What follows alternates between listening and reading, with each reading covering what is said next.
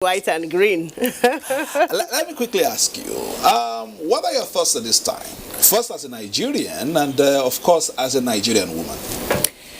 Wow. First as a Nigerian and then as a Nigerian woman. Fisayo, as a Nigerian turning 59, I would like to think of myself as if I were turning 59.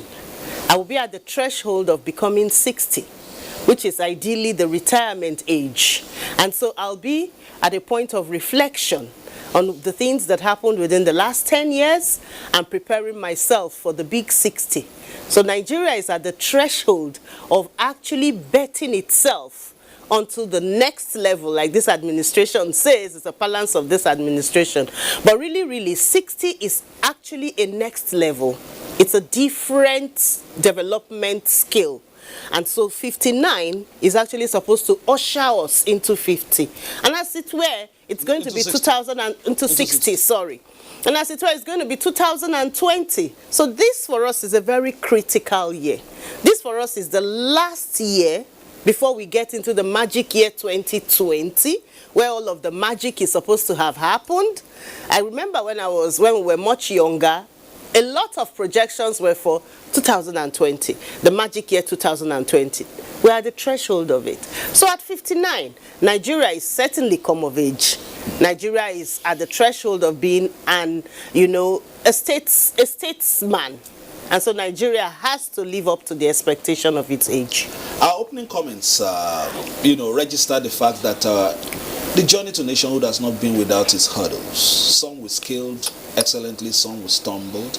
Those experiences have served perhaps to enriching our lives in terms of our experience and understand some of the things we don't need to do. Now in our journey to nationhood, different nationalities coming to make this one entity. A lot of people have said that even the initiatives that different administrations have made to make sure that the umbilical cord that ties us together remains strong is laudable, especially because of our different backgrounds, our different ethnicities. Still coming together and making that, making sure that relevance in terms of the toga of Giant of Africa is not just wishful thinking. Fisayo, we are a diverse people. We would lie to ourselves if we don't say we are not having the problems that are associated with diversity. We are really diverse in nature. But the beauty of our diversity is the way we complement each other across board. And it has always been taken into deep consideration in all of our anthems, all of our national development strategies. The reason being that diversity has its pluses. Diversity has its importance. Diversity means that as a Hausa man, I go to the mosque on Friday, but I'm available on Sunday. Diversity means that as an Igbo trader, I am available on Friday, I'm available in the weekdays, but on Sunday I'm not available. Diversity means that if I want to buy something, I know that it's not available to me, but it's available from the hand of the other person who is not worshiping on that particular day. I can actually go and still get my gas, because on the day I worship and I run out of gas, I can get gas because some other person is not worshiping on that day. We can't all be the same. We blend together. Our beautiful colors can flow together if we work out our diversity in reality. And so at this point, I would want to say we have indeed struggled. We cannot say that we have not struggled. But if we look at where we are as a nation and we look all around the world, we don't have peculiar problems that are not manifest in every place. You have go on the not just internet, go on the regular media. You have protests in different parts of the world. You have the issue, the crisis, the issue of armed struggle or terrorism. All of of these are phenomena that have hit the entire world in this age that we have found ourselves. And so the fact that we are a people that are in a stage where, yes, it has hit us, it's like when you get to an older stage, you have seen quite a number of things, and you are at a stage where you are able to begin to grapple with them. And then you get to a point where you have to plateau because you have learned how to handle them. So we're no longer at a stage where, for instance, terrorism took us unawares. We have been dealing with it, we are working on it, and we are conscious of it. We are a nation now that you are conscious that when you get to a public place, you stop for your car to be searched. When I was in my 20s, it wasn't like that. Even in my 30s, it wasn't like that. So we are grappling with our problems. We are handling them. We're taking the right steps. And that's what counts with where we are going to. All right, if you're just joining us, you are watching NTA's special program for the 59th Independence celebrations, anniversary celebrations. We will be live at the Presidential Villa shortly to witness the presidential change of guards. And of course, we'll also have different guests and eminent Nigerians talking about the concept of unity in diversity, the concept of collective quest for growth and development, the quest for common purpose, the quest for looking at how the giant of Africa can truly take a place in the Committee of Nations. My name is Sel Gunfuyi, and I have with me, of course, Gloria Okulogbo. She is President Restore Initiatives, but before then was the Commissioner for Multilateral Relations. Also, we'll be expecting more guests to join us in the course of the day. We will be looking at Nigeria's journey into nationhood, the challenges and some of the achievements, and of course, what is before us, the menu served before us in terms of what to choose in our journey into development. Let's quickly take some of the special packages we've put together. We call it Voices of Nigeria. Do you really know Nigeria? Can you sing the national anthem? Do you know the pledge? What is your idea of your Nigeria? We'll be giving you that in a few short moments once it is ready. Nigerians around the world have attempted, across Nigeria have attempted to, read the national anthem, the pledge, and, say a few things they know about the country. So we'll be looking at all that in the course of today's telecast. I go back to Gloria. Let's look at it this way. In our intro, we're talking about 59. From the human perspective, is long. But from the journey of a nation, one would still consider Nigeria as perhaps an infant in terms of its life as a nation. So perhaps it is not far-fetched that it could perhaps be grappling with walking steps, baby steps, and then trying to, walk firmly before running.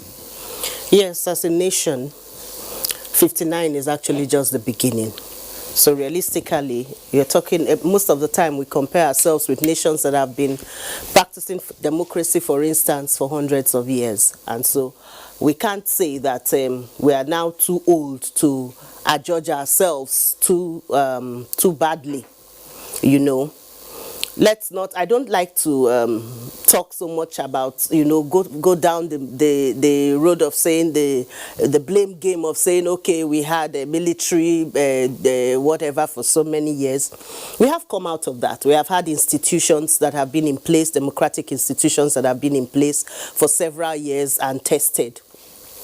And so I think we are just at the threshold of saying to ourselves, what is the kind of democracy that actually suits us? What is the kind of structure in building the institutions that we have on ground? Now, it's time for us to strengthen our institutions because it's not about personalities and it's not about people.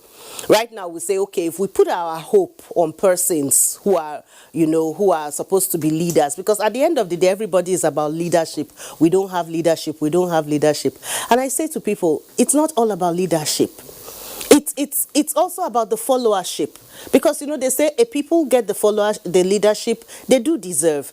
And if over the years you watch what has happened in this country, you realize that a whole lot of the institutionalization of the issues that we are grappling with, which are basically, whether we like it or not, corruption. You want to be able to do business without having to spend money at every point, gratifying every person. It makes the business more expensive. It trickles down into society. It makes life much more difficult. And so if you talk about building a nation, you're talking about strengthening institutions. If you talk about strengthening institutions, you must talk about strengthening your governance institutions, because governance at the end of the day is what determines the enabling environment for business to thrive, for normal life to thrive, and for things to be easier for people. So yes, as a nation, we're still very young. We have a whole threshold before us for growth, to grow our institutions, to grow our system, to sit down as a people and say, look, what will work for us? At the end of the day, it's about our best interests. Our best interests as a people.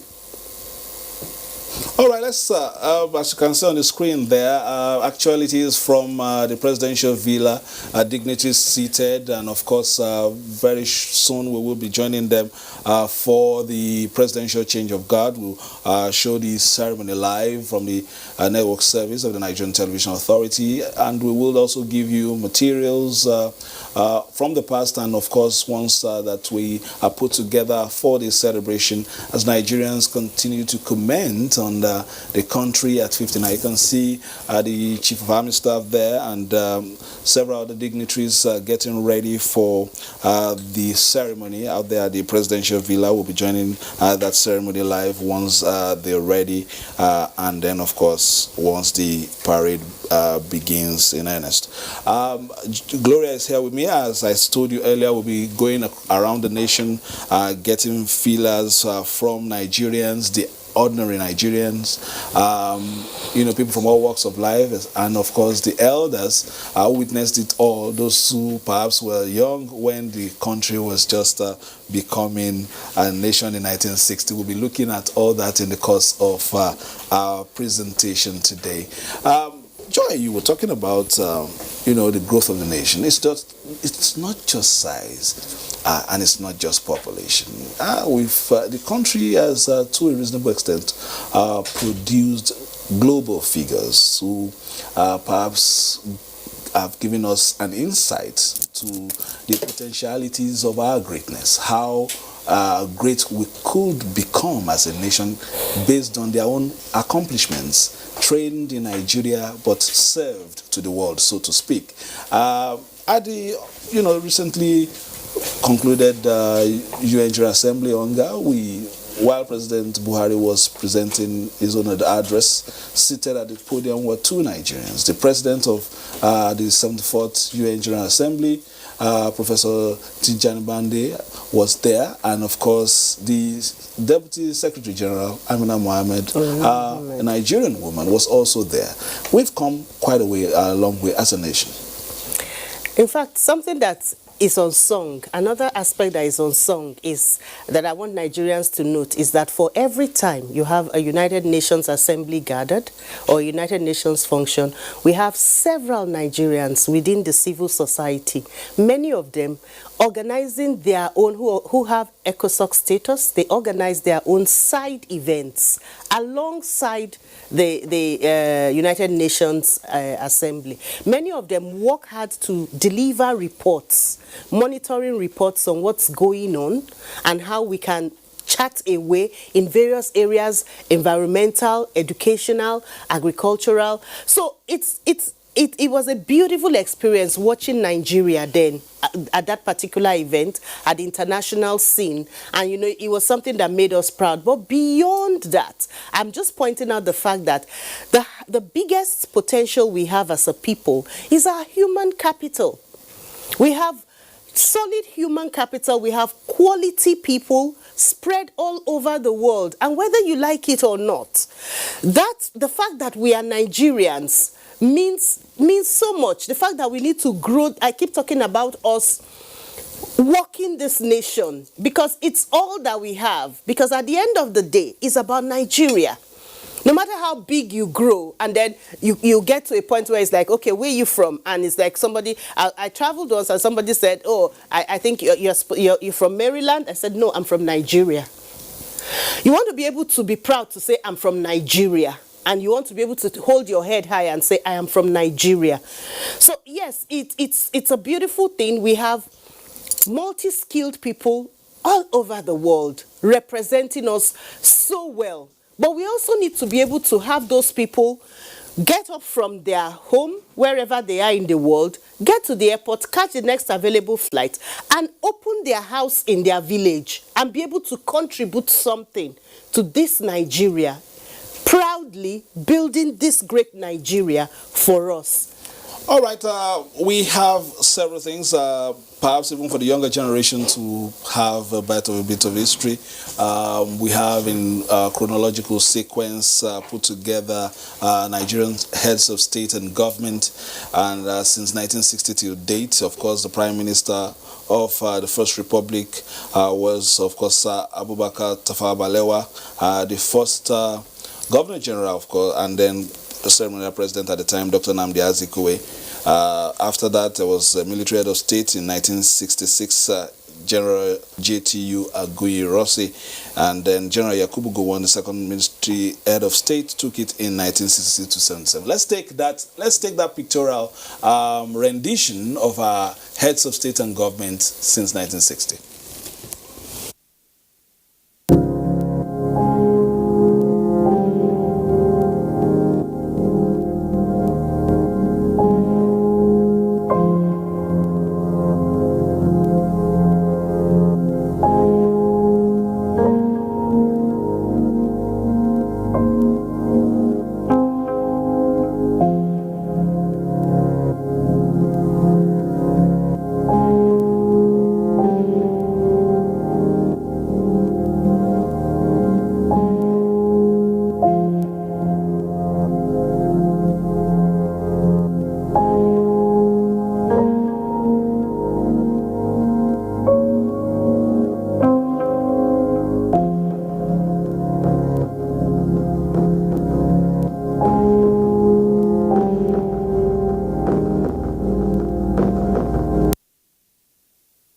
Nice to have you. I was the only person on the...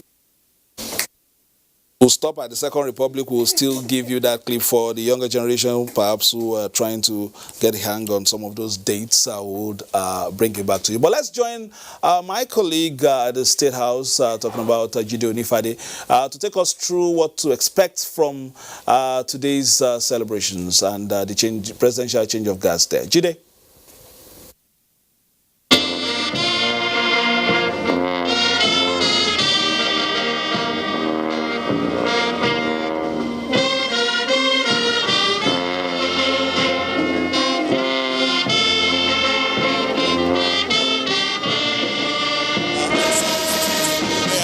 Seated, and we also have the diplomatic corps, members of the diplomatic corps. They are all seated as well. And we have General Yakubu Gowon is already seated. You know him, the acronym, Go On With One Nigeria, and that's the song we always said, a united nation. That's what we're circling. And we also have General Dia is already seated, and Namadi Sambo is already seated too. And we also have the CJN. Everything is set now. We have the parade commander is here as well. We have the ministers, they're all here. And a few minutes from now, we will have the vice president coming in as well. And after that, the president will follow. You can see the parade ground. You can see them. They're all set. So you just hook on to NTA and enjoy the beauty of democracy in play. Back to you, Fisayo. I'm listening, Fisayo.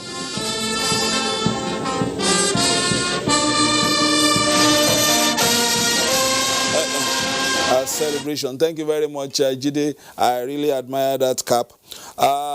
Of course, joining us here in the studio, we have Professor Nuhu Yakubu will be talking to him also concerning today's celebration and his own perspective. But Jide, I saw General Yakubu Gowon already seated. How soon are you expecting proceedings to kick off there? And you are also swaying to some music from the Brigade of Guards there. Yes, you can hear, you're enjoying the music. I mean, all along today you've been, the music that will be coming on, music of Happy Birthday to Nigeria. We have Efiedina Ogoli, you remember our song on Happy Birthday. We have that of Sunday Ade. We have that of Ebenezer Obey.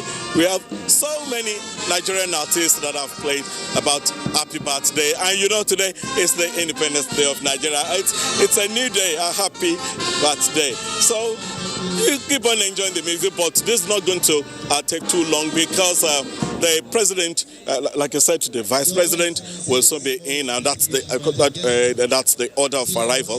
The vice president will soon be in, and it will be followed by the president, and the whole event will commence in earnest. So we're still expecting, say, that to be in a couple of minutes from now. State House Jide Onifade giving us an update from the State House. We'll be going to him from time to time in the course of this transmission, and we expect also that he will be giving us some interviews after the change of guards out there at the State House. Joining us, as I said earlier, Professor Nuhu Yakub, former Vice Chancellor of the University of Abuja. At the time, he was also the Vice Chancellor of the Sokoto State University. He's a Professor of Political Science. Prof, thank you for coming. Thank you very much. I can see the grace of experience on your face. So perhaps you can give us some historical perspective to the concept of Nigeria, the state. Thank you very much. And I want to wish every Nigerian a happy independence anniversary today. And we'll keep on praying that the best of us will still be manifest in due course. Well, I was in primary 2 when we had independence in 1960. And I remember that day we were all, marched to the celebration field, in Okene, and it was really a very fanciful, fanfare, as it were, because we were told, in our very youthful mind, then we were told that we are celebrating our independence. We had become free, from colonial rule, and everybody, really appreciated that development.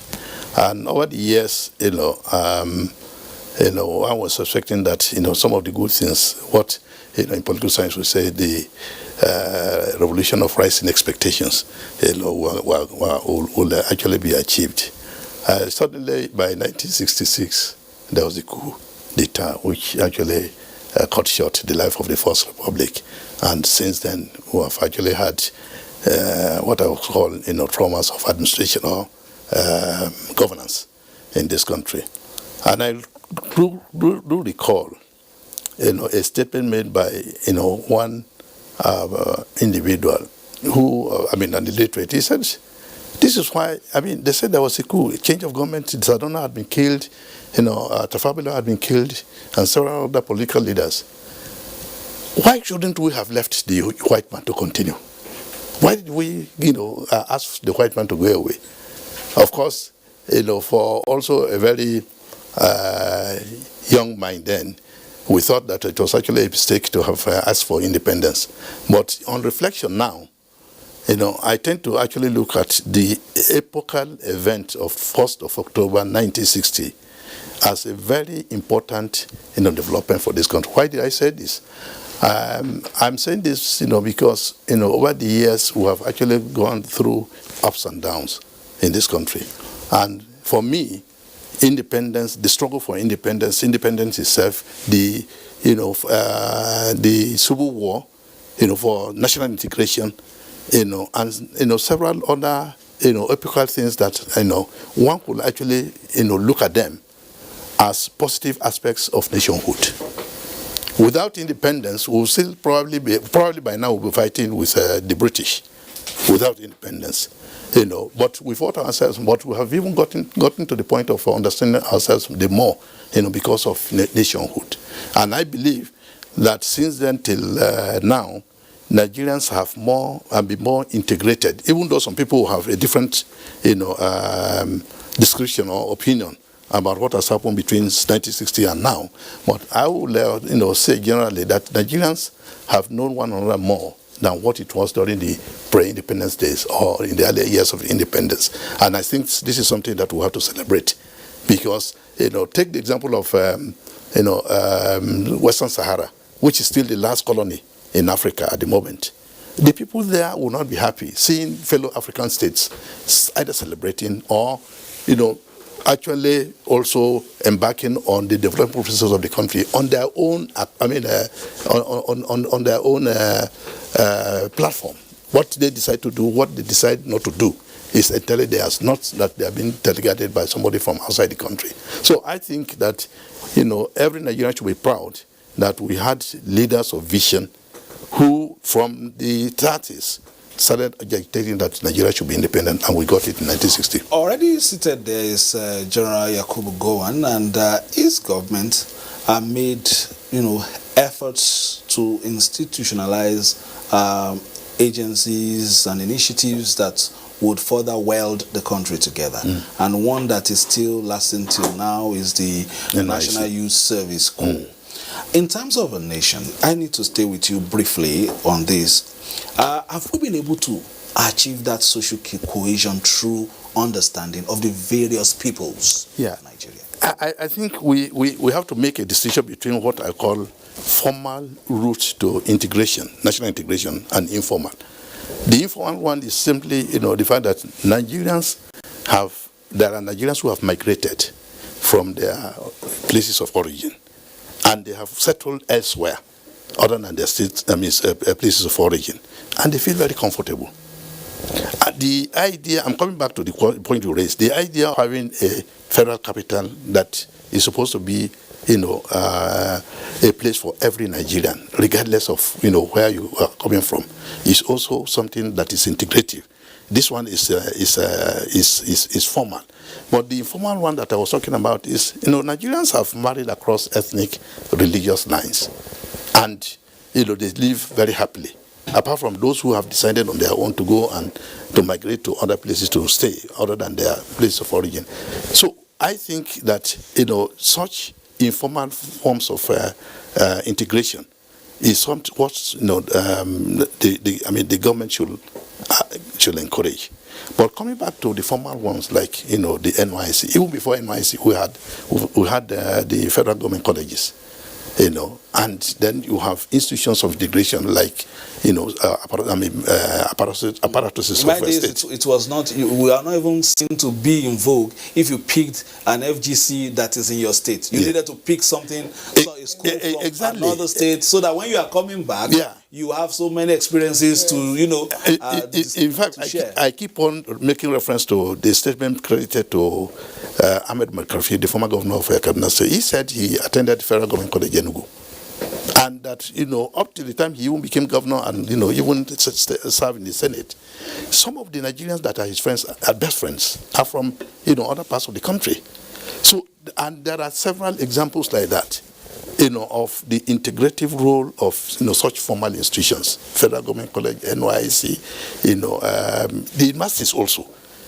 But of course, the problem I have with integrative efforts now is also based on the fact that our constitution is negative. Why did I say this? They talk about a federal character principle. The federal character principle is not about affirmative action. I keep on stressing this point. Affirmative action is about the people. And I was talking about human capital, what we have in this country that we should be proud of. We have experts, skillful people. In fact, the person that has actually done a lot in terms of ICT, Professor Emeagwali, is a Nigerian in the US. And then there was the guy who developed the electronic car. Yelandi, of course, Yelandi has now been brought. He's now the Director General of Nigeria Automotive Authority. We have such people that are making waves all over the country, all over the world. And then you will now come to this country and will say, if for any governmental parastatal, make sure that all Nigerians are,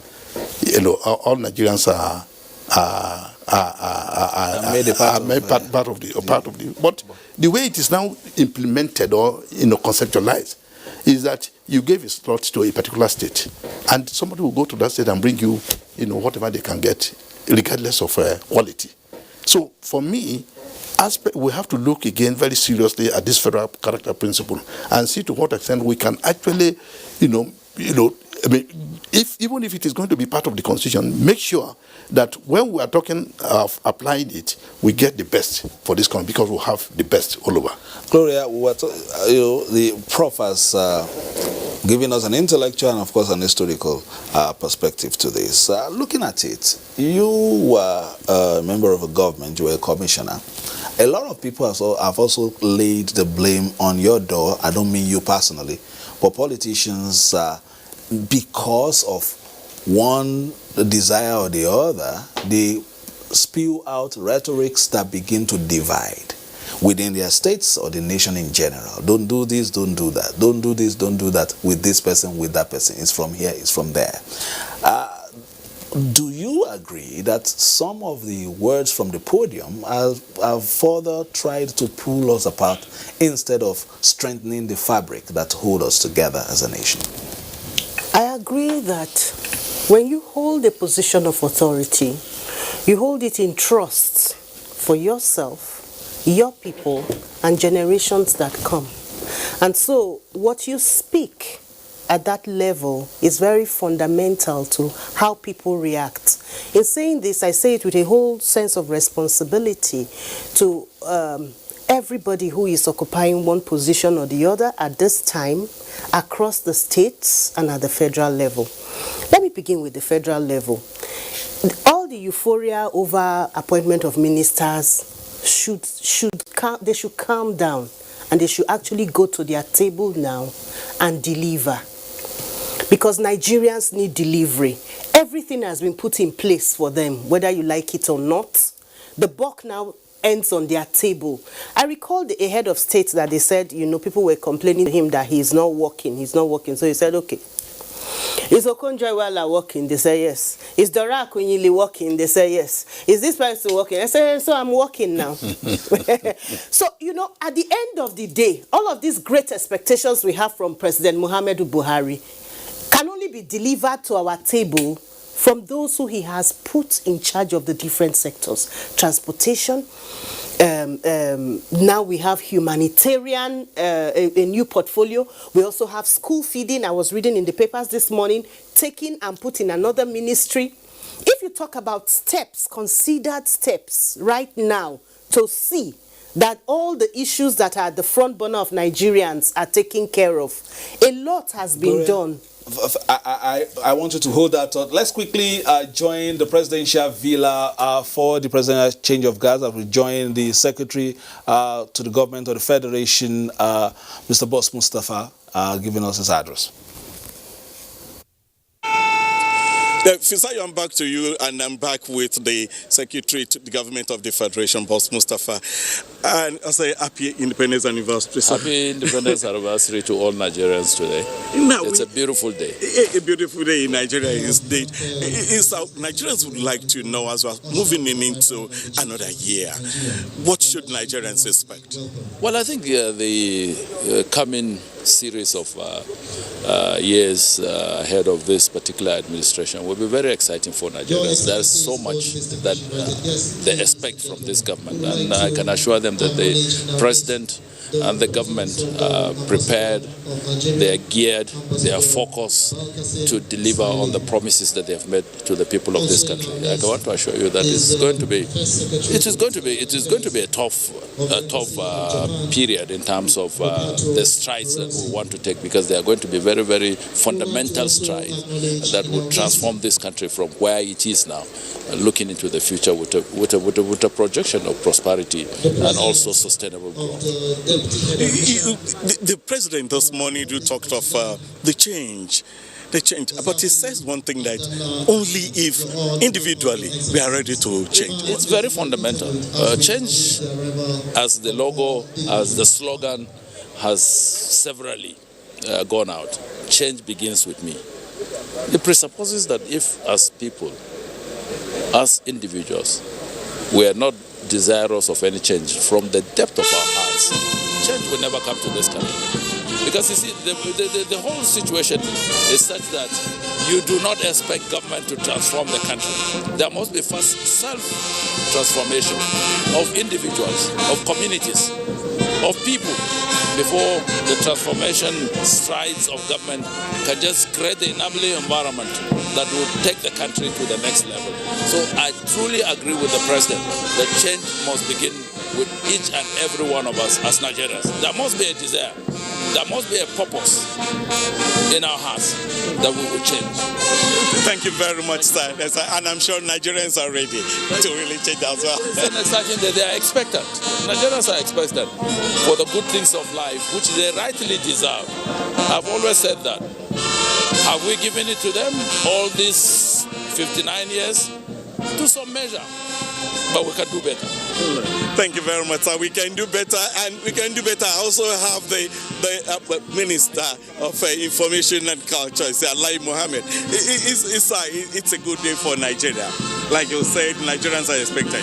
Now, are you proud of our achievement at 59? Very proud. 59 years nation building is not a joke. Holding together a country of diverse, tribes, religions, culture, aspirations. I think we must congratulate ourselves for what we've achieved today. We've gone through many tribulations, challenges, but the important thing is that we still remain one united country. And I'm so proud of the contributions of our leaders past and also the legacy they gave us.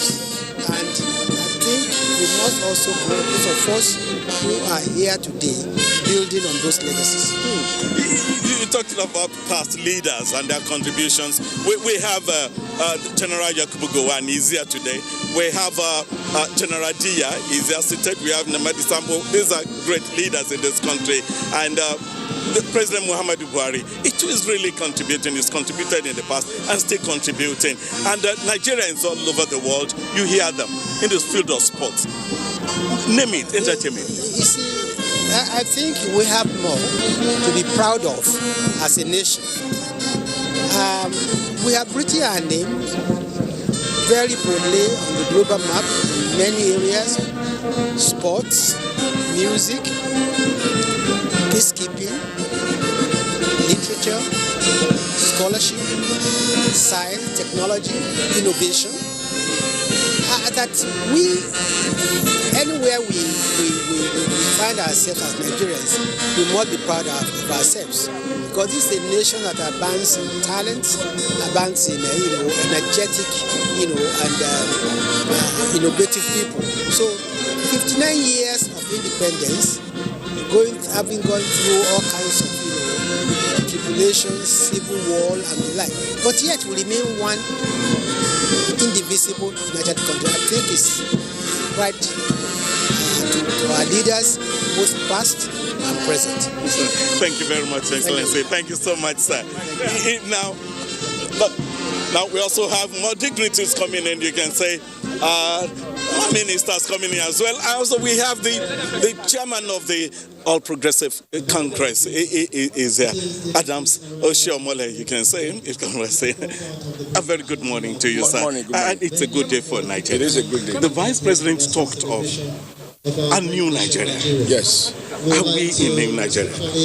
Where we are working towards a new Nigeria. I mean, the whole essence of the government slogan of change is to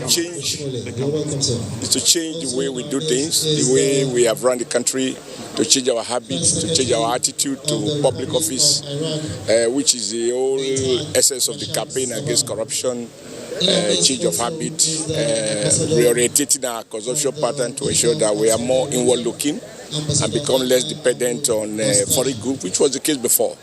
So if all of these things work out, and they cannot be overnight business, provided we are consistent, we are determined and focused, I believe that we are on the verge of a new Nigeria. I believe so. In any case, I think there is a national consensus that we all need to try and do things differently. There's a national consensus that we can't continue the way this had been. And the president is very determined that we must move from that past to a new a future that is characterized by transparency, accountability, and all of that. And above all, a renewed focus on the conditions of the poor. When you look at the president's determination to have a social investment, a social program by way of creating a social safety net. This is a country that is thinking of the most vulnerable among us, that Nigeria belongs to all, not just to the rich, not just to the elite, but also to the mass of the people, what I call the forgotten majority of our people in the rural areas. So I think the challenge going forward is to have the appropriate policy tools to deal with this, that is targeted at this forgotten majority, and to the extent that we are able to do that, I believe we have a new Nigeria, because Nigeria is not in Abuja, it is not in the 36 state capitals, it is across the waters on several and something pulling units where people scattered around the country.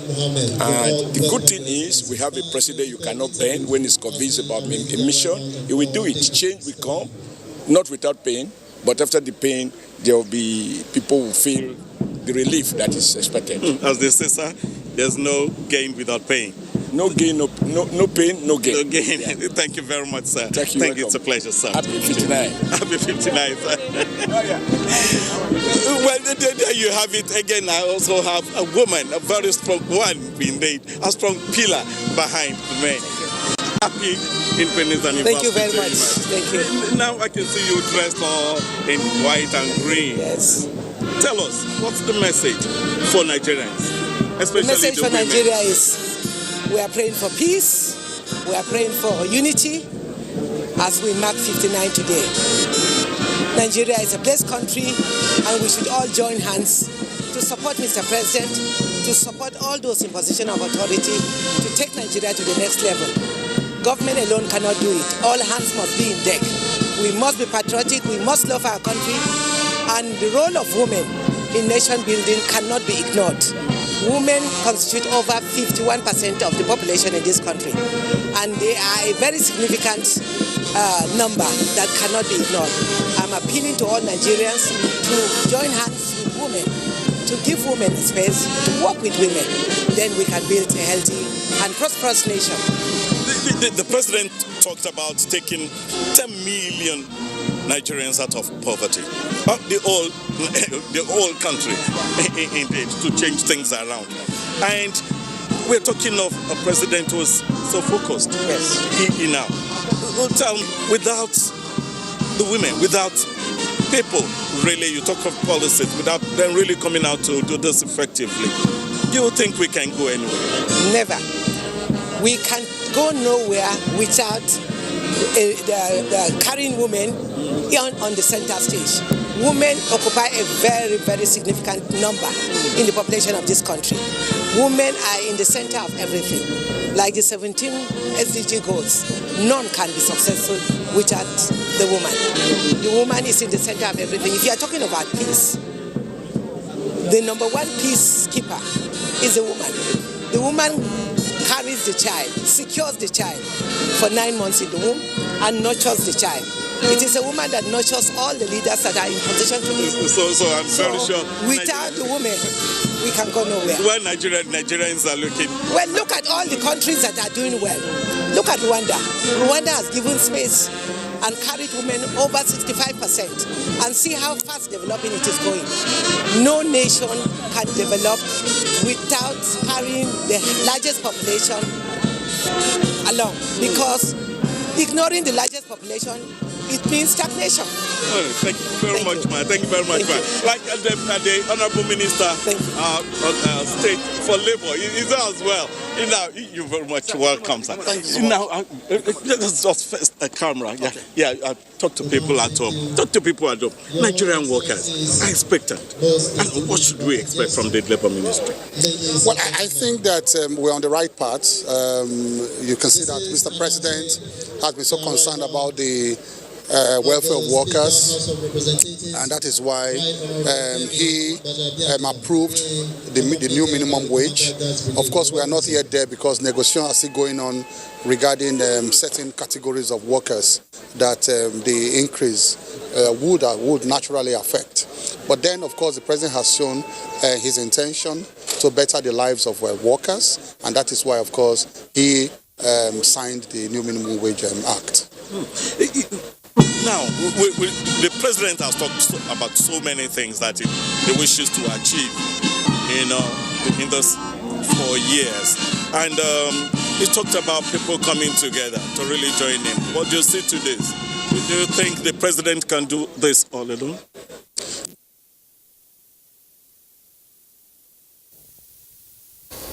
All right, little interruption there. Jide Onifade surely enjoying his work at this time. In a very, good company. I was just speaking with Minister of State for Labor, Festus Keyamo, and before then he spoke with Paul Ntalen, Minister of Women Affairs, dressed in white and green, and of course pushing for more women. I will come to that very shortly, Gloria.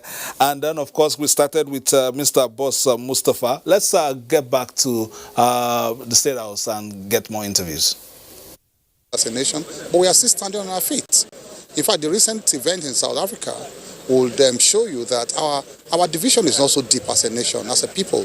Our hatred, the perceived hatred that you think some tribes and some ethnic groups have for the other, they're not so deep. Because you can see that once Nigerians were the ones affected in South Africa, we all rose as one voice here in Nigeria. Whether the Hausa man was not thinking whether it was the Igbo man that was affected in South Africa, the Yoruba man was not thinking whether it is the Hausa man that was affected in South Africa.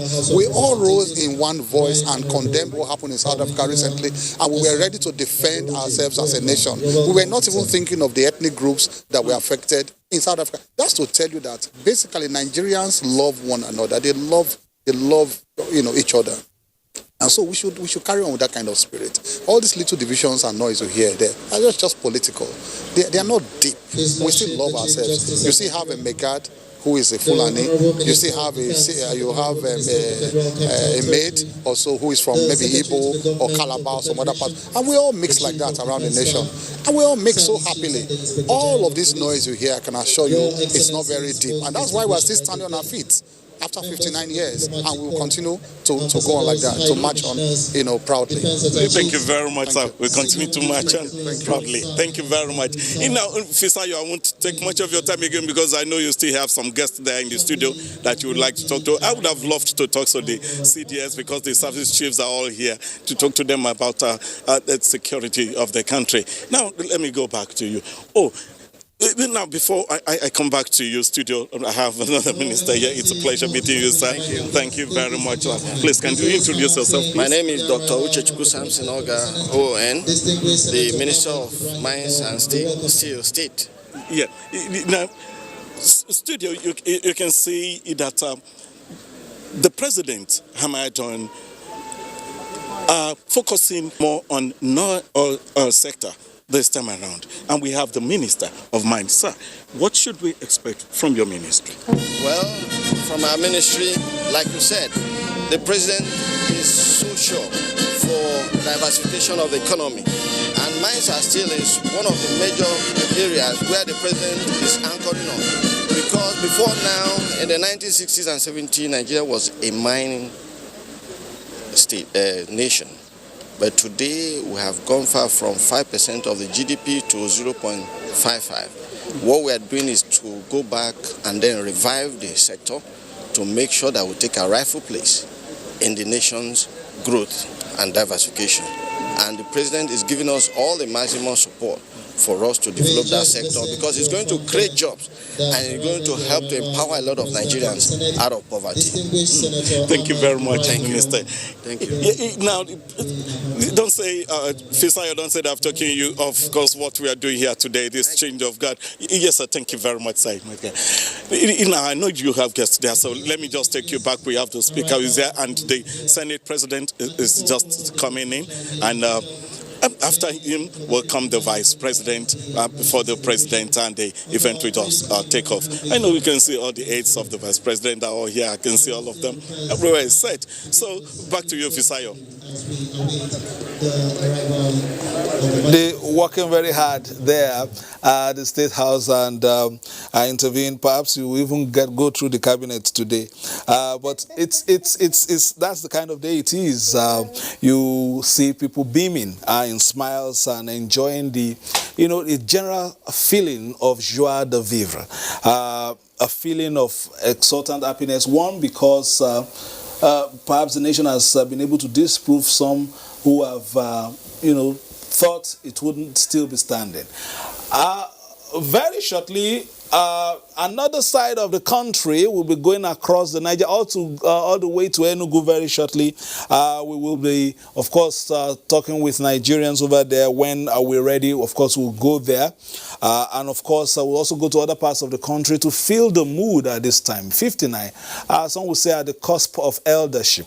And we have an elder in the house, Professor Nuhu Yakub. He's been telling us about his experiences. He was just in primary two, you said, when the nation got independence. Yeah. So perhaps you knew a few things that happened then. I understand that at that point we didn't have so many cars in the country. No hold up.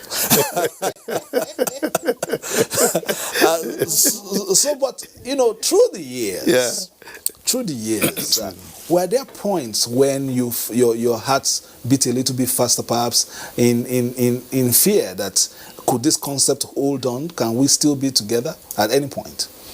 Well, for me, actually, the period of the Civil War, was a turning point, and I was in the secondary school then, and I really felt that, could we actually survive, this Civil War?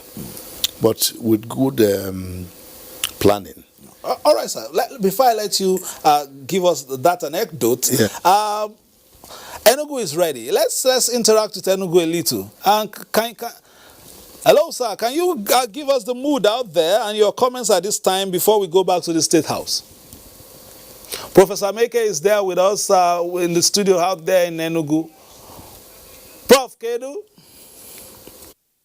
Nigerians, good morning from Enugu. Warm greetings from Enugu. Warm greetings from the beautiful coast city, Enugu. This is a day to celebrate. It's a day to celebrate the continuity of our existence as a nation. It's a day to thank God for the gift of this great nation. It's a day to thank God for the gift of Nigerians of all categories and shapes. It's a day to thank God for the gift of so many ethnic groups. It's a day to thank God for the gift of so many languages. It is a day to thank God for the beautiful landscape of this nation. It is a day to express our gratitude as a nation. I'm happy to be a Nigerian. Interestingly, this Independence Day celebration coincides with my birthday. So you can see my emotional connection with this nation. I pray that Nigeria as an independent nation. Happy celebration to all Nigerians. It's apart from that personal thing, let me wish you a happy birthday too, sir. Perhaps before the end of the day we'll get some champagne here in Abuja. But while you're celebrating, what's the mood there in Enugu? The mood is fantastic. I've seen different colors. I've seen people moving about. I've seen flowers being carried here and there. I've seen beautiful women running around. I've seen men who are proud to celebrate their nation. I've seen different colors of things happening here in Enugu. The mood is very optimistic. Nigerians here in this part of Nigeria, Nigerians in the coast city are happy and are thanking God for the gift of the nation. Of course, we are conscious of our challenges, but we are very optimistic that God is with us. Much, sir. We understand now that the Vice President, Professor Yemi Osinbajo, is there at the podium. Let's join the State House again for actualities on the day. Of course, if we can see pictures, of course, is ready there.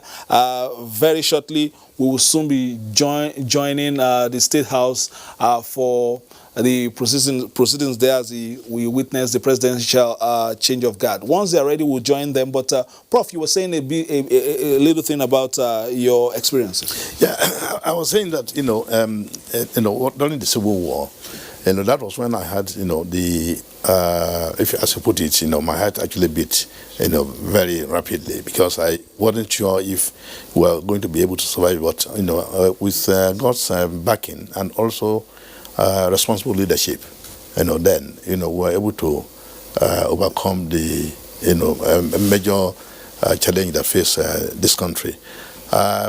Since then, actually, I have not had any cause for worry, other than what also happened during the 1993 presidential election, that actually was just going in the direction of making Nigerians to actually feel that we had become one united and integrated people, in the sense that this, for the first time in the history of this country, we had both the presidential candidate and his running mate being Muslims, and nobody raised an alarm. Nobody was concerned about it. But somehow we were able to also overcome the challenge of that period. It was as if this country was going to finally collapse. And of course, there was also the 2015 prediction by the CIA that Nigeria might not survive as a single entity after that year. But so we have also been able to overcome. Yeah, we are getting signals of any moment from now the president will be arriving that venue very shortly. So let's join our team, the Outside Broadcast crew, as they take us through the presidential change of guard ceremony.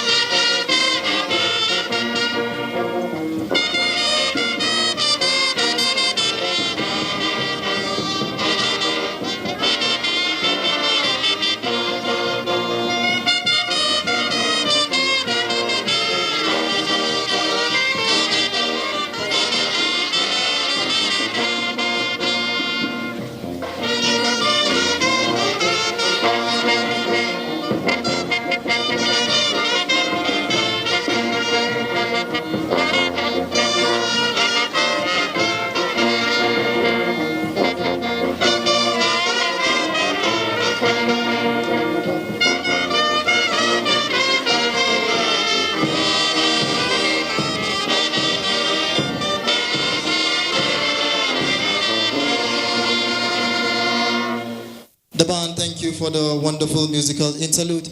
Your Excellencies, most distinguished invited guests, ladies and gentlemen, climaxing the arrival for this epoch-making event in the historic milestone of our great and wonderful nation, Nigeria, will be the arrival of the special guest of honor, President, Commander-in-Chief of the Armed Forces of the Federal Republic of Nigeria, President Muhammadu Buhari, Grand Commander of the Federal Republic. And please, when we announce his arrival, in absolute deference to his exalted office and his personnel, we are all expected to rise. And when the band renders the national anthem, we are all expected to remain standing. Officers and warrant officers in uniform are expected to salute. Thank you. At the moment, His Excellency, President, Commander-in-Chief of the Armed Forces of the Federal Republic of Nigeria, President Muhammadu Buhari, is just approaching the quarter guard for the inspection of the guards before we will have his exalted presence here at the forecourt for the commencement of this historic event.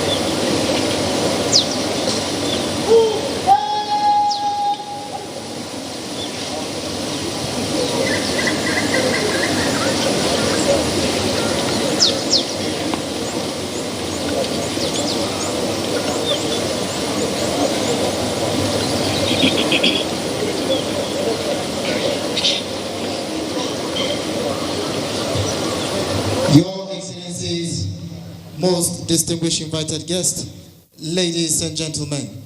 This is announcing the arrival of the special guest of honor, President, Commander-in-Chief of the Armed Forces of the Federal Republic of Nigeria, His Excellency President Muhammadu Buhari, Grand Commander of the Order of the Federal Republic. You're welcome, Your Excellency.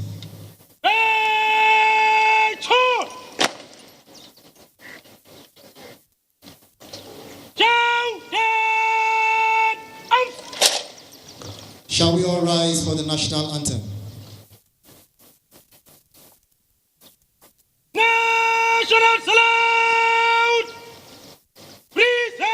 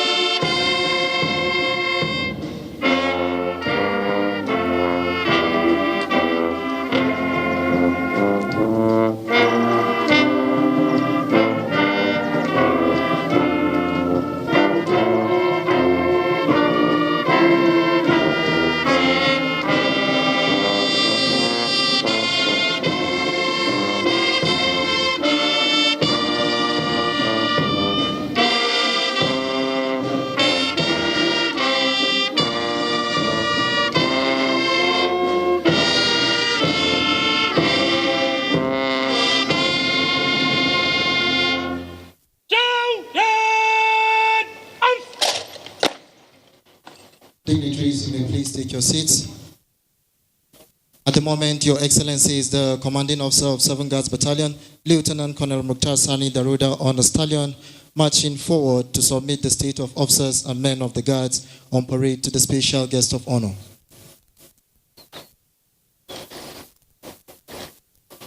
Year 2019, Nigeria's 59th independence anniversary conduct. President the guard and silently pray. 10 officers, 180 soldiers of praise. May I have your permission to carry on with the rest of the parade, Your Excellency. Permission granted there by His Excellency and graciously permitted. It is the arrival of the special guest of honor, President, Commander-in-Chief of the Armed Forces of the Federal Republic of Nigeria, His Excellency President Muhammadu Buhari. There we can see His Excellency being accompanied by the Guards Brigade bagpipers on the historic event of the 59th Independence Day anniversary celebration of our great and wonderful nation, Nigeria.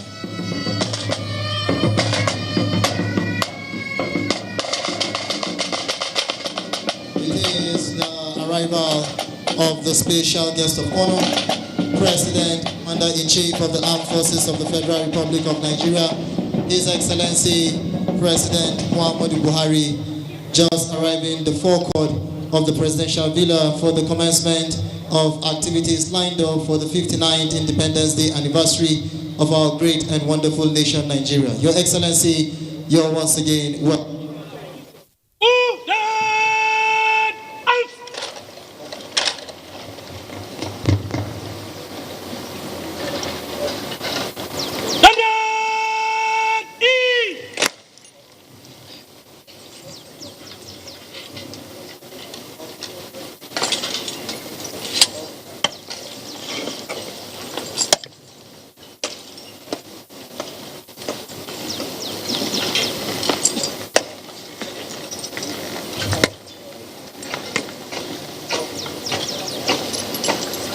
The President, Commander-in-Chief of the Armed Forces of the Federal Republic of Nigeria, His Excellency President Muhammadu Buhari, Grand Commander of the Order of the Federal Republic, His Excellency the Vice President, His Excellency the Distinguished Senate President, The Right Honorable Speaker, House of Representatives, former executive presidents here, former heads of state of our great nation, Nigeria, former vice presidents, distinguished honorable members of the National Assembly, honorable members of the Federal Executive Council here present, the Secretary to the Government of the Federation, the Chief of Staff to Mr. President, the Chief of Defense Staff, Service Chiefs and the Inspector General of Police, Principal Staff Officers of the Presidency, Ministries, Defense and Services Headquarters, Your Excellencies, members of the Diplomatic Corps, Ambassadors,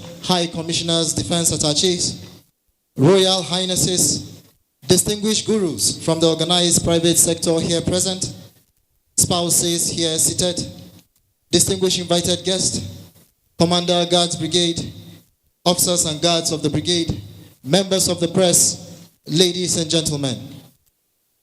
On behalf of the Commander Guards Brigade, Brigadier General M.T. Usman, the officers and guards of the brigade, it is my singular honor and most humble privilege to heartily and very warmly welcome His Excellency, the special guest of honor, His Excellency President Muhammadu Buhari, Your Excellencies, most distinguished invited guest, to the forecourt of the Aso Rock Villa, where ceremonies climaxing the 59th Independence Anniversary is taking place. Today's ceremony is a special presidential change of guard, and of course, as the name implies, is the exchange of guard that was on ground with another guard coming to take over from them. The two guards have been provided by 2 battalions of Guards Brigade. To the right of Mr. President's sitting position is the outgoing security guard being provided by 177 Guards Battalion, while on the left is the incoming security guard being provided by 7 Guards Battalion. At this juncture, Your Excellencies, distinguished invited guests, ladies and gentlemen, my name is Captain H.T. Tagway, the Assistant Director, Army Public Relations Guards Brigade, and I will be working here with Captain U.F. Abubakar. At this moment, Your Excellency, may I crave the presidential permission of Mr. President as I invite the President, Christian Association of Nigeria, His Eminence, Reverend Dr. Samson Supo Ayukunle, and the Maushud of the National Mosque, Professor Shehu Galadanchi, for the 59th Independence Prayer of our great and wonderful nation, Nigeria.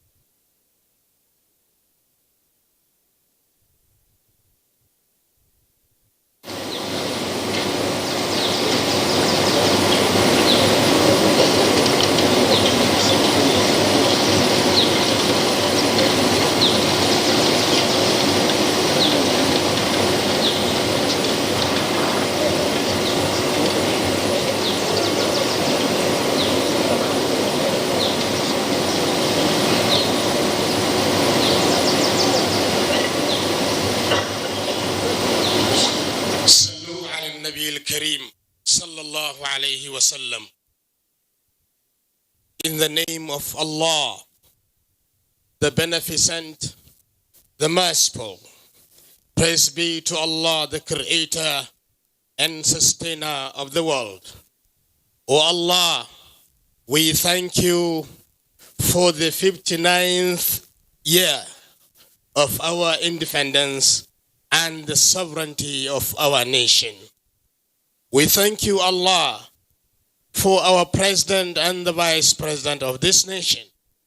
We thank you for the entire citizenry of this great nation.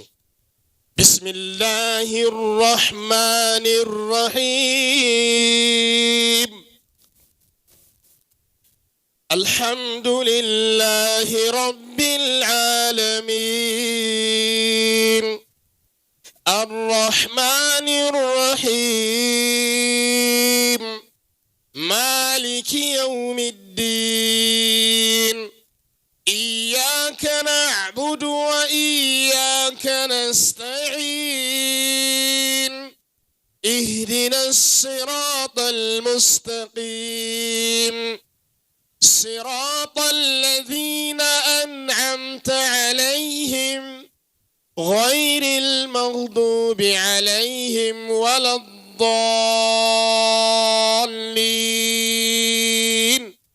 سبحان الله والحمد لله ولا إله إلا الله والله أكبر ولا حول ولا قوة إلا بالله العلي العظيم سبحان ربك رب العزة عما يصفون وسلام على المرسلين والحمد لله رب العالمين.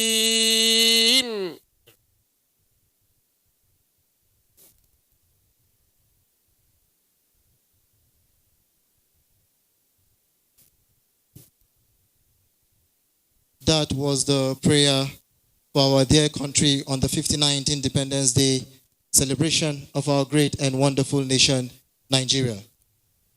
Your Excellency, Mr. President, Excellencies, most distinguished invited guests, ladies and gentlemen. Next will be the special presidential change of guard, commencing with dressing of the old guard from the right of the sitting position of the special guest of honor. Your Excellencies, happy viewing.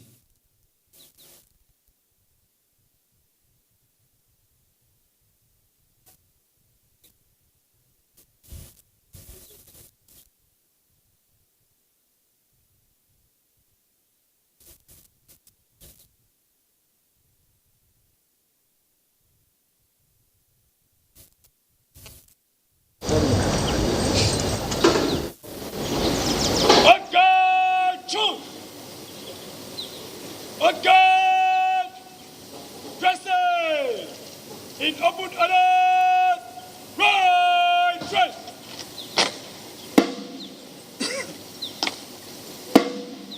Again, back the right and take the side.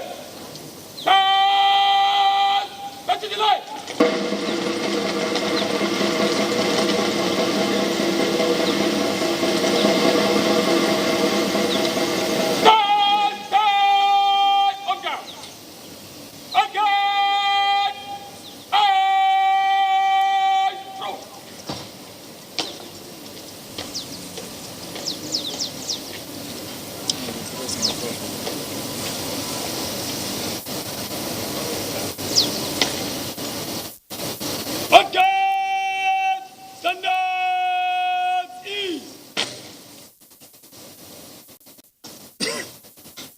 Only Corporal! Sir! Carry on.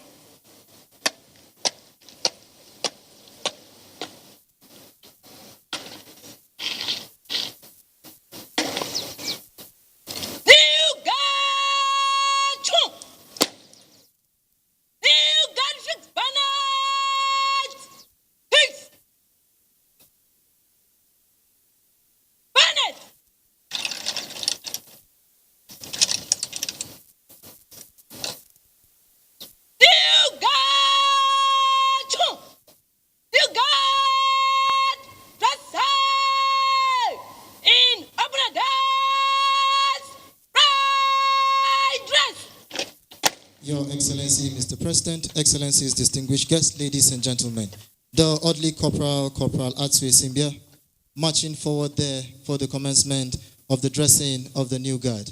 We shall be seeing that shortly, commencing with the front rank.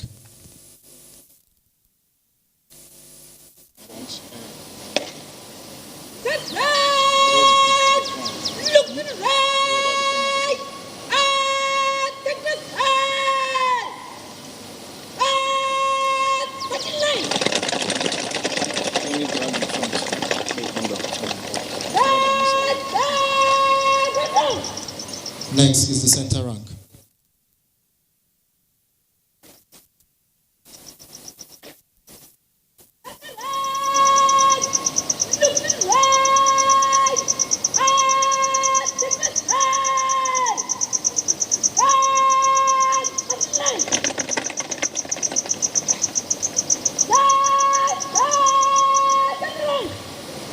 especially the rear rank.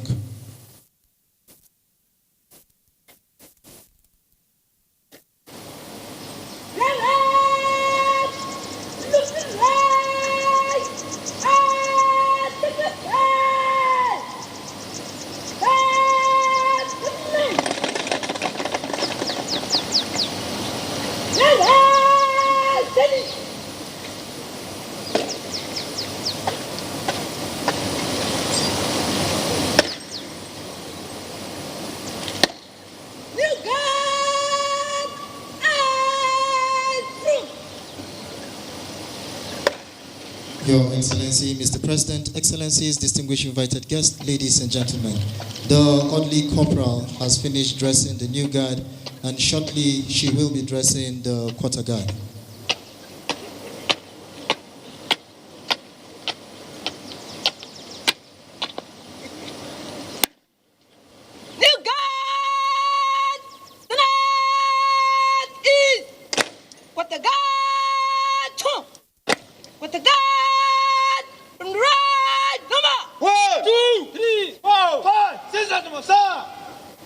What the God tonight is.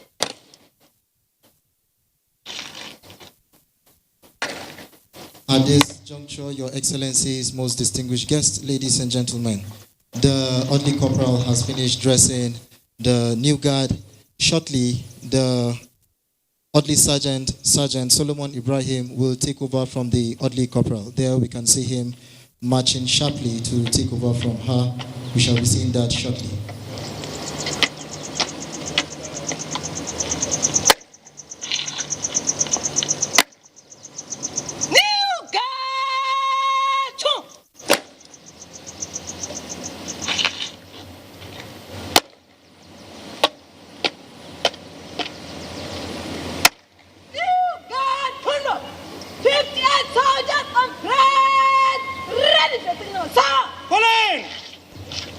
There, Your Excellency, you can see she has been ordered to fall in and march in to take her position after submitting the report to the Orderly Sergeant.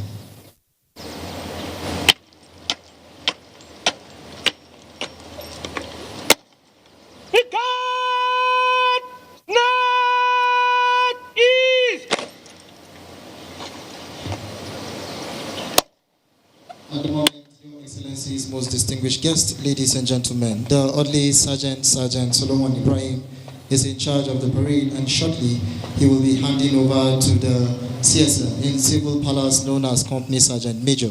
We can see him marching there, and shortly he will take over from the Orderly Sergeant.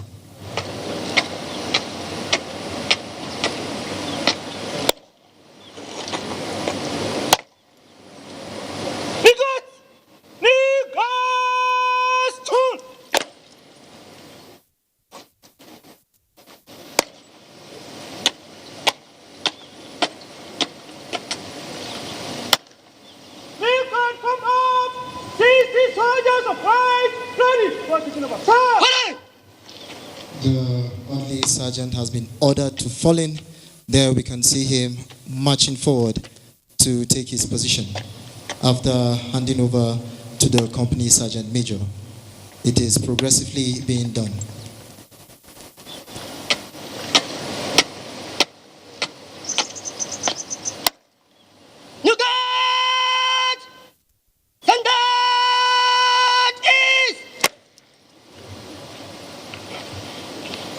At the moment, Your Excellencies, the Company Sergeant Major, Warrant Officer Abubakar Sani, is in charge of the parade, and shortly, the Officer Commanding of the Incoming Security Guard, Major U.E. Wama, will take over from the Company Sergeant Major. There we can see him marching forward. After the submission of the report, it will be the moment for the inspection of the guards. We shall be seeing that shortly.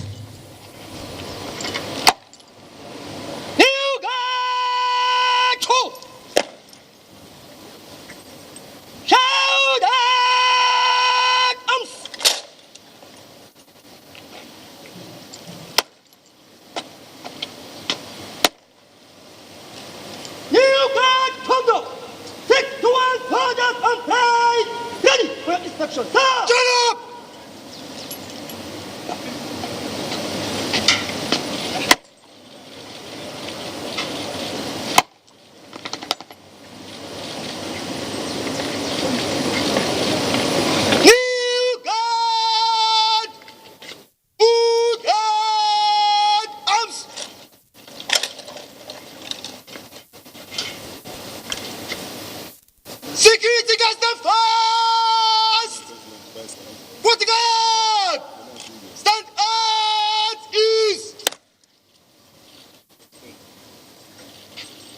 Your Excellency, Mr. President, Excellencies, distinguished invited guests, ladies and gentlemen.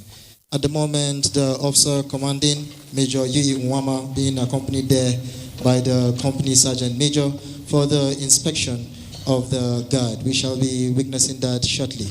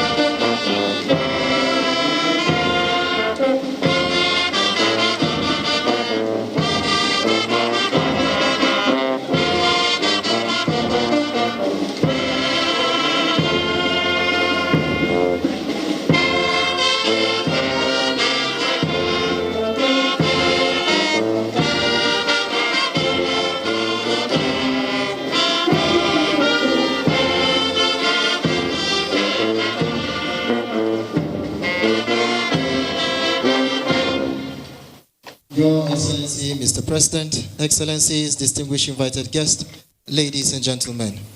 Inspection over. Shortly will be the inspection of the weapons of the quarter guard in preparation for their duties by the officer commanding.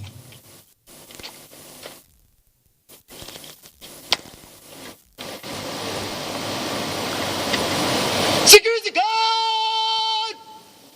Stand at ease! Quarter guard, John!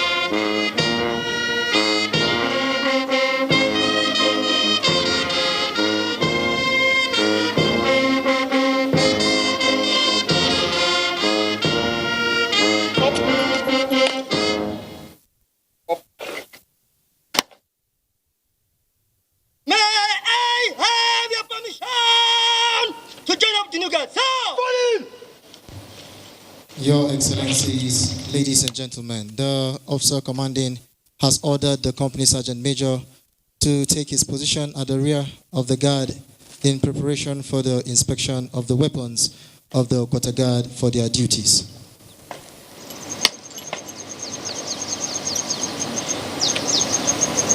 Quarter guard with office man head! Office!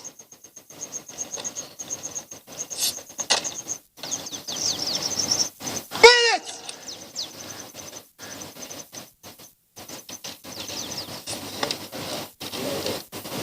Quarter guard, John!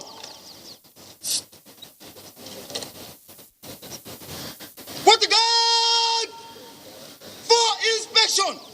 Port arms!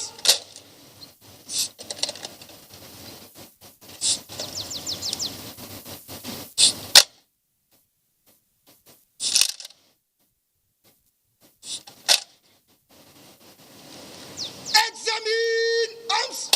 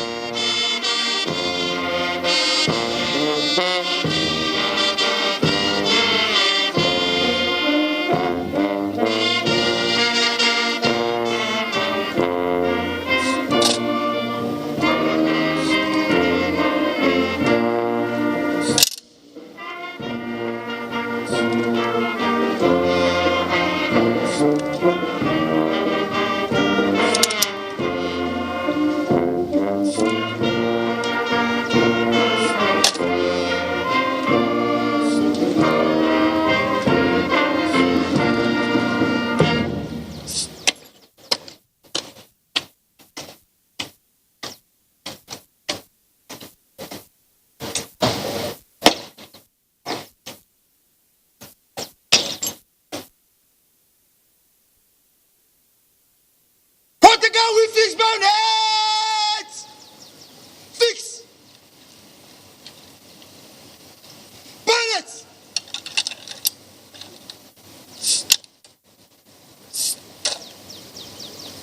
Quarter guard, John! Number 3! Sir! Quarter guard stick only! Fall out!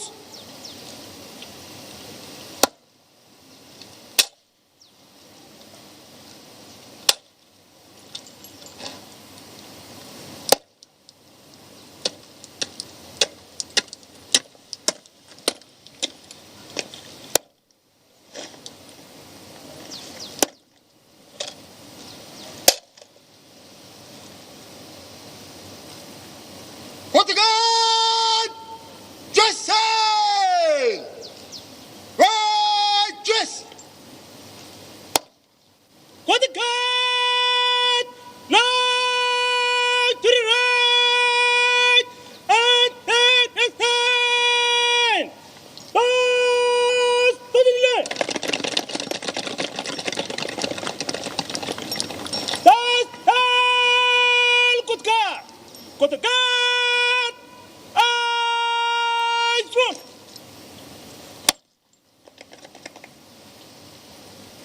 Quarter guard! Stand at ease!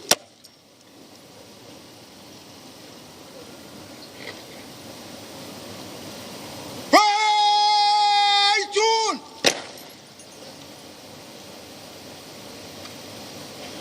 Shout at arms!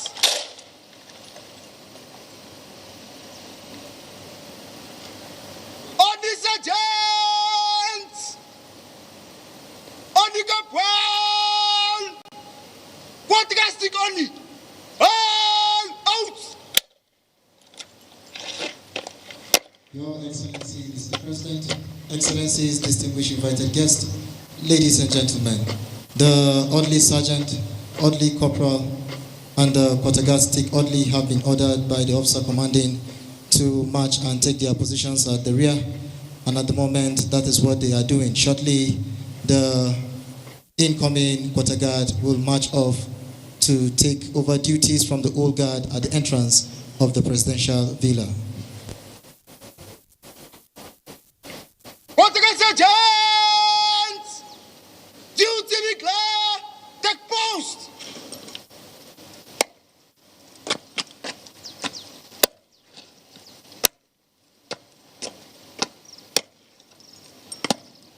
Badler, duty be clear! Stand! Duty be clear! Quarter guard! Move to the right! Right turn! Quick, march! Left, right, right. Most distinguished invited guests, ladies and gentlemen. At the moment, we can see the quarter guard marching off to take over duties at the entrance of the presidential villa from the old quarter guard that have been on duty. The ceremony is unfolding here at the forecourt of the presidential villa, Abuja, venue for the 59th Independence Day anniversary celebration of our great and wonderful nation, Nigeria.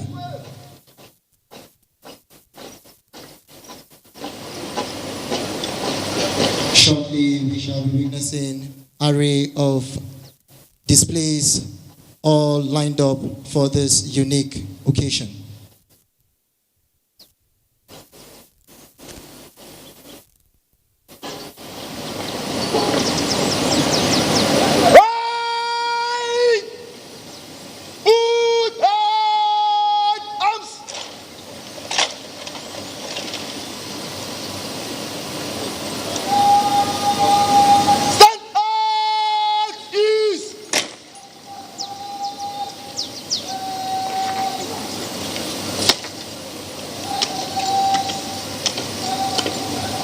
Your Excellency, Mr. President, Excellencies, distinguished invited guests, ladies and gentlemen, shortly we shall be seeing an integral part of the presidential change of guard, which is the color patrol.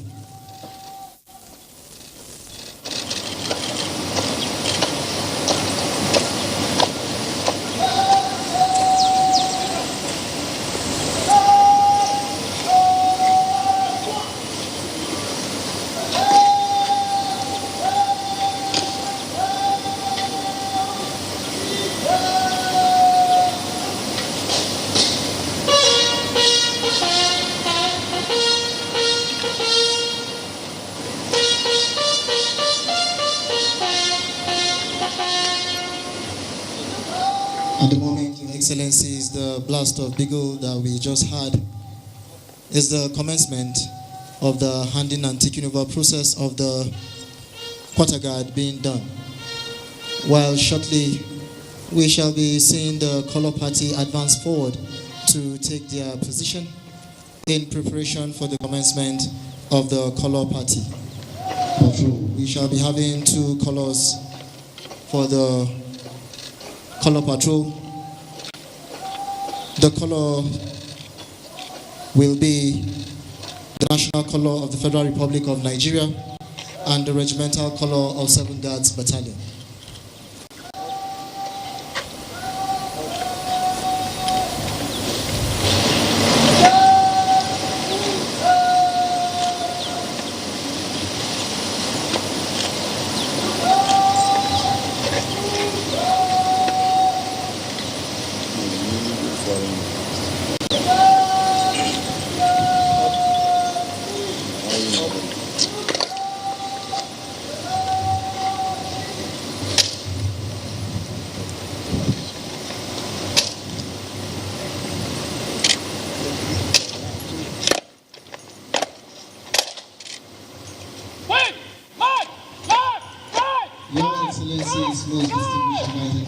Ladies and gentlemen, at the moment we are witnessing sentries from the new guard marching forward to take over from sentries of the old guard that have been on duty from the exits and entrances of the presidential villa.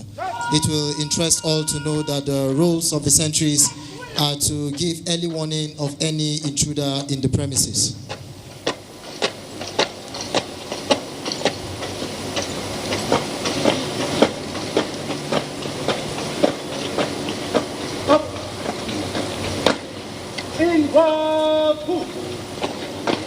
sentry, take post. On post. Quick, march. Quick, march. Up. Up.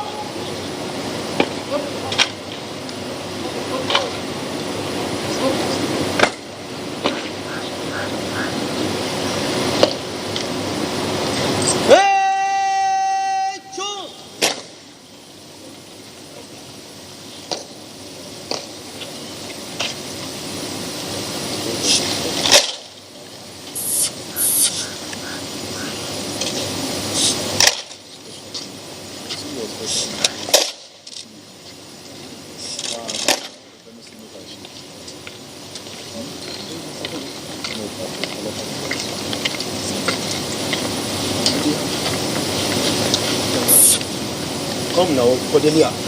Line 8.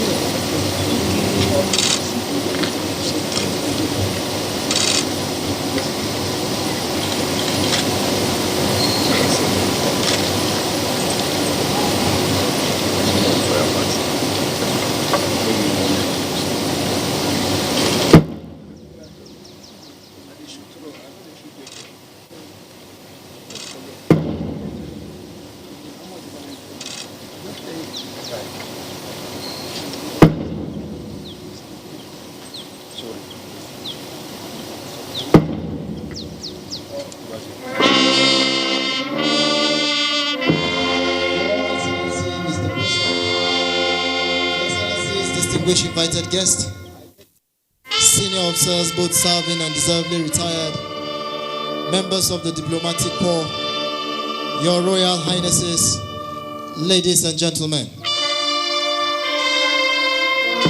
The 4 beats from the bass drum on parade signals the commencement of the color patrol. We have 2 colors on parade: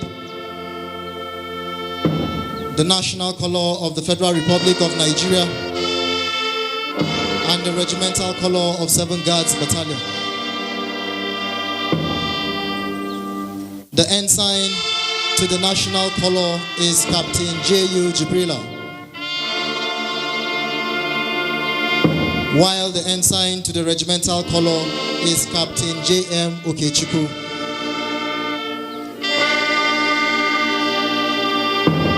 At this juncture, we would like to take a brief look at the historical declaration of colors on a military parade.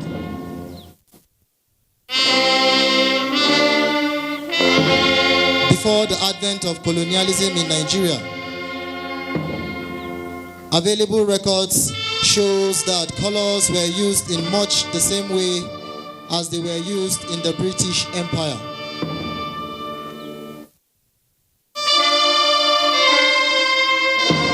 The origin of the military colors, which in civil palace known as flags, is traced to the beginning of the 17th century.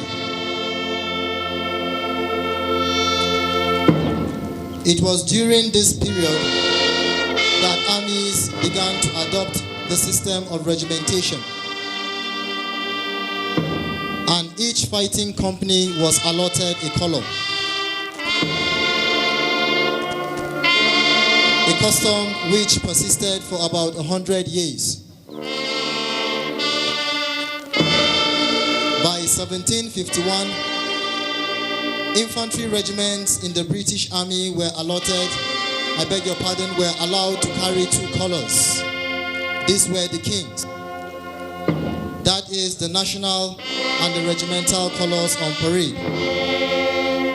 This tradition has continued till present day.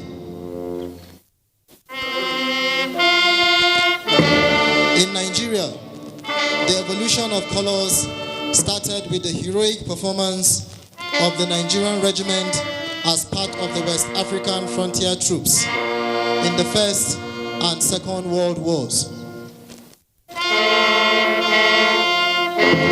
The Nigerian regiment earned its first colors after the gallant battles of the East African and the Cameroons between 1916 and 1918, in which Peru, Niango, Douala, Garua, and Bayo were captured. And in recognition of their services,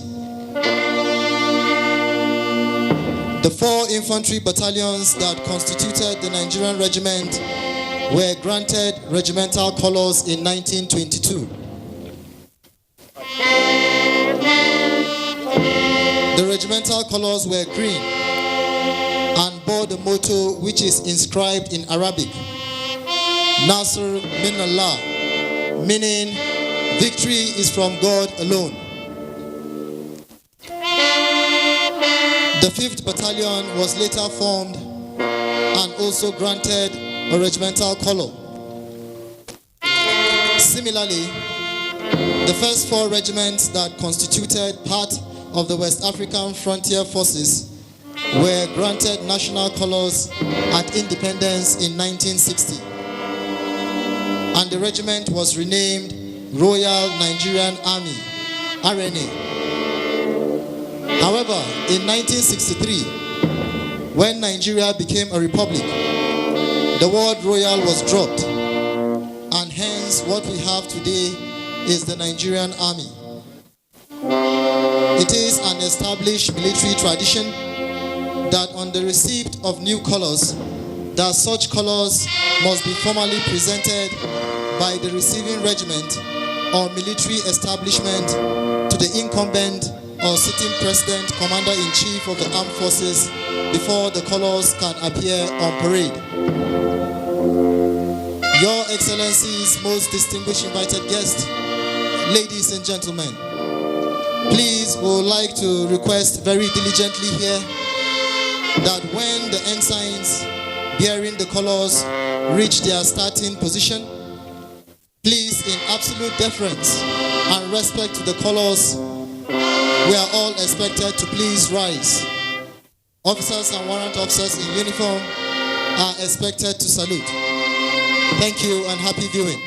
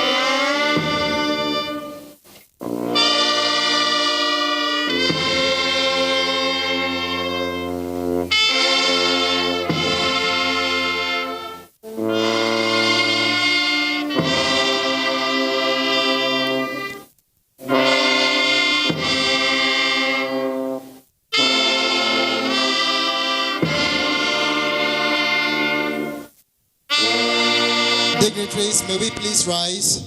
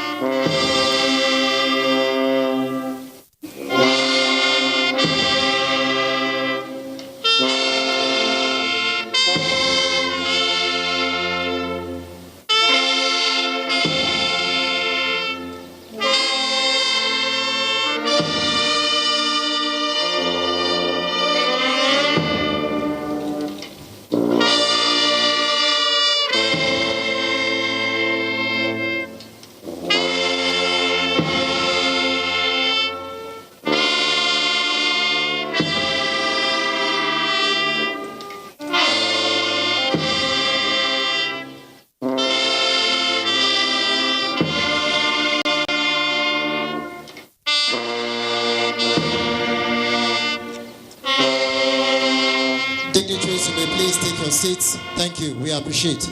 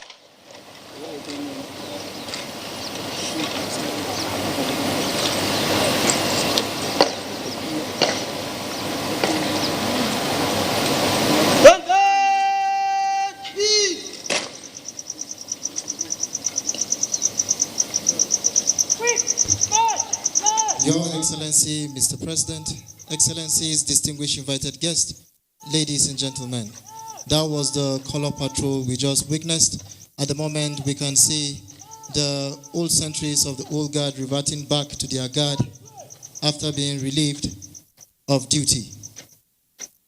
It is ceremonies unfolding here at the forecourt of the Presidential Villa, Abuja, venue for the 59th Independence Day anniversary celebration of our great and wonderful nation, Nigeria.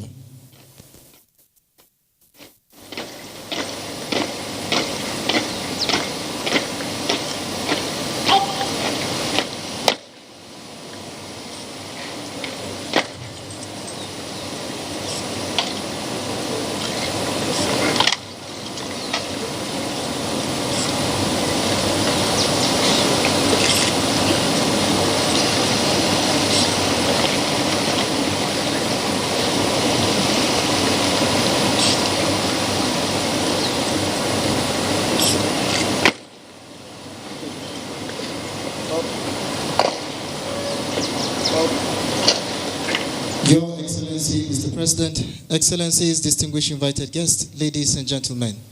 Shortly, we shall be witnessing a series of display all lined up for this epoch event.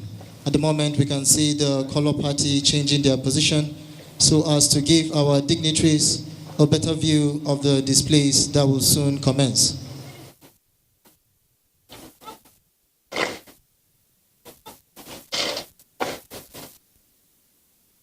We shall be having a series of displays that will commence with the silent drill platoon,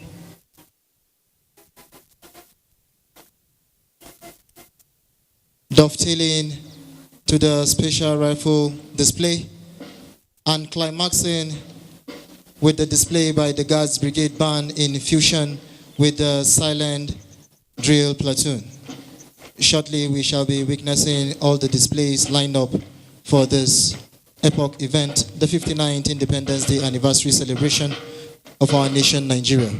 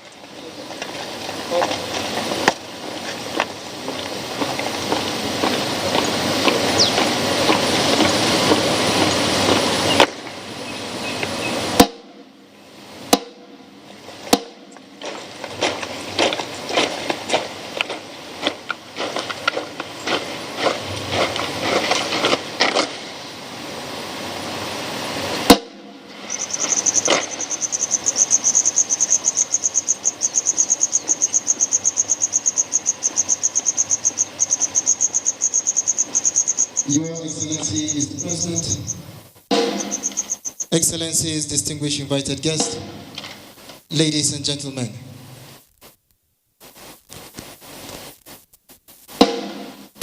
All is now set for the commencement of the series of display that we shall soon be witnessing. On that note, may I invite the Silent Drill Platoon for their display. The Silent Drill Platoon.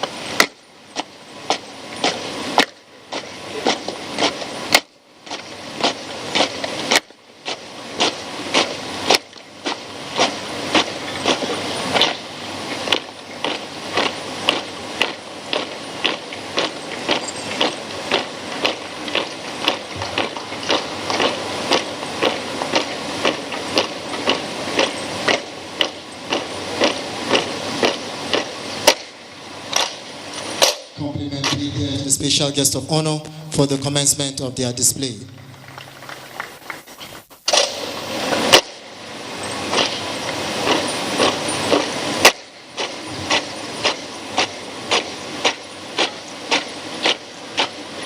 Your Excellency, Mr. President, Excellencies, distinguished invited guests, ladies and gentlemen, it will interest all to know that the composition of the Silent Drill Platoon is 30 in strength. We have 30 personnel here, 15 males and 15 females. We shall be witnessing synchronization of steps as well as mastery of weapon handling. We can see the display has commenced, where we'll be seeing different formations being formed by the Silent Drill Platoon.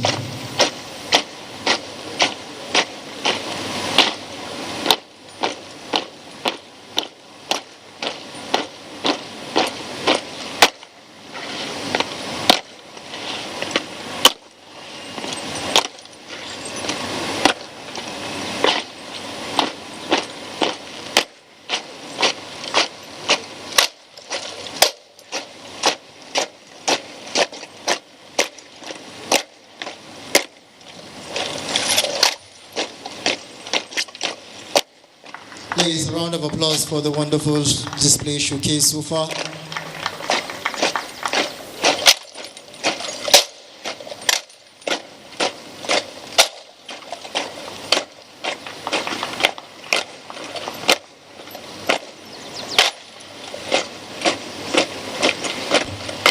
Your Excellency, Mr. President, Excellencies, distinguished invited guests, ladies and gentlemen. It will interest all to know that Nigeria participated in the 69th edition of the Royal Edinburgh Military Tattoo that took place at the Esplanade Castle in Scotland in August 2019, where world countries and cultural teams of selected countries were there to represent in the annual event. The Silent Drill Platoon were there as part of the contingent that represented Nigeria alongside the Guards Brigade Band, and also represented there were different Nigerian cultures under the direction of the Federal Ministry of Information and Culture, where they performed wonderfully well representing the nation Nigeria. Please, another deserving round of applause for the Silent Drill Platoon for the wonderful display being showcased so far.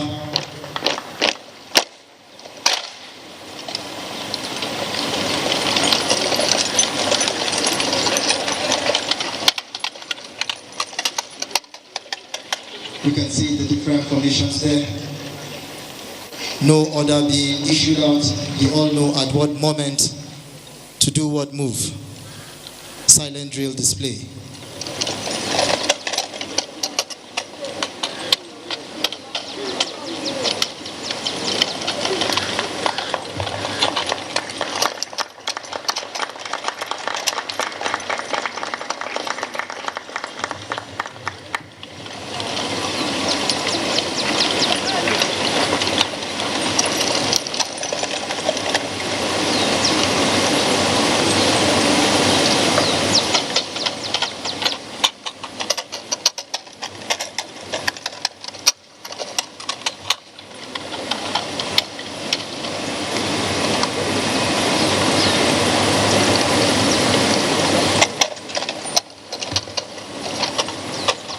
resounding round of applause for the display showcased so far by the Silent Drill Platoon.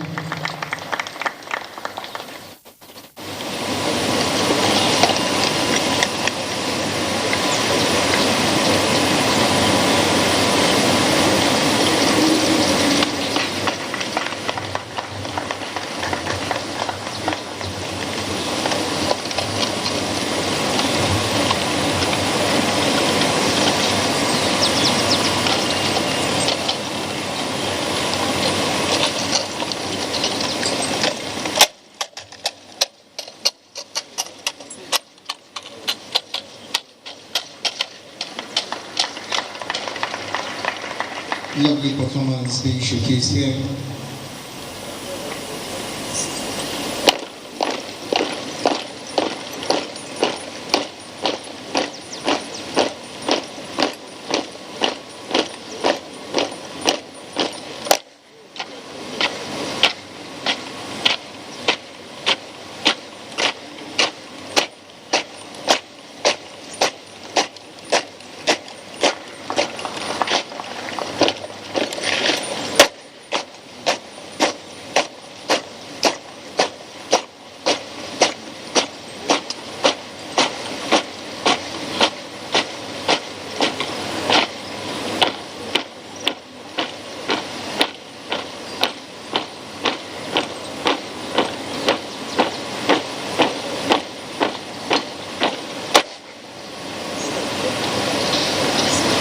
Your Excellency, Mr. President, Excellencies, distinguished invited guests, ladies and gentlemen, the formation we're about to witness by the Silent Drill Platoon will be the formation of a group photograph. There we can see it. Please, a round of applause for this formation for the special guest of honor. All ceremonies unfolding here at the forecourt of the Presidential Villa, Abuja, venue for the 59th Independence Day anniversary celebration of our great and wonderful nation, Nigeria. Compliment paid there to the special guest of honor after a wonderful performance. Please, a round of applause for the Silent Drill Platoon after their performance.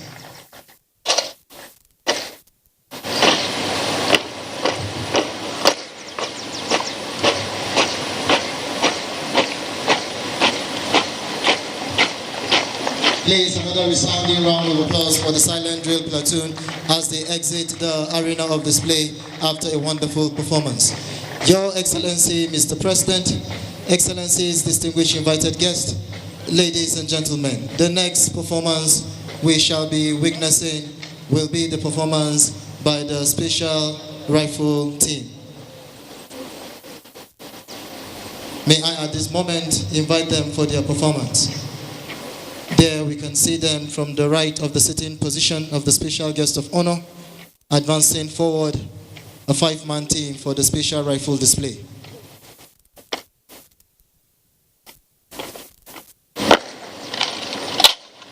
Compliment paid there to the special guest of honor for the commencement of their display.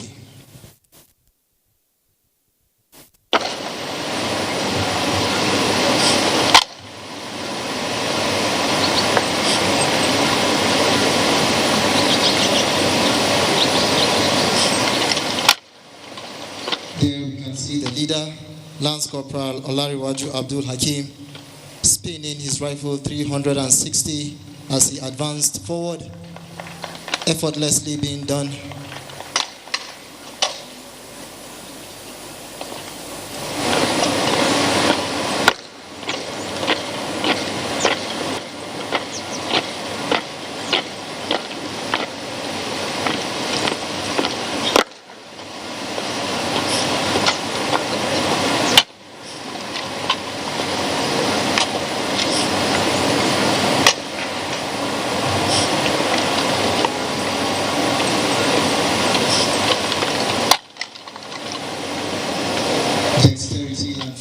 Being expressed there.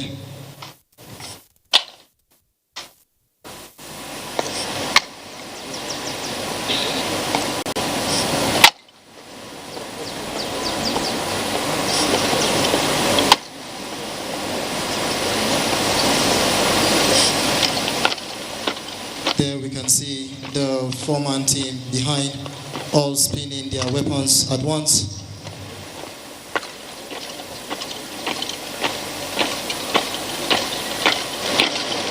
Please, a round of applause for the special rifle display for the performance showcase so far.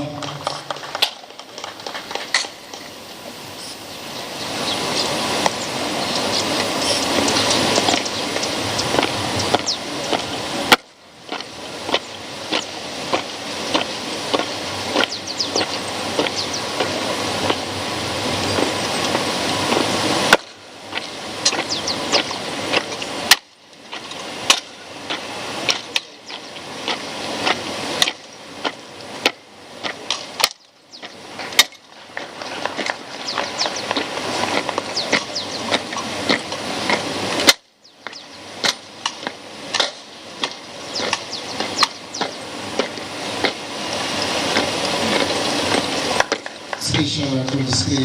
We can see the spinning of the rifle 360 degrees effortlessly being done. You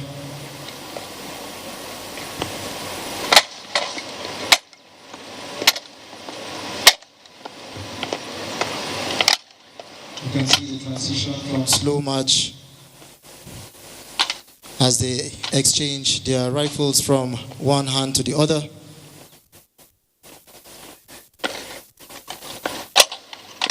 Compliment paid there to the special guest of honor after a wonderful display. Please, a round of applause for the special rifle display.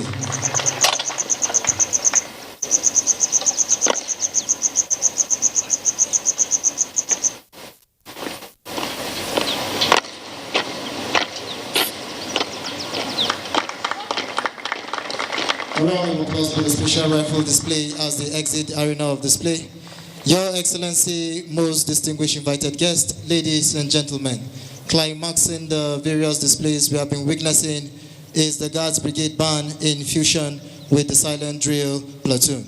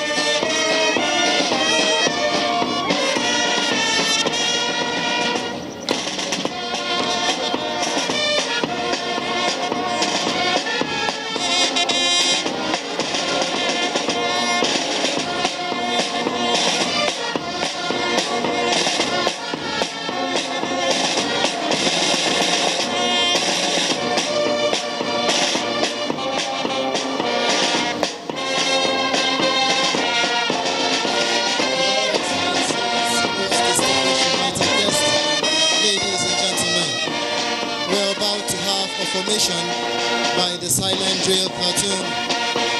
There we can see a formation of a hat being formed by the silent drill platoon. Shortly they will be bending down and we shall be seeing it. A formation of a heart signifying love for country, love for our nation, Nigeria. Please, a round of applause for this formation as we are celebrating the 59th Independence Day anniversary of our great nation, Nigeria. We ought to join hands together to see that we make our country better and greater as we keep living. Formation of our country. Please, a round of applause for this wonderful performance.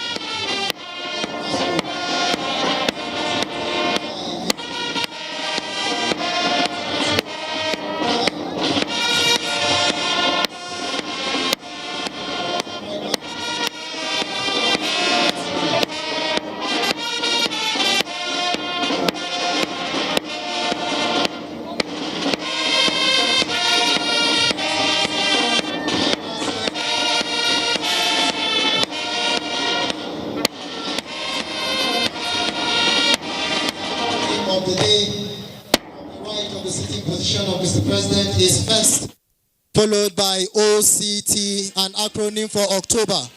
The day we are celebrating 1st October. And then the melody being rendered reminds us of when Nigeria got its independence on the 1st of October 1960. There we can see the acronym being formed, 1st October, from the right of the sitting position of the special guest of honor.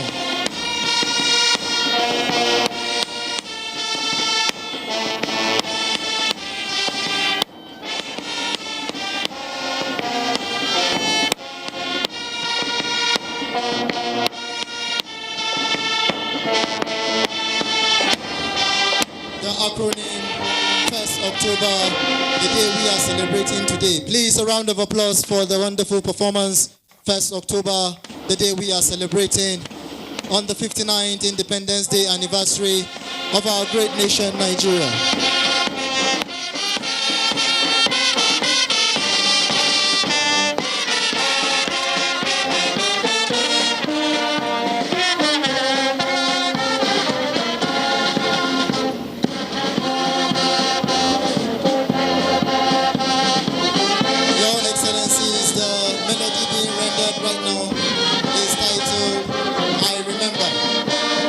Arranged by the officer commanding Guards Brigade Band, Major Raphael Mbene. Compliment paid to the special guest of honor as they exit the arena of display after a wonderful performance by the Guards Brigade Band in fusion with the silent drill platoon. All in commemoration of the 59th Independence Day anniversary of our nation, Nigeria.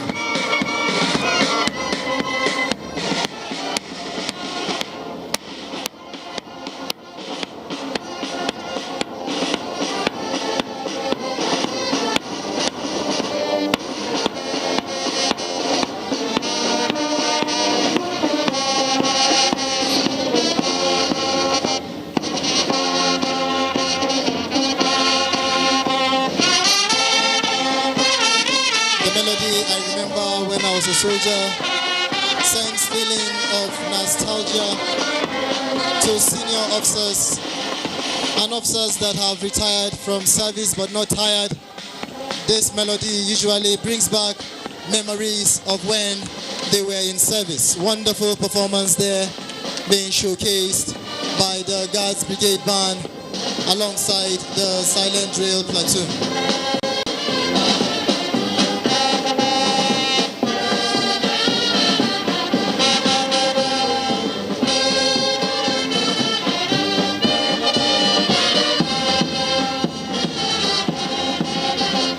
Please, another round of applause for the wonderful performance that have just been showcased by the Guards Brigade Band alongside the Silent Drill Platoon.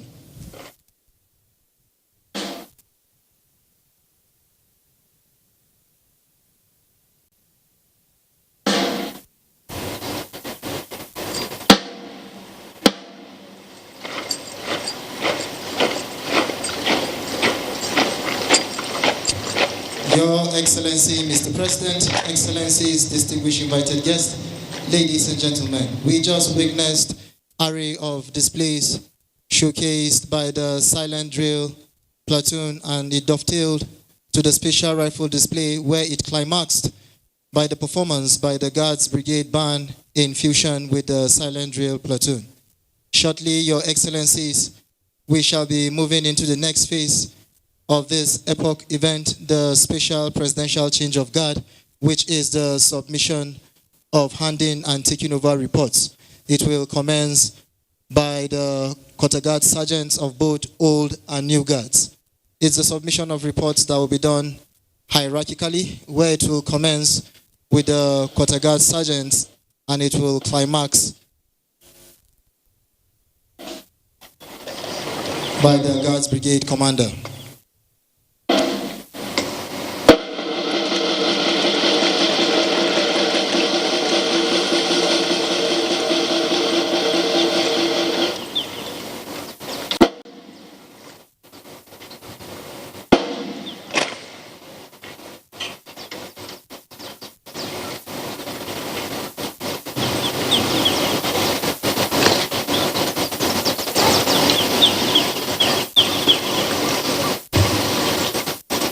Your Excellencies, most distinguished invited guests, ladies and gentlemen, all is now set for the next phase of the special presidential change of guard, which is the submission of the handing and taking over reports. At the moment, we can see the officer commanding of both old and new guards marching forward to take their positions in preparation for the submission of the reports, which we shall be witnessing shortly.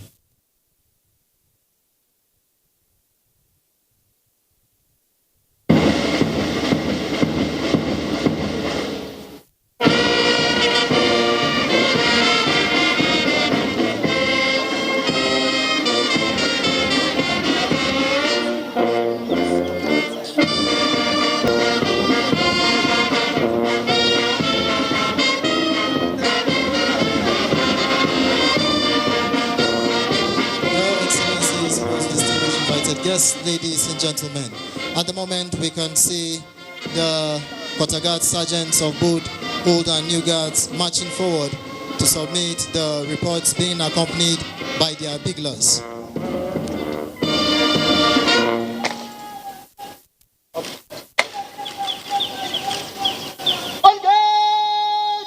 Handed over country, sir. You God taking over country, sir. Are you sure you've handed over correctly? Yes, sir. Are you sure you have taken over correctly? Yes, sir. Turn again. Up.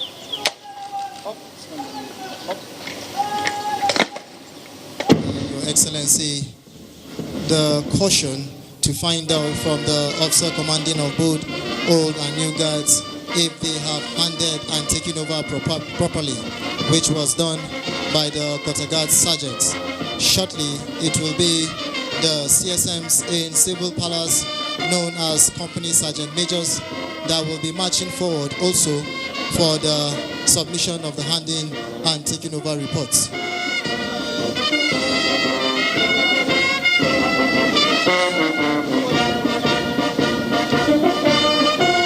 There we can see the Company Sergeant Majors of both old and new guards marching forward to submit the report to the officer commanding of both old and new guards. This is done progressively.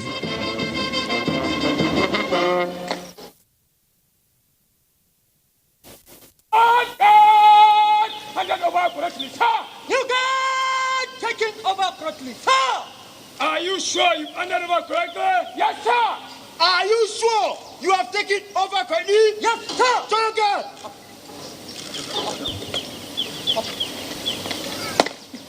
Your Excellencies, most distinguished guests, ladies and gentlemen, order distinctly given there where we can see the Company Sergeant Majors of both old and new guards reverting back to their guards to take their positions. Shortly, the officer commanding of both old and new guards will be submitting the report to the commanding officers of both the old and new guards. This is done progressively.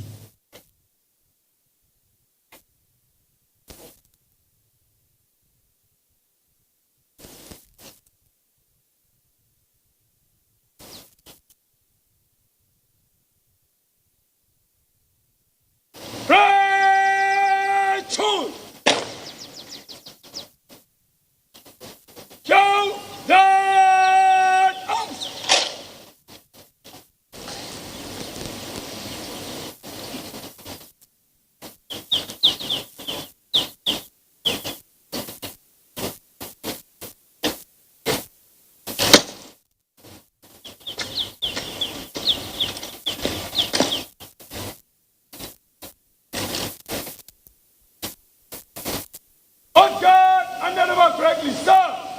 New guard, take it over correctly, sir. Are you sure you handed over correctly? Yes, sir. Are you sure you have taken over correctly? Yes, sir. Join your guards.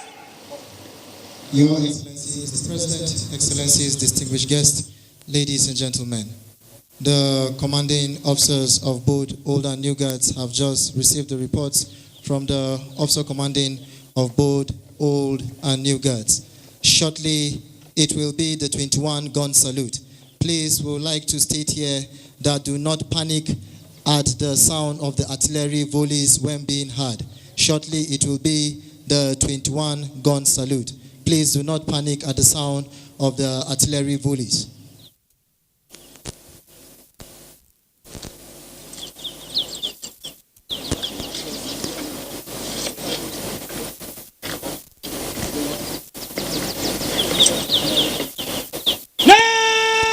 Salute!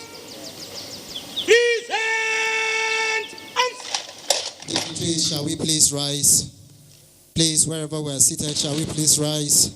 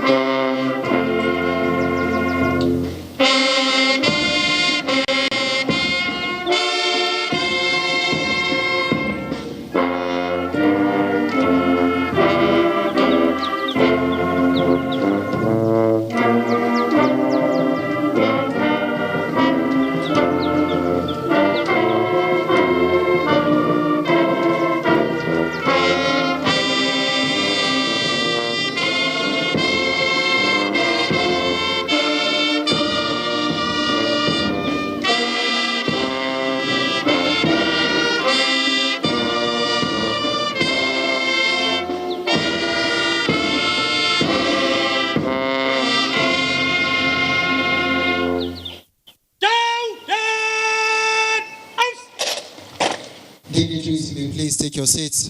Thank you. Your Excellency, Mr. President, Excellencies, distinguished invited guests, ladies and gentlemen, shortly we shall be witnessing the commanding officers of both Old Guard being provided by Lieutenant Colonel Musa Uba, who is the commanding officer, and the commanding officer of New Guard being provided by 7 Guards Battalion, commanding officer Lieutenant Colonel Mukhtar Sani Daroda, submit the report to the Commander Guards Brigade.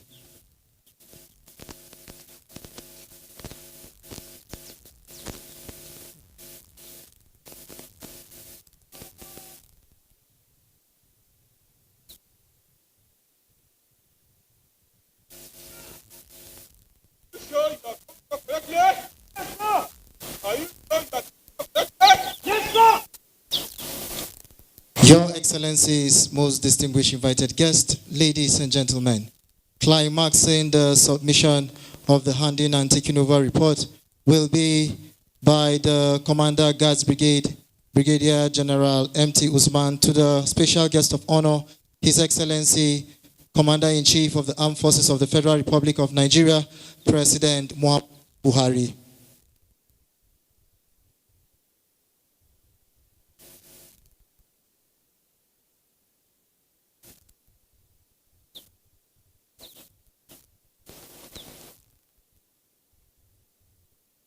Your Excellency, State Legislative of President, presented by God today, the Majesty and anniversary.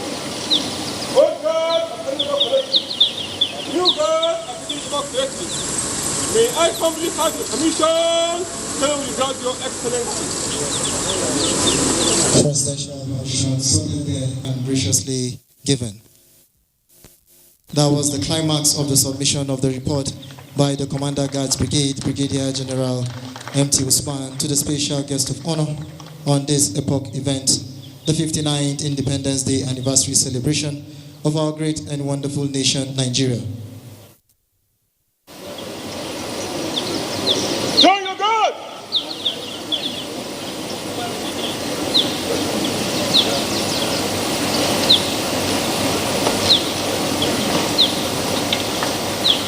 Your Excellencies, most distinguished invited guests, ladies and gentlemen, shortly the Commander Guards Brigade will be inviting the special guest of honor, President, Commander-in-Chief of the Armed Forces of the Federal Republic of Nigeria, His Excellency President Muhammadu Buhari, for the signing of the 59th Independence Anniversary Register. Gradually, we're climaxing to the end of this epoch event, the 59th Independence Day anniversary celebration of our great nation, Nigeria.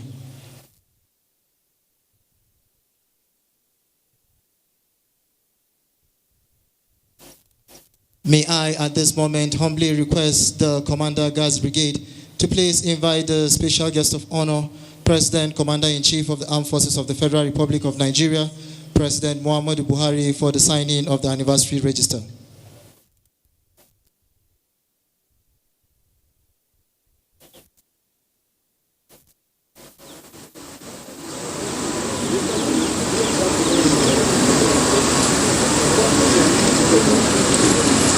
The special guest of honor has just been invited, where he will be accompanied by dignitaries for the signing of the anniversary register.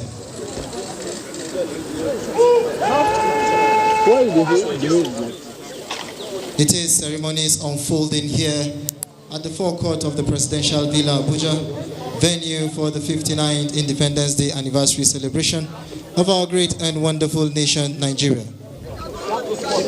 Earlier, we witnessed the climax of the submission of the report by the Commander Guards Brigade to the special guest of honor. At the moment, the special guest of honor is about to sign the anniversary register. No, sir, I can go.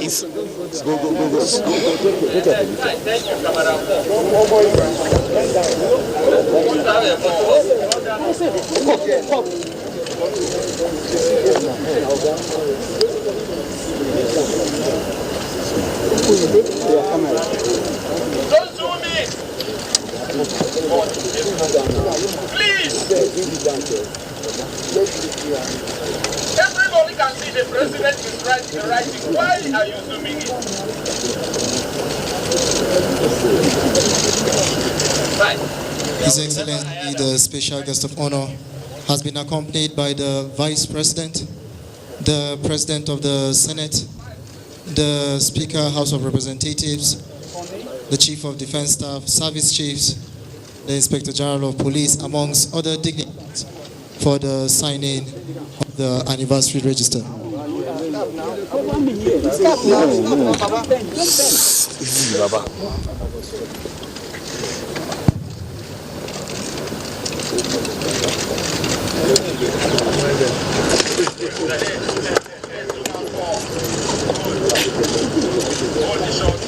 I need assistance. Go for the picture. Go for the picture.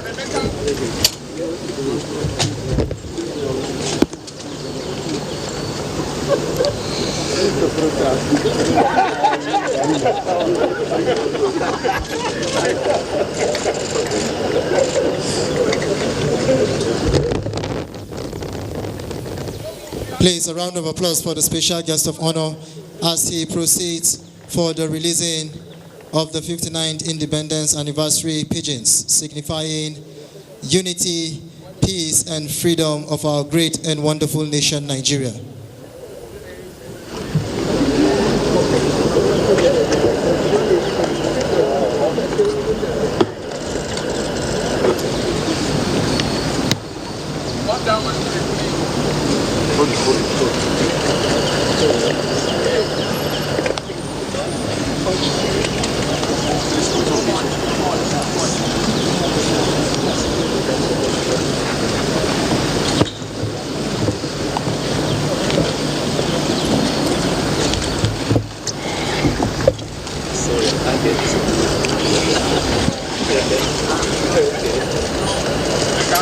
Please, a round of applause for the special guest of honor as he has released the pigeons signifying peace, unity, and freedom of our great nation, Nigeria, the 59th Independence Day anniversary of our great and wonderful nation.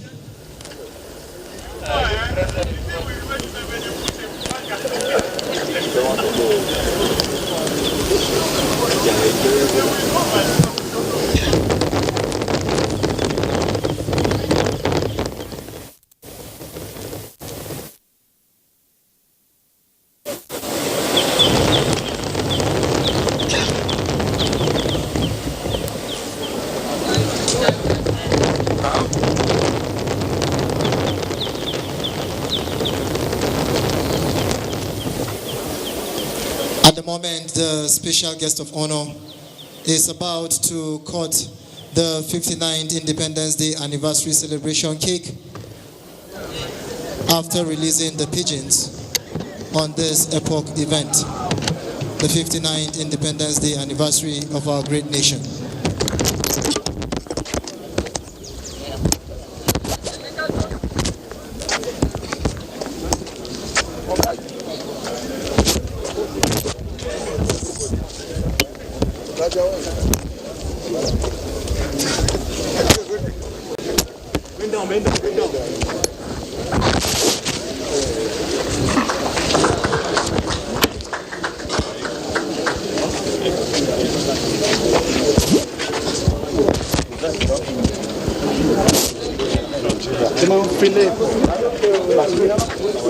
Easy, watch your cable from behind.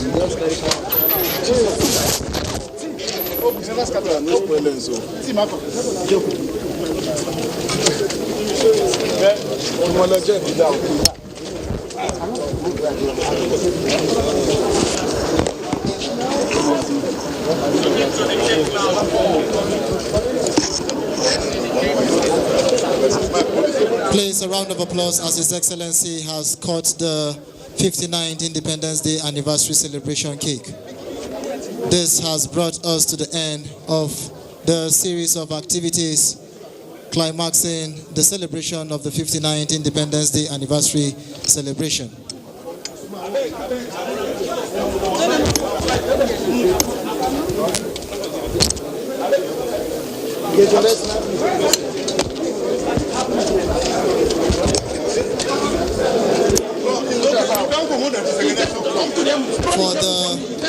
final prayer, we would like to invite the chaplain of the State House for the closing prayer.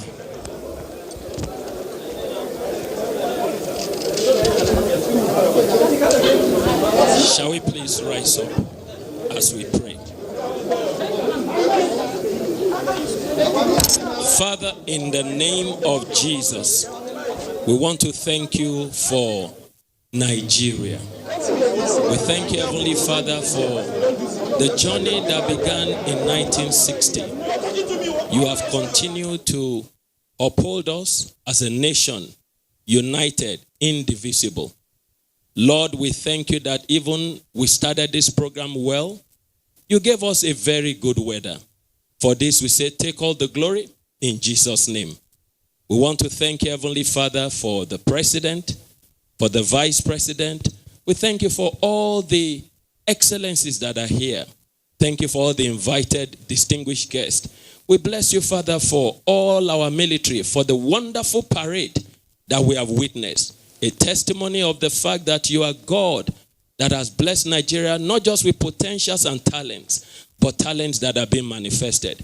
As we depart, Lord, we pray, oh God, take all the glory in the name of Jesus. Father, we ask, oh God, that you continue to bless Nigeria. Let the rain of your blessings continue to fall upon Nigeria. That Nigeria will become the toast of the nations of the world. We will be celebrated far and wide, and your name alone will be glorified. Thank you, Heavenly Father, for in the mighty name of Jesus, we have prayed. And everybody say aloud, amen. With this, we have come to the end of the 59th Independence Day anniversary celebration that just took place here at the forecourt of the Presidential Villa.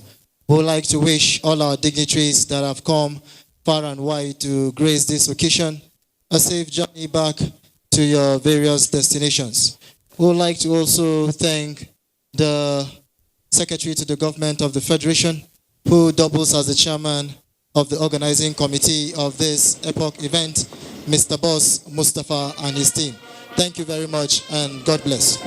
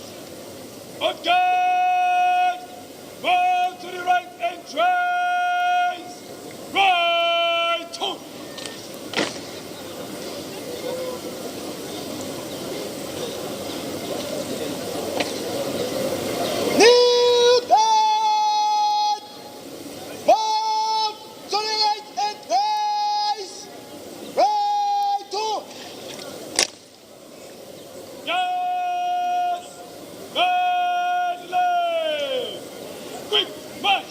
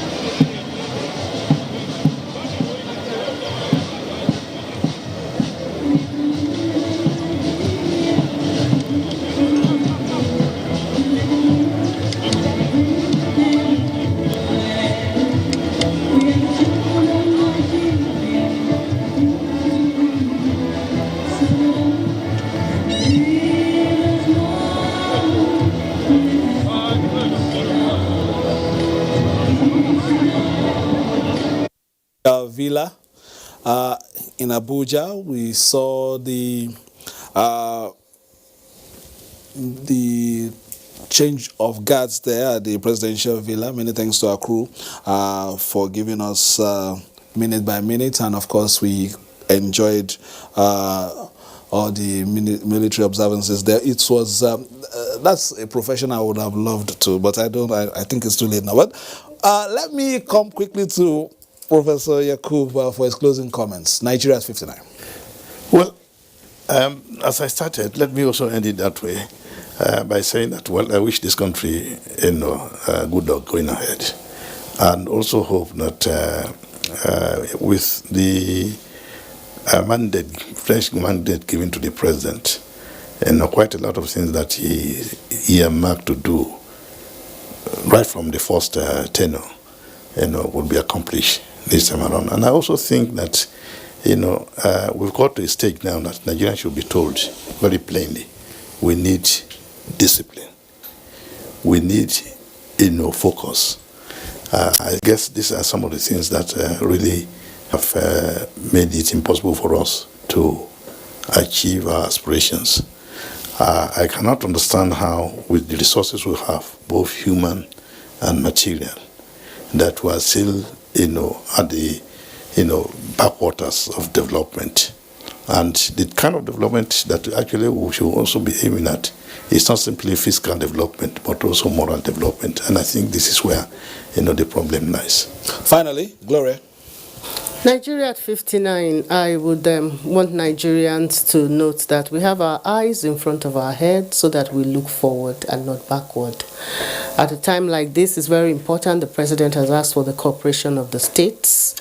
Those in positions of authority, you gain nothing by making statements that will not add to the unity of this country. When we go online, we see a lot of comments, sometimes that are not very comely, coming from certain quarters. It behoves on us to be very responsible with the way we move forward. After politics, we are in governance. We have 3 years in the lifespan of this present administration to build this nation. Let's make very good use of it. Many thanks to you. I want to thank Professor Nuhu Yakub, former Vice Chancellor, University of Abuja, and at the time also Vice Chancellor, Sokoto State University. Thank you, Prof, for coming. Thank you very much. And of course, Gloria Okulubu is the former Commissioner, Multilateral Relations, Delta State, and now President, Restore Initiatives. She's also a political strategist. Thank you for coming. Thank you so much, Okulubu. Okulubu. Thank you very much. How much of the national anthem or the pledge do you know? We took our camera to town across the country. Let's see some efforts that people put into rendering the national anthem. Arise, O compatriots, Nigeria's call obey to serve our fatherland with love and strength and faith. The labor of our heroes shall never be in vain. To serve with heart and mind, one nation bound in freedom, peace and unity. I pledge to Nigeria, my country, to be faithful, loyal, and honest, to serve Nigeria with all my strength, to defend our unity, our upward, our honor and glory. So help me God.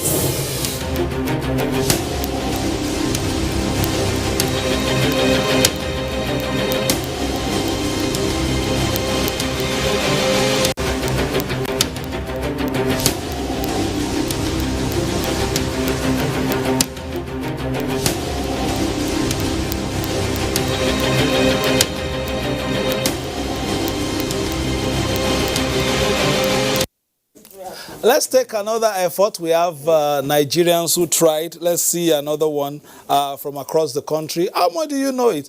Some of you, you say you know until we get to ask you. Let's take another insert from across the country.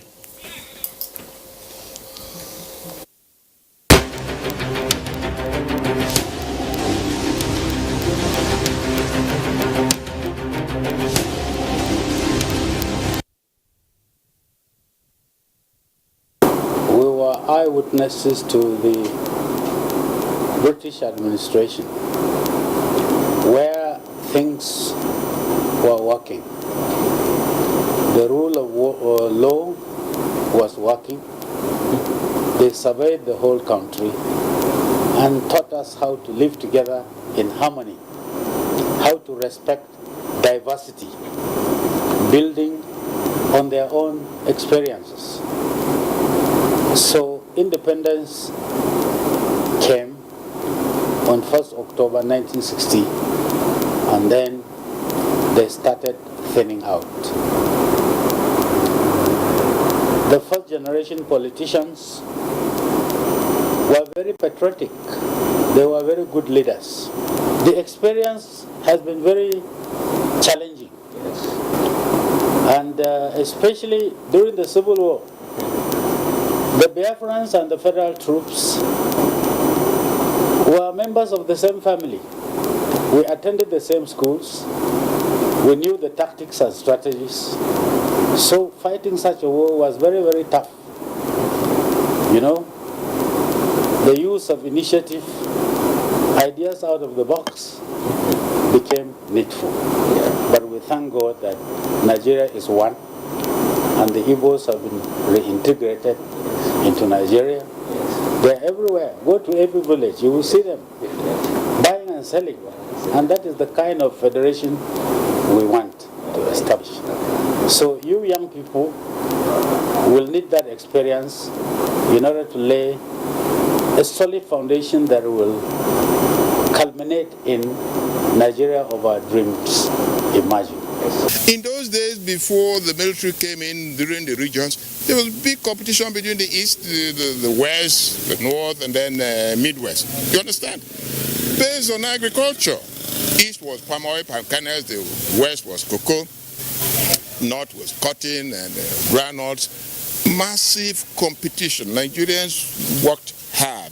The values of hard work, the value of hard work was impregnated in the people. So as a child, you're growing up, the thing is with you. Today, the elite class, we no longer want to work. People just want to capture power and share money. That's what's happening. So we have to ban the word sharing. No more sharing in Abuja. Stop that. But would the political class allow it? They can't allow it because they're there for the purpose of sharing. We have virtually everything that any nation should have to make it come among the first-class nations, except leadership. We have suffered terrible leadership situation in our country. Leaders who don't seem to, do I call them leaders? Managers who don't seem to know what they are supposed to manage. The resources are there, but much of it is being expended on themselves and their own families at the expense of the rest of us. Children of the middle class. Do we ever have any middle class now? Children of the low-income cadre are sent to the public schools, which are not anything to write home about, which is unfair. Virtually everything we expected we would be enjoying is like a dream, still like a dream, and it's a shame because the resources are there.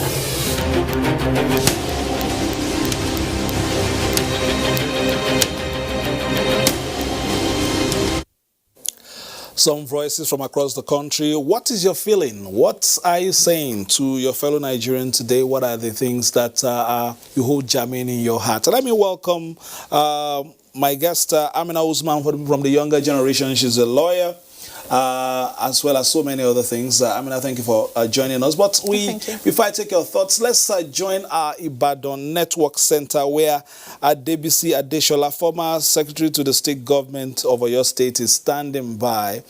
So I can see that the background there is green and white. You yourself, you are in green. Tell us a bit about your feelings at this time from Ibadan.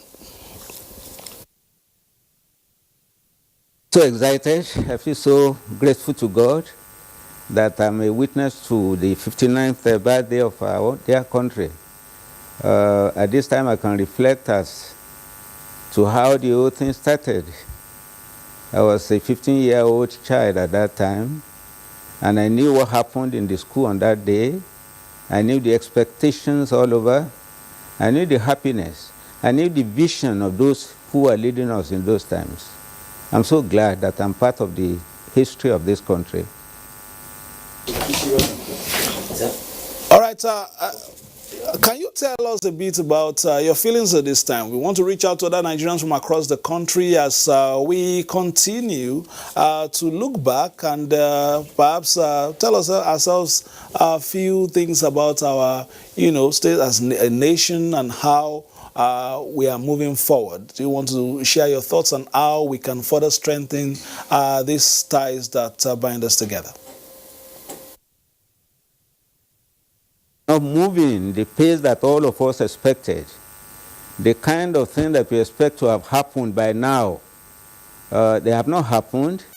But if only we would get over some of the things that are drawing us back, all those things about things that are divisive that we pilot all over the place, the issue of ethnicity, the issue of religion, the issue of gender, all those things that are drawing us back, if only we work on them, if only we work on the discipline that we lack. We always talk about the leadership. If only we focus on the followership also. What are those things that we are doing that will be helpful to the leadership? I think it's a two-way affair. As I congratulate all Nigerians, I want us to address ourselves to the challenges that we have. And although they may appear to be a big mountain, they can be conquered, or the challenges can be gotten over if only all of us will exercise discipline. So I'm telling every one of us as Nigerians to know that the leadership cannot do it alone.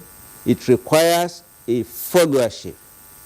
I remember one of the military administrators in this part of the country told us at that time that if you cannot follow, go away. If you cannot lead, go away. So the issue of leadership and the issue of followership. All right, some of the the signal failing a little, but let me welcome Professor Sam Egu, of course, regular on the Nigerian Television Authority, political economist and of no mean standing. You have seen the ceremony, the congratulations, the cause for felicitation. What are your thoughts at this time, Prof? Well, let me recall one of the lectures I received as an undergraduate in 1980 on the achievements of the OAU, as it was then called. Now we call it the AU. And then my teacher came in and listed all the achievements and then said the last one is that despite all the troubles, OAU has survived up to that point. So for this country to have survived, as a nation with the same boundary, intact as we had it in 1960, is a major achievement. But I think I'm not really troubled about the many problems we have in this country. The problem of ethnicity, the problem of religion. I'm not troubled by them because as much as they constitute problems, we know the source, of the politicization of ethnicity and religion. And that takes me to the point that all we need to do in this country is to appeal to the elites. Followership is important. We need to appeal to the elites in order to lead this country well. This country is heavily divided along geopolitical ethnic lines. The problem of ethnic consciousness and the type of morbid ethnicity we have is not the problem of ordinary persons in the village. Many of them still conduct business across ethnic and religious lines. They engage in activities that are mutually rewarding, regardless of their religious and ethnic belongings. But the elites shape consciousness of the people below. And my understanding of this Nigerian elite is that it is a homicidal elite and it is not willing to concede anything to the people.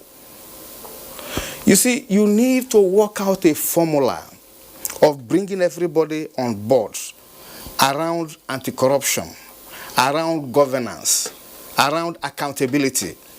But because they are not willing to do it, and they don't want to do it because it is not in their interests, they will continue to divide the people along those lines in order to fragment the to fragment the people and prevent the possibility of people acting across this line and throw them out of power.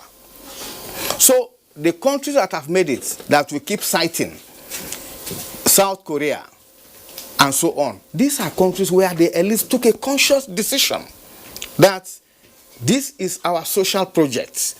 And in that social project, they have their interest. They also have the interest of the people. And I think we need to call on the elites, political elites, business elites, in order to be purposeful and develop a vision that can bring everybody together. Let me stop here. Thank you so much, Prof. You are from the younger generation. We are from the younger generation. Yes. Let's look at it from the perspective of the younger generation. How do you see your country at the moment and going forward? What would you like to see from your country? Okay, starting from the independence, yes. 1960, we've really expected the things we expected to see, the dreams we had that we thought by now would have moved past it. Those things are not coming to place. Those things are not happening. It just feels like everything is not working. So, and there are so many reasons to this. I think there are some very important factors that has been neglected by the government. And I always speak about education. Speaking about insecurity, a fraction of these guys that are into this kidnappings and all that, we see them on TV, we see them on viral videos. Some of them can barely speak English. It just says these people, they're not educated. So there's this saying by Obafemi Awolowo where he says that the children of the poor that you're failed to educate and train will never let you have peace. So this is what we're experiencing. I feel like the government needs to look more into the education sector. It needs to look more into the education sector, and I feel like a classroom, I think people have underestimated classroom, is a powerful place, is a powerful platform to, groom the younger generation, to guide them, but it's been taken for granted. And education, the figures we're getting from education, it's not improving. It's getting worse than it used to be back in the days. So I want to encourage the government to do more at the education sector. Also should be able to link the education sector with the industry. That I'm speaking about the unemployment that has been happening. A lot of universities abroad, overseas, you see that they have a direct connection or a link to the industries. That's like after university, they send their students over there to get a job. So a lot of times when you've done good in school, you know that, okay, coming out, I have a job waiting for me. Okay, you have industry, whom are already in touch with the universities or the education sector where they're looking for students who have done great to work with them. In Nigeria, there's nothing like that. Let me hold that thought briefly. Let's take some comments from across the country on Nigeria at 59.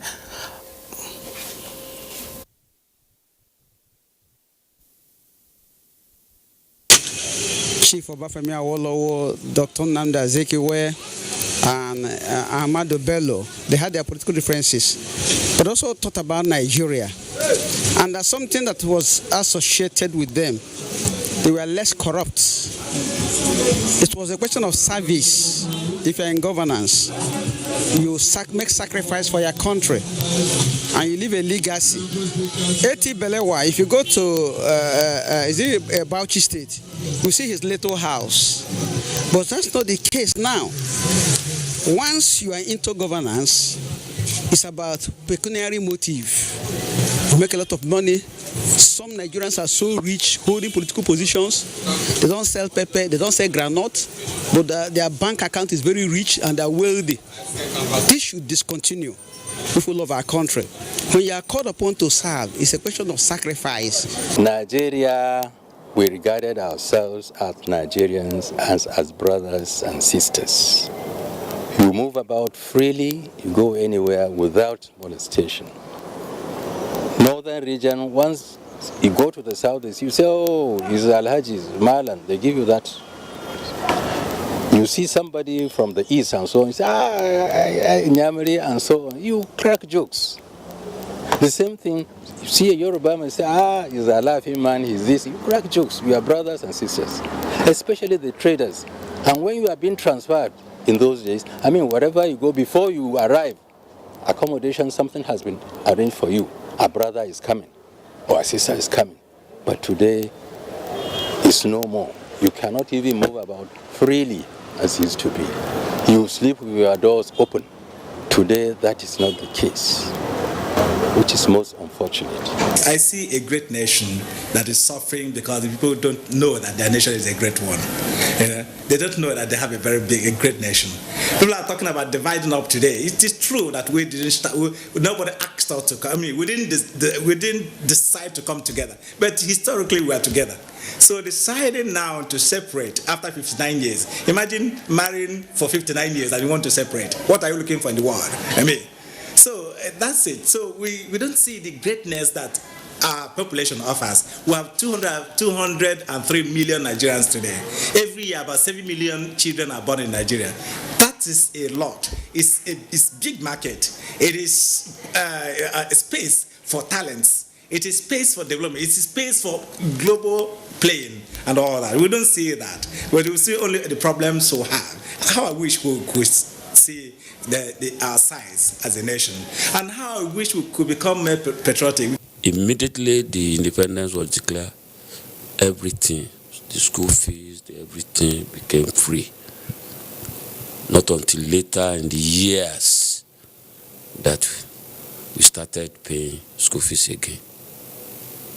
So the experience then was fantastic, as I've earlier said. And we believe in this country. Well, some of us are still believe in this country, but honestly, some that are not, I can't blame them much, because the leaders do not do what they're supposed to do.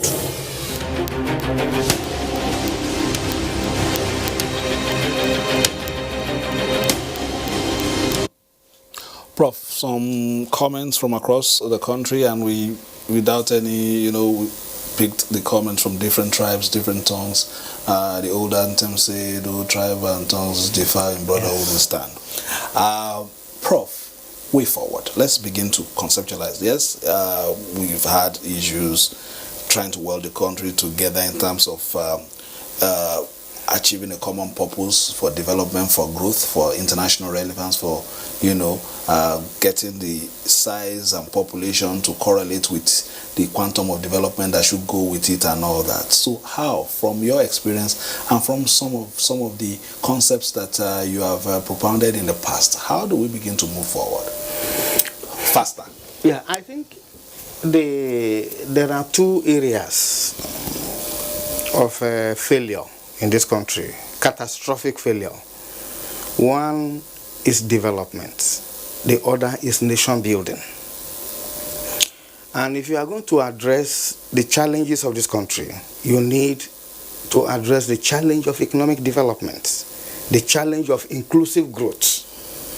And I think if you go back to some of the recent experiences we've had, where, for example, you see development statistics speaking about massive regional inequalities, and you see, for example, the most backward part of the country in terms of development indicators is the part where insurgency, kidnapping and what have you. So there's a very strong correlation between our economic performance and some of these challenges. So now I think that one of the major things we need to do is to address the problem of economic development. And that takes me back to what is the way forward in the context of the global experience today. My understanding of what happened up to 1986 was that we started from independence with a government-led process of economic modernization, which then backfired in terms of the corruption it gave rise to, and in terms of the inability of the state to perform its basic functions. And then we had a paradigm shift in 1986 when, in the name of structural adjustment, we embraced market reform. We have also seen that instead of reversing that trend, market reforms also amplified the problems in terms of the value of the naira, in terms of the number of people that were thrown out of job, in terms of the, and so many other things, industries that disappeared overnight. And today, what I think we need to do is to bring the state back in, and we need to go back to what we used to do, economic development on long-term basis. We had development plans, you know, up to the time the structural adjustment came in. I think we need a program of development that factors in a fundamental role for government while we do everything possible in order to address the problem of corruption. You know, for me, we need to in fact, the whole debate going on, if you read the literature very well, people are talking about the developmental state. A state that is conscious of its responsibility to invest in those productive sectors that can generate employment and jobs, and at the same time restrains itself. And when we talk of a self-restraining state, we are talking about a state in which the ruling elites, the governing elites, are aware of the dangers of corruption, of the dangers of their excesses, and agree to curb it in order to unleash the development energy of the country and make available surplus to address problems of unemployment and people that are on the fringes. I think for me, this is critical.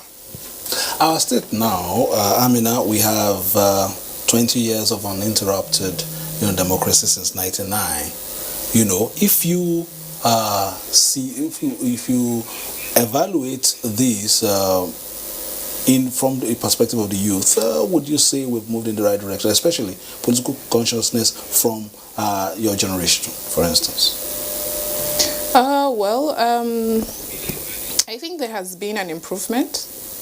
There's been an improvement with the politics, but I think there needs to be more political participation amongst the youth, and irrespective of the gender.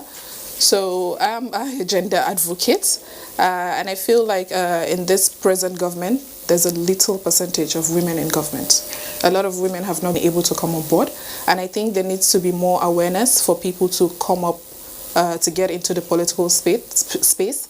There could be mentoring from those in that field, so we can have more people coming on board. Because what I feel is, if you don't engage, or if you don't want to get into this political space, those people, you don't want them to be in that space will be there. So you have to move, you have to get into the space if you don't want these people to continue sitting there. So I think there needs to be more awareness. We need to speak more about it. We need to talk to people to come out to engage in politics and get into the political space. All right, joining us now is Alassane Wasagi, a retired civil servant of the older generation. Thank you very much for joining us this afternoon, sir. Can you share your experiences with us on the 59th Independence Anniversary celebrations of the nation, sir?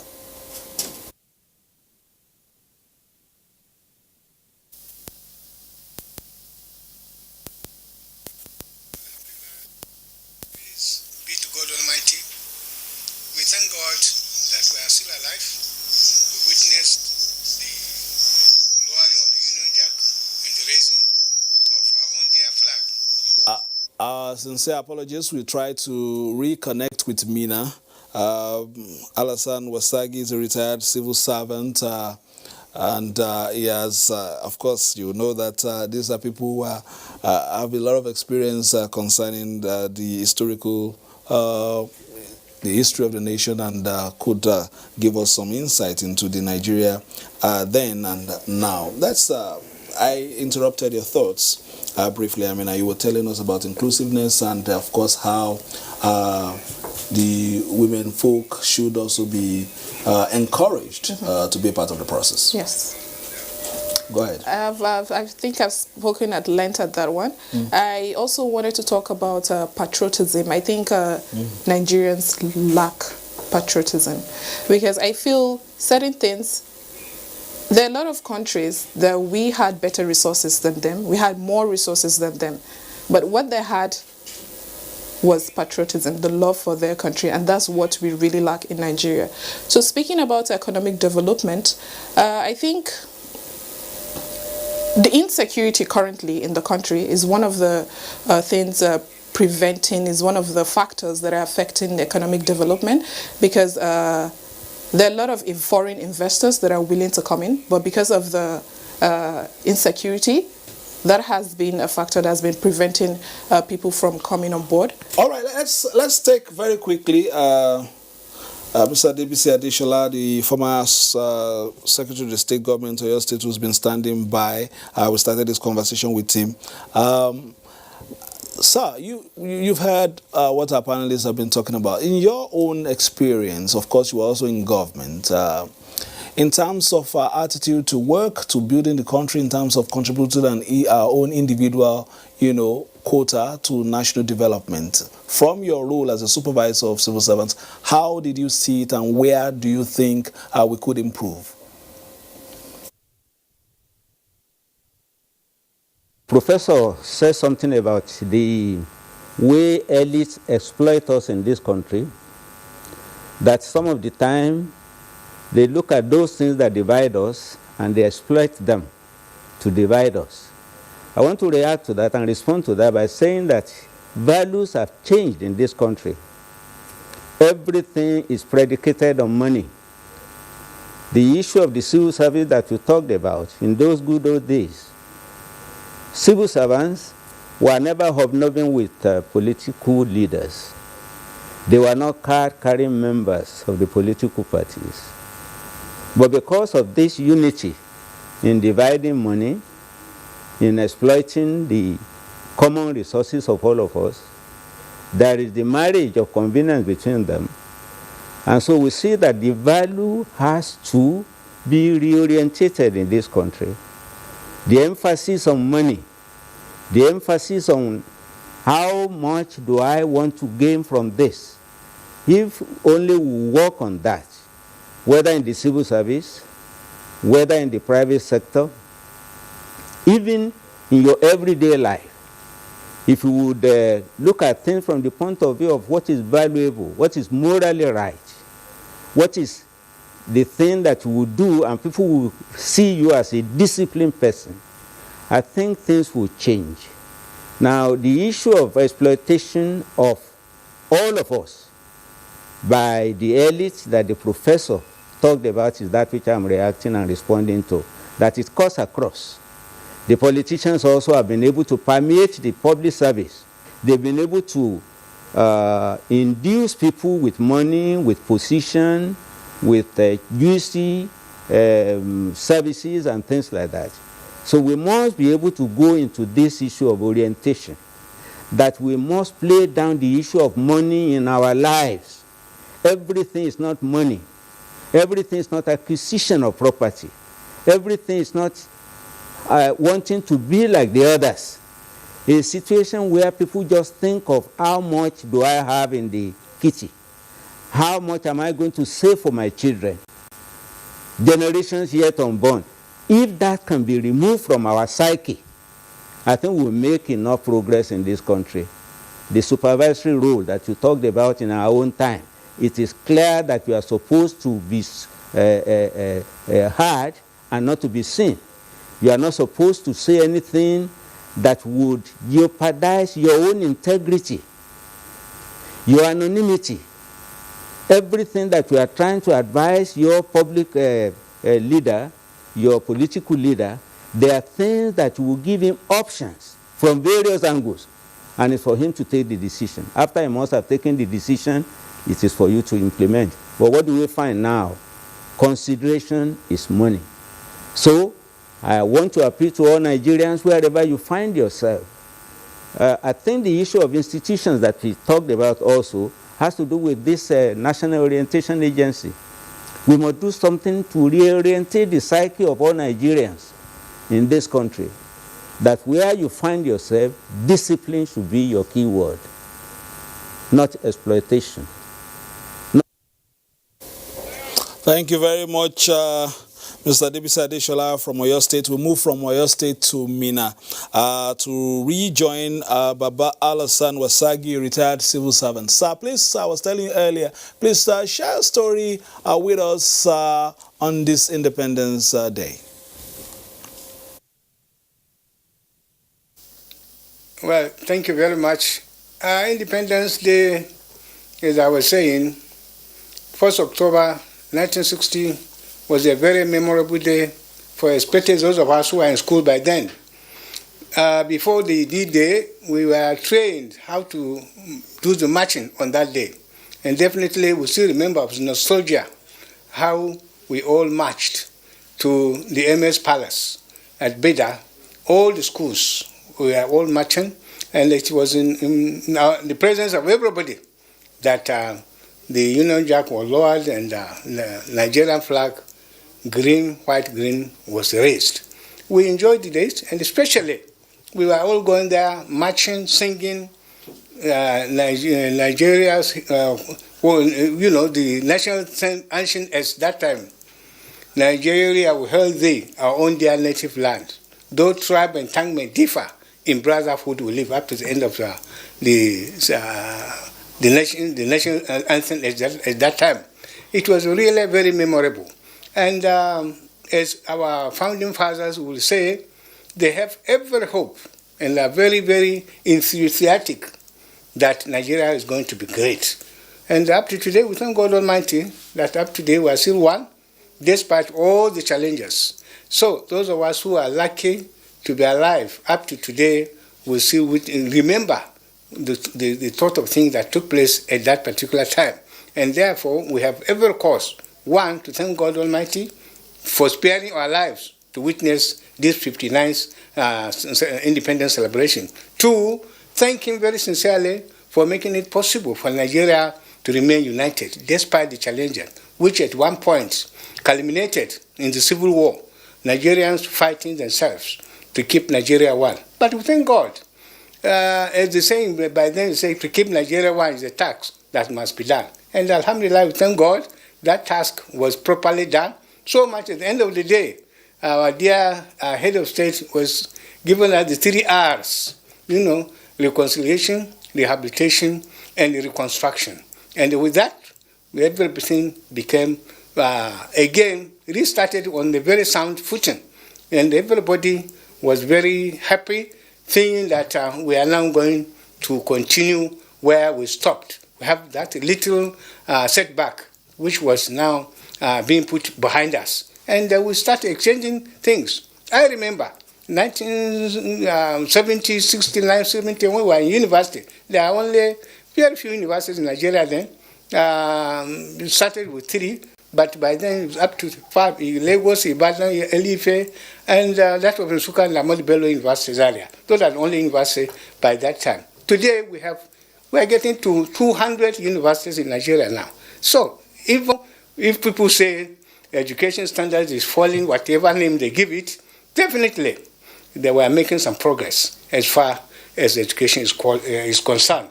And then in other sectors, despite all the challenges, because in Nigeria, when the population is getting to 200 million, or about 200 million, you don't expect everybody to think in the same way.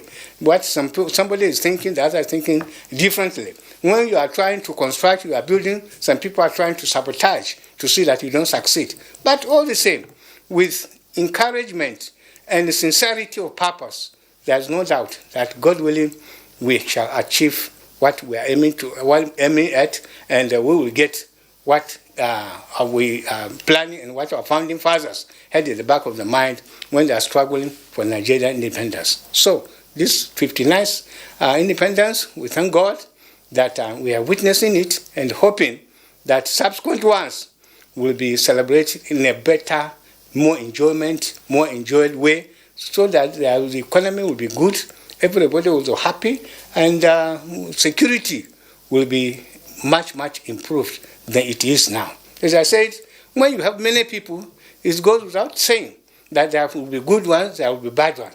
But up to today, whether I like it or not, the good ones are much, much more than the bad ones.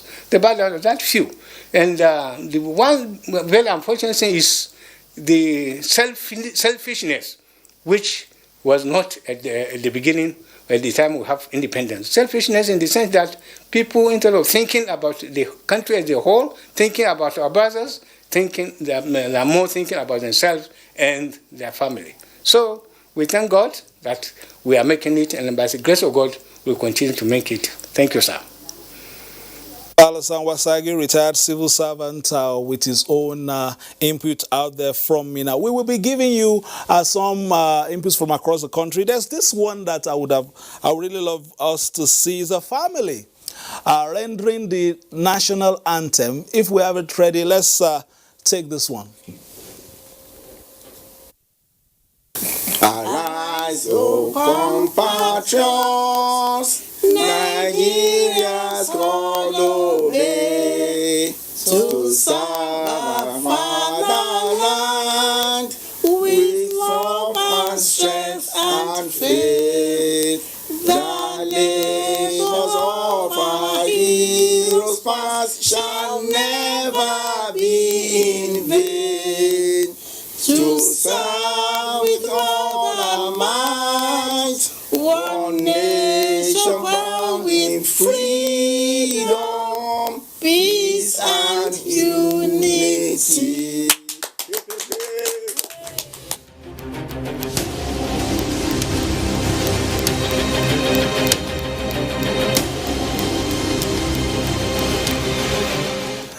Baba and his two wives are singing the national anthem there.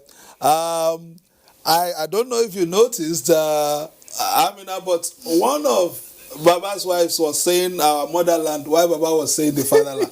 But it's part of it. It's all good. And good, you know, that already gives us an idea of. It looks to me as if the older generation really, enjoyed this joie de vivre, this, camaraderie, across the country that we are struggling to weld, together now. I remember we had a guest earlier who said, the federal government colleges, it was almost an anathema for you to pick the one in your state. Yeah. You prefer to go. Yeah. My sister, we were staying on this day. My sister went to FGC Bauchi, and the other one in Potiskum. So you traveled all the way from those to those places, drop your kids, sometimes follow the rail, and it's not like that these days. Yeah.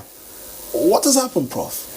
Yeah, I mean, that is, again, I go back to the whole narrative about the elites and power and the idea of takeover of virtually everything in their domain. Universities were set up in this country not just for the purpose of education, but also to forge a sense of national unity. NYSC was deliberately set up for that purpose. Going back to the universities, there was an admission quota that was allocated to ensure that a category of people coming on merit, others come from catchment, and and so on. Unity schools and colleges were set up precisely to advance that sense of national unity. But what has happened? In the last 2 decades, local elites have insisted that they must take over administration of universities. So if you do not come from a state where a federal university is cited, you are not likely to be a vice chancellor anymore. It is the same in Nsukka, in Ilori, in Jos, in Port Harcourt. So there is a conscious politics by local elites to take over, platforms that were set up basically for this, purpose of national unity. So admission will reflect local interests. Those who take contracts will reflect local interests. So where is that platform of national engagement? So, and that is why I do think that we need to go back to those best practices that we did, basically in order to weld many nations into one national identity. And let me say this very clearly. National unity is not automatic.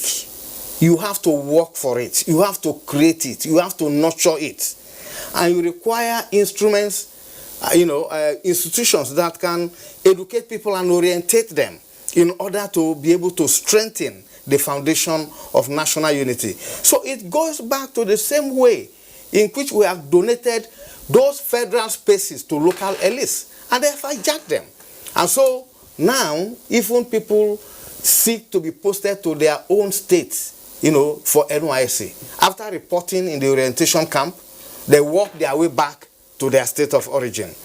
So we're actually contracting our horizon, and abandoning the national space. And those who have tasted NYSC in states other than their own confess at the end of the day that it was better they had that experience. But for those who don't even want to venture, they are going to remain very narrow in their perspective. I recall an incident that happened. When I went to River State in 1982 for NYSC, I met somebody. He said, where are you from? I said, oh, we're then from Benue. I said, I'm from Benue. He said, oh, you are from North. My brother lives in the North. And I said, no. The North is a very large area, For him, the North is one space where you can find everybody together. The fact that if you go to Benue, there are 3 ethnic groups, major. You go to Kogi, there are many ethnic groups. It's not known to so many people in the South, except they come up north.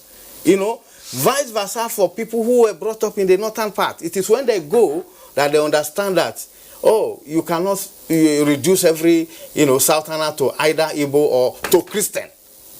So we need to keep these institutions, and we need the federal government to go back and reverse these policies. And I think if we don't do that, we'll become narrower in our perspective and our horizon, and the task of national unity will elude us. Talking about, social integration in your generation, how has it been like? The marriage of ideas, of, social status, for instance, even marriages and all that. How is it? Is it, do we view ourselves with suspicion, or are you willing to venture these days? Are you talking about the ethnicity? Yeah. Yes. How is it in your generation? How was the perception like? Is there a handshake across the table? Are you trying to reach across the Niger, for instance, in terms of ideas? Do you have that? How would we call it? The quest is in you. The need to perhaps find out how others also see the country and see you. I think my generation, they're really open-minded as regards to what you're saying right now. They're really open-minded to reach out to the people across other ethnicity. So I think we've been doing great on that. What I want to speak about, But he made an allusion to the fact that when it was automatic that you'll be posted anywhere for, in your NYSC, you just obey the clarion call, you go. But these days you walk it back to your, places where you are more familiar. Let's just say it's not 100%, but I think just a little fraction of people there are there, because people are still being posted across the nation, and they're still going there. I was. What was the experience like? It was good. It was really great. All right, let's very quickly. I think it is important to suggest that the narrative at the national level is different from what happens at local levels. You know, you have this sense of division. But at micro level, people do a lot of things across ethnic and religious lines. And they really don't have that sense of animosity. But we have that narrative at the national level.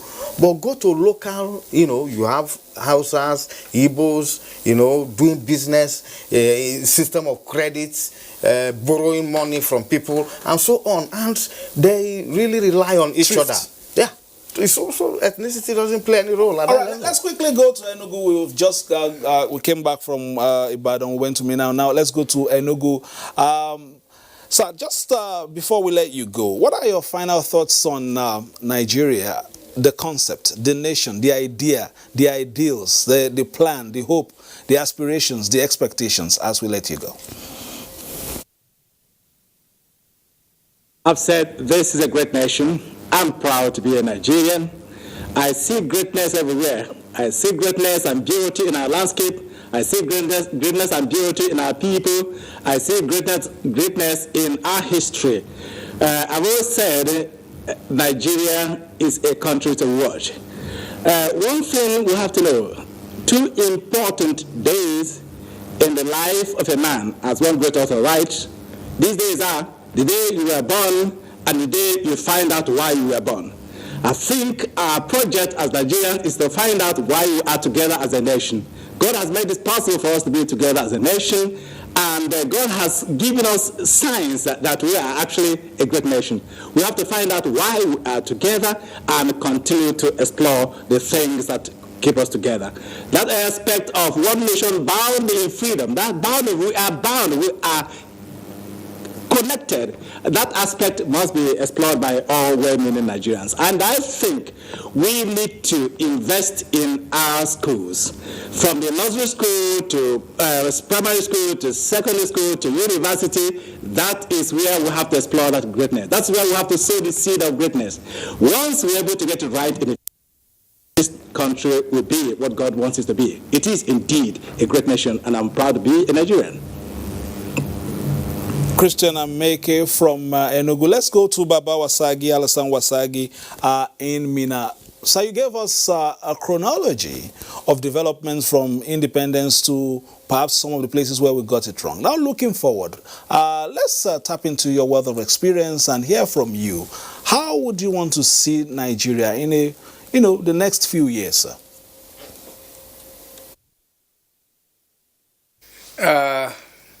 Thank you very much. Definitely, any father will want to see the progress of his children.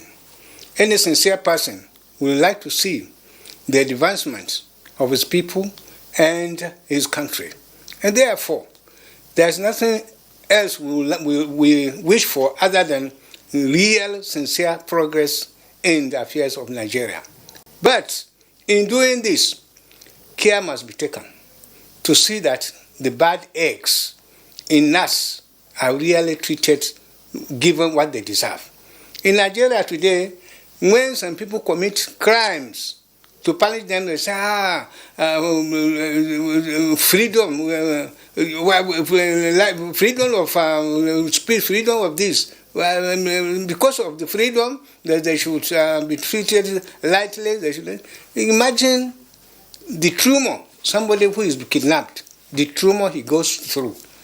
Believe me sincerely, left to me, those kidnappers should not be spared. Because they are being spared, that's why they continue to do what they do, and whenever they are arrested after some time, they are being given on bail, they are living on bail, and they continue to perpetrate in their evil deeds. Therefore, in Nigeria, if we want real progress, we thank God that we are still one, and we hope and pray that we continue to be one. But for it to be really sustained, we should be sincere in whatever we come to do. The bad eggs should really be fished out and punished the way they will never do it again. But the way we do it today, I'm sorry to say, some people continue to enjoy it, and that's why it becomes really a problem, difficult for Nigerians to go to the great heights we are all hitching for. So we thank God, and we pray that everybody will put his hands on deck so that Nigeria will really progress, so that we become the envy of all the other nations in the world. Thank you, sir. Much. Let's do a little bit of chronology for you. We have a pictorial of Nigeria's heads of state and government, presidents since independence till now. Of course, Prime Minister, First Republic between 1st October 1960 and January 15, 1966 was Sir Abubakar Tafawa Balewa. Let's take that for those who want to remind themselves of our journey so far.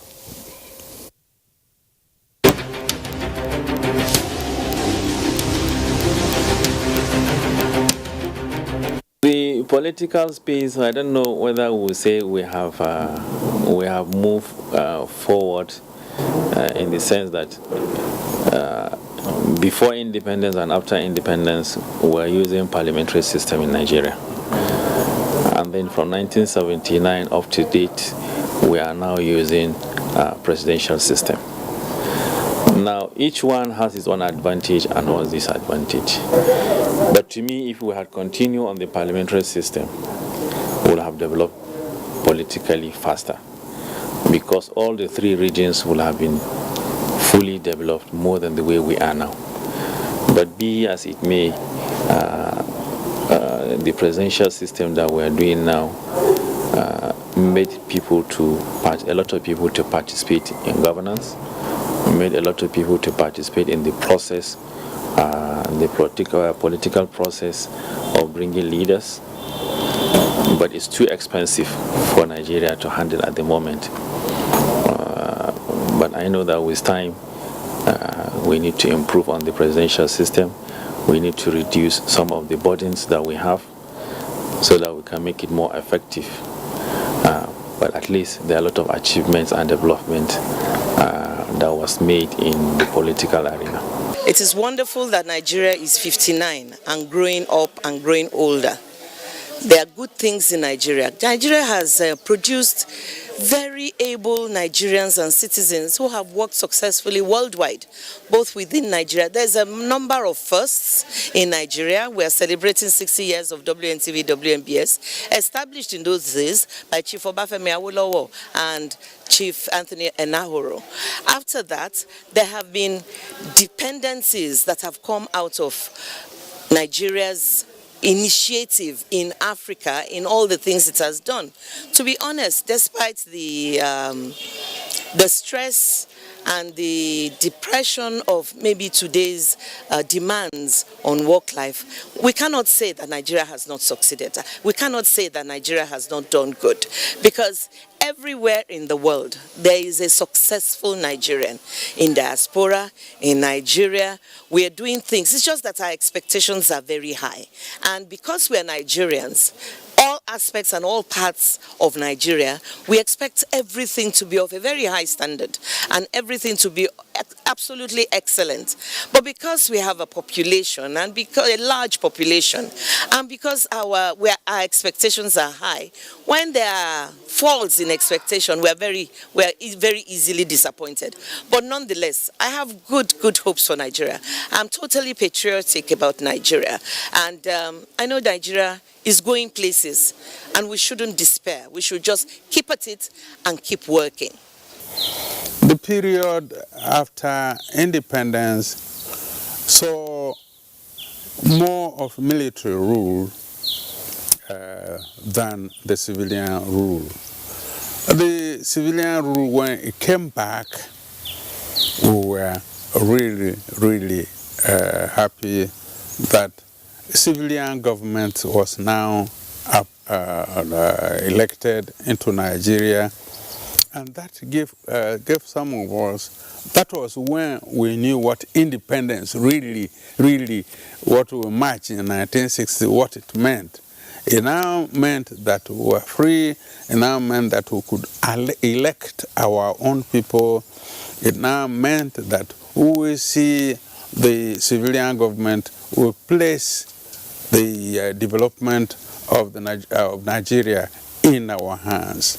And it made me also excited, made me happy, and we're happy that the first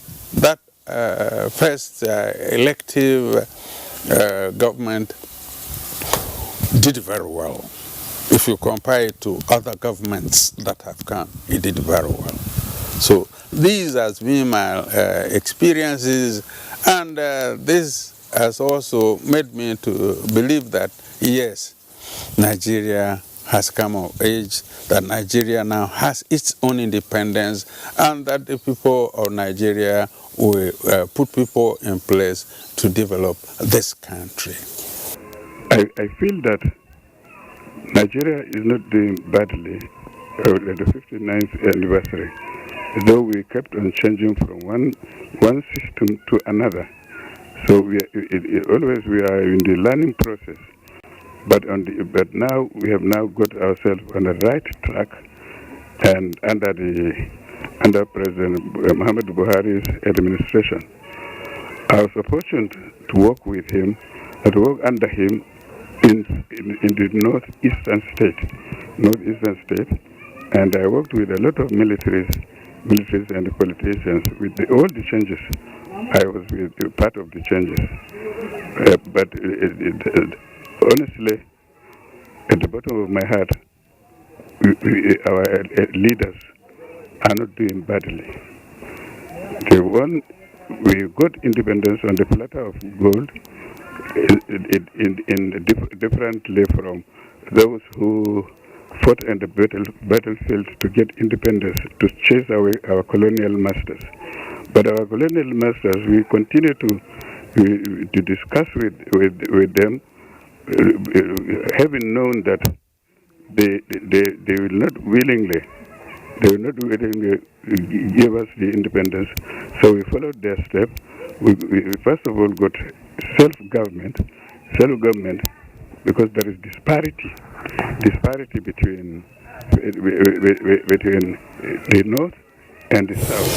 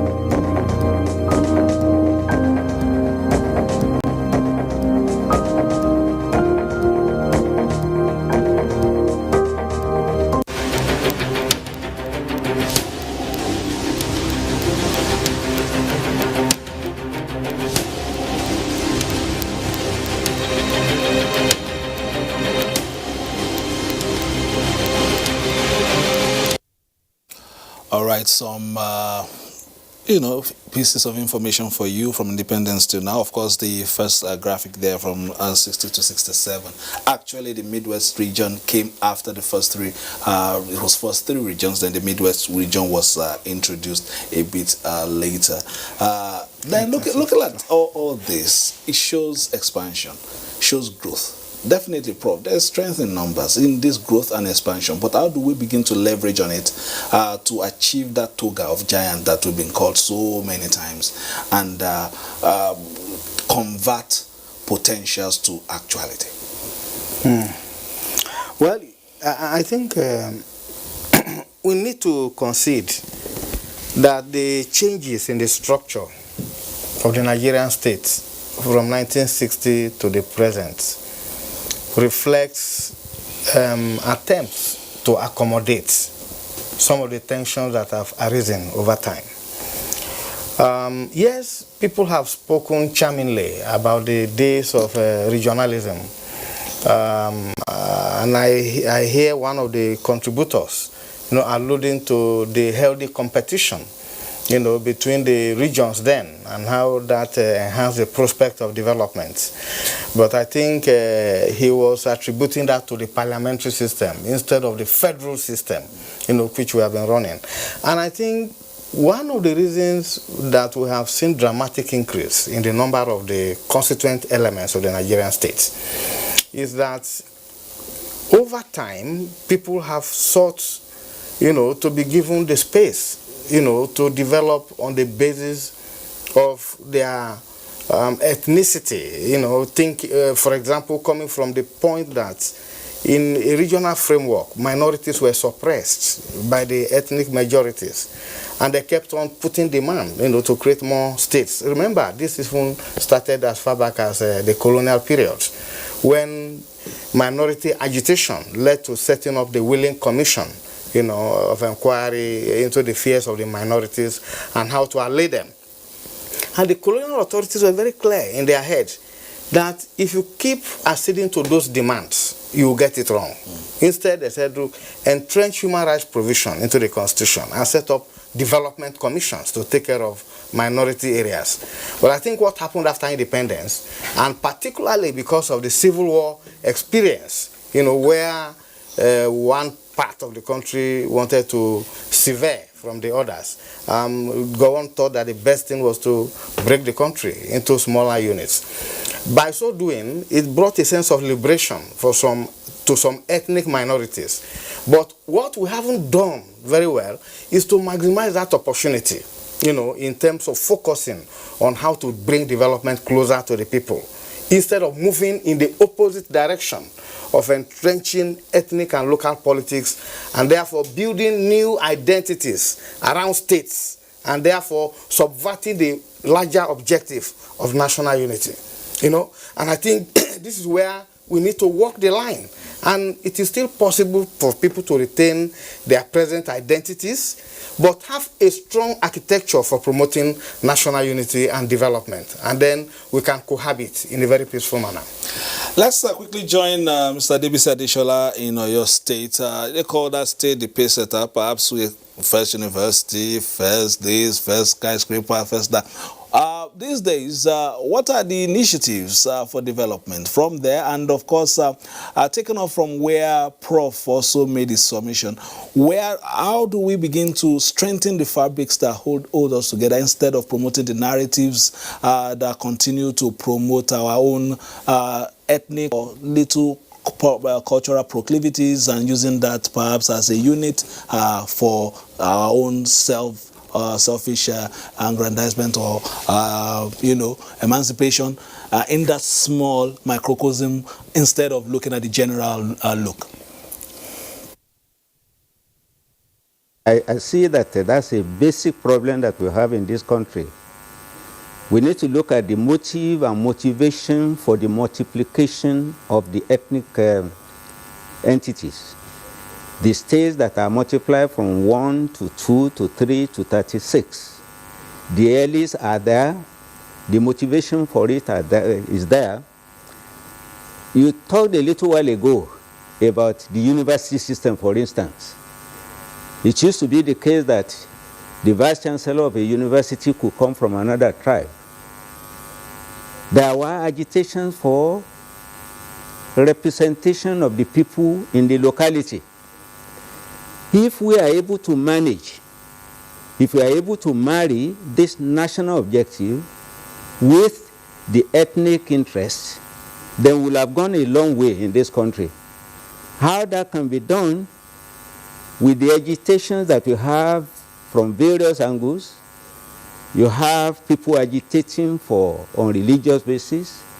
You have people agitating on ethnic basis, even within the locality.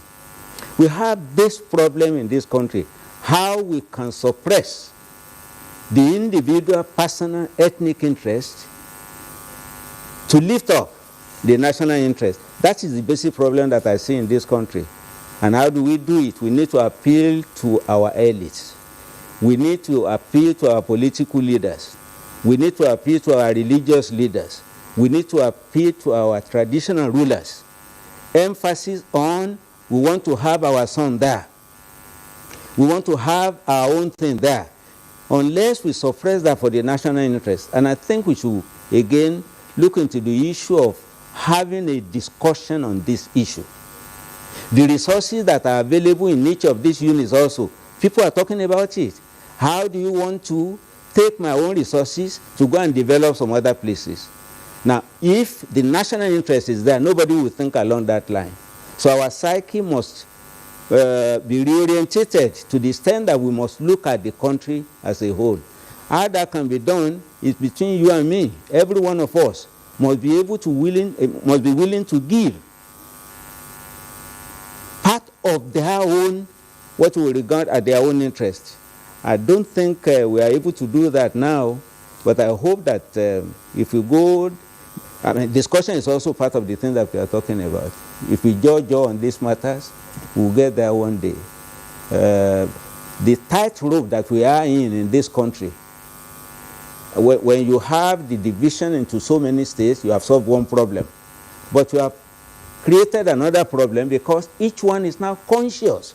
This consciousness of your own thing, your own area, is that which is the bane of our society in this country. I hope and pray that we'll get in there one day when all of us will see Nigeria as our own, and that everything that I have must be for the usefulness and the interest of Nigeria. Thank you very much. Let's go quickly to Baba Alassane Wasagi in Minna. Sir, you know that respectfully, sir, your generation always say in our days, and perhaps, tell the younger generation that perhaps they are getting it wrong. Could it have been that this our retrospective look at the past is because of some failures of leadership in the past, which has led to some of the, this inertia of progress that we had in the past? In this past, let's say, decades, that has not allowed us to move forward for a while. We keep on looking back in our days, and perhaps that rubbed off on some of the potentials that we could have quickly latched up upon as low-hanging fruits for development. Thank you very much. In fact, it's natural that what you did some years past, and they find it successful, you expect that if such a thing should be repeated, it will be okay. But the fact remains, as some of the contributors have said time with that number, at the time of independence, almost anybody who has one thing or the other to do were really committed, and they are really sincere and transparent in whatever they do. Because even the colonial masters, that's what they taught, and that's what they handed over to those who took over from them. And therefore, at that material time, you cannot, whether you like it or not, you cannot deviate and do things on your own. Even when we started working, you have no time of your own, you devote your whole entire time to the civil service work which you are being employed for. And therefore, we are not just vainly saying that in the other time. Definitely, as I said a while ago, people say a falling standard of education. I say no, education is not falling, but definitely certain things are not put the way they should put. And when you come to blame, it's not only the leaders. For example, in Nigeria today, many people confess that Muhammad Buhari is doing fine, but those around him. It's not possible for one person to rule Nigeria. He needs some people. And therefore, the leaders and the followers, they too have to work sincerely and upright. That is why we're having some problem. Definitely, what happened at the time of independence and some years after independence, things were really in order.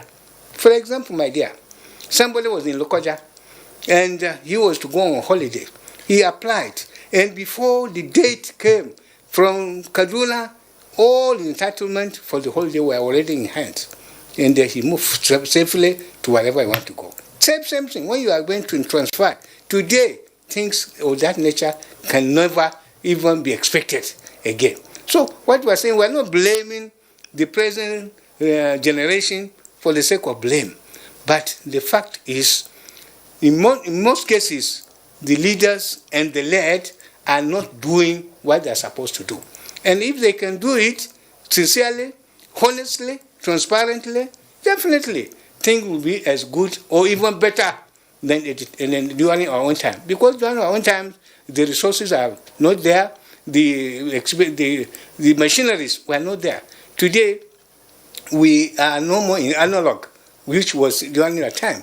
Therefore, digital, which we are now, should make things faster, should make things better, should make things, improvement should be much, much greater than what it ought to be. Therefore, we are not unnecessarily blaming the present generation. What we are saying is that they should learn from the past. They should learn from what we are doing with little resources, without machineries, but yet we succeeded. Therefore, if the present regime are sincere, they too should be able to succeed. More so, it's not only the leaders, but the led. Like somebody said a while ago, many people believe more in talking rhetorics, things that may not work. The moment somebody is employed, what he thinks about is how to make himself rich, make his family rich, his friend, those his associates, and so on and so forth. And if you have that in the back of your mind, I'm sorry to say, there's a lot for Nigeria to learn from. Thank you very much. Much, Baba, from Alassane Wasage from Mina. Let me go to the younger generation. They say the future is the inheritance of the younger generation because you are the main stakeholders. What is the Nigeria you want to see in terms of its aspirations, its collective goals, the expectations for the future? Well, I think the present government need to do more with accountability, reforming the decayed sector, some of the sectors that have decayed over the years, and also it needs to do better with implementation. I feel like there are a lot of policies that have been put in place, but they're not being implemented. The government needs to work on implementation. I think this 30,000 minimum wage, some governors are still finding it hard to implement that, things like that. And I also feel Nigeria needs to stand on its own. A lot of times Nigeria go out of its way to implement or try to work with laws that have worked for other countries, and I feel we've adopted some of those laws that have worked for other countries. We brought it down to Nigeria. It's not working for us. So I think Nigeria needs to stand on its own to, create laws and also put policies that we know can work for us on our level, on Nigeria level. Because I see it doesn't make sense to me how you try to work with laws policies or concepts that have worked with other developing countries, because Nigeria and those countries were just not the same. All right, that's Amina giving us a perspective from the younger generation. They say it's 59, the human life. It's the cusp of eldership. But of course, in national life, it's still infancy in some climes. The voices in Nigeria, of course, the ones that most Nigerians always see as leaders of thought, many come from the clergy. So let's hear the clergy speak about Nigeria, the concept Nigeria, the state, at 59.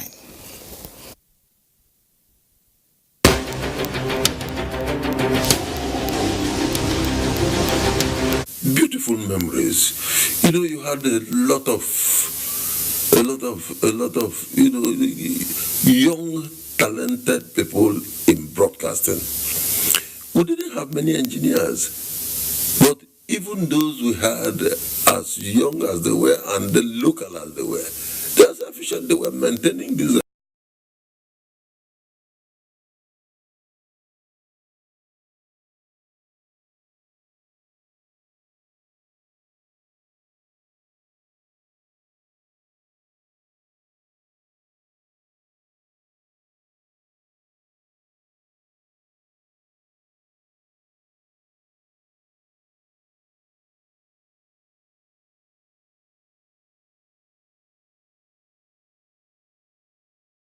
Equipment, you know, side by side with some of the BBC engineers. We had such a collaboration, you know, with Tele BBC. In fact, most of our people went on training. I went on training too at the BBC. So that was the atmosphere. The young men, I can remember days in Enugu. Was there anything like ethnic bias then? No. We never thought of it. It didn't occur to us. It was not within our contemplation at all. We never thought about it. Two people, you didn't in fact think at one point in time, oh, this is a Yoruba man, so we must get an Easterner to an Igbo man to balance it somewhere, or you get a Hausa man to. No, it was never there. It was so interesting. So you could have an Igbo boy here, transfer to Meduguri to go and work, or transfer to Kaduna, and there was so much peace. My best Nigerian experience will have to be on October 1st, 1960. I was in school, but knew very little else about this country called Nigeria, except my little village and surrounding villages. But one of the things that really struck me was I had never owned a cup. We drank from calabashes. And our teacher came and distributed these very beautiful cups to us and then gave us little flags, which he encouraged us to wave. And looking back now, he tried desperately to persuade us that we were celebrating our independence, freedom from British oppression, British colonialism. How best we must get united, and the need for us to see Nigeria as a home belonging to all of us, a home we must jointly develop, a home where you can reside anywhere in any part of the nation without fear, with ensured security, with ensured safety. And that is what all leaders must strive to achieve whenever they come into town. I still have a mental picture of our leaders marching on the streets, driving in their cars, and we standing by the roadside and hailing them because we believed in them, we trusted in them, and they delivered. In primary school, we got free milk to entice us to come to school. The facilities for our studies were quite good. Even you got pocket money in school, in university. Things were looking great for Nigeria. But as time went on, things started degenerating. And this is where we are. Our national anthem says we have a great country. We should serve our fatherland. Our leaders, our youth should give their best to serve without counting the cost. But today it's not the same. I pray that we can go back to that time when, as our national anthem says, we are able to serve truly with love, with strength and faith, and that we regard each other as brothers and sisters in this country, though tongue and tribe may differ. I wish Nigeria the best. There is so much God has in store for Nigeria. It's only for us to cooperate. It's only for us to work hard and to give each other the right hand of fellowship, and things will flow and flow and flow.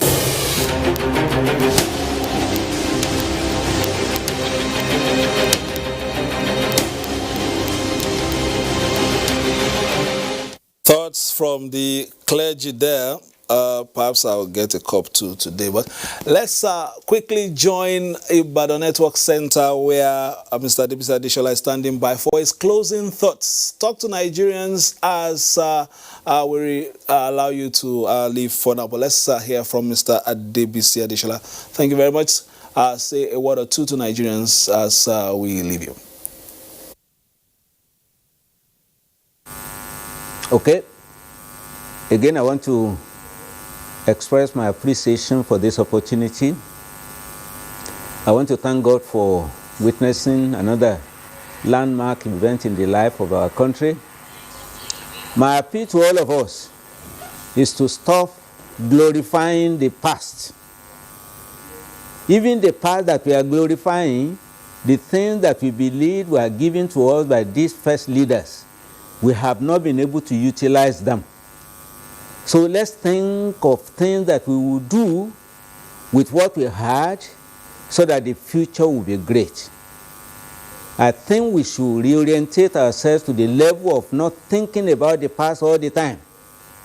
What we have gotten from the leaders, what have we made of them?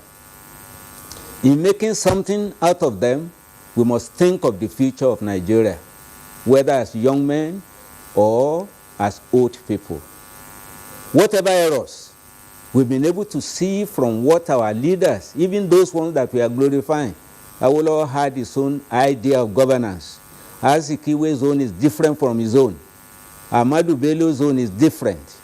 Aminu Kano is different.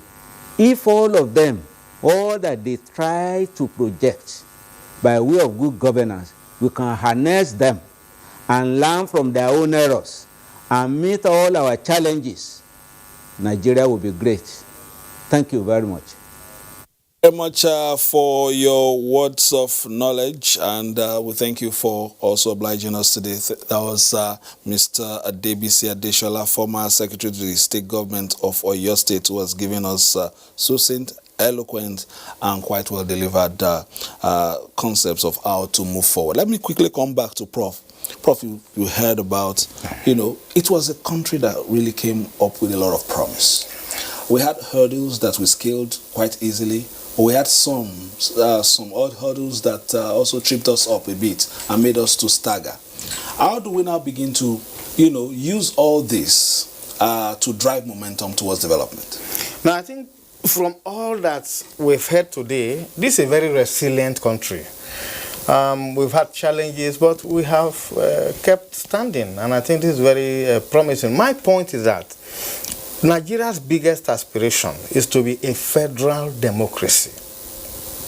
And this short word, for me, defines what we can do. As in terms of our ambition to be federal, we need to work out and resolve the tension between our sense of national belonging and our ethnic and local identities. We must be able to find reconciliation between the two. People need to develop on the basis of their local needs, responding to their local challenges, and at the same time, we have to live as a federal society with one national identity. This is possible. The second thing is that as a democracy, we have all the opportunities and all the mechanisms in place to elect the people we want, ensure that elections are free and fair, and use election as instrument of political accountability, and hold our leaders to account to citizens in terms of the enormous power we have put at their disposal. So we need elections that can guarantee us the opportunity to choose them periodically and to remove those who have not done well. And we have mechanisms in place to pass through the law, the motions of rule of law, those that have erred, and allow the rule of law to take precedence. In that way, we can build a new society, a modern society that we all desire. Thank you, Prof.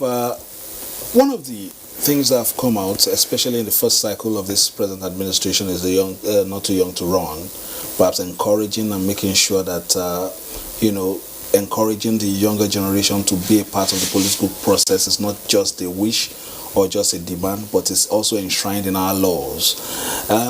But beyond that, in terms of galvanizing the youth, what is the perception in the younger generation, and how do they feel that they could be a part of this process? Not just as cannon fodder during elections, but actually participating in the process and being a part of any change agenda. I think in the last election there has been active participation by the youths. We had young people at the House of Representatives coming on board, women contesting for elections as well. So there has been a lot of awareness across the nation from different parts of Nigeria. And I think as time goes on, we're going to have a very serious improvement as regards to the young, not too young to run people. In your perception, in your interactions, is there any suspicion from the youth that maybe it's just about it's grandstanding, nobody's interested in us, even if we go, we'll just be given some little role to play? Or is there the conviction?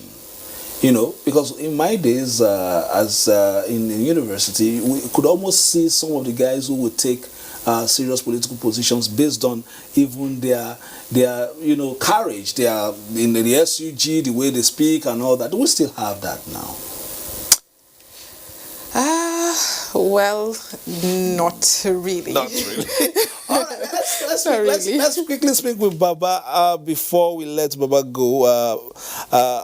Alassane Wasagi, retired civil servant in Mina. Please, as we, round off on from your end, talk to Nigerians at this time, your word of advice, especially from somebody of your experience, on how we move forward as you wish the country happy independence anniversary, sir. Thank you very much. Maybe my concluding word, I would rather call on people to be more God conscious, because many times we feel we have the wisdom, we have the ability, we have the capacity to do all things on our own, and I think that is not always correct. The correct thing is to know that there is a supreme being called God Almighty. This God Almighty has power and control over all our things, and therefore, in as much as we use our knowledge, our ideas, our wisdom to do things, we should also rely on God Almighty to guide us. Because, if I may quote from our holy book, the Holy Quran, God Almighty, Allah subhanahu wa ta'ala said, Ya ayyuhan nasu, inna halaknakum min dhakarin wa untha wa ja'alnakum shu'uban wa qaba'ir lita'arafu inna akramakum inda Allahi atqakum inna al-alimun alim.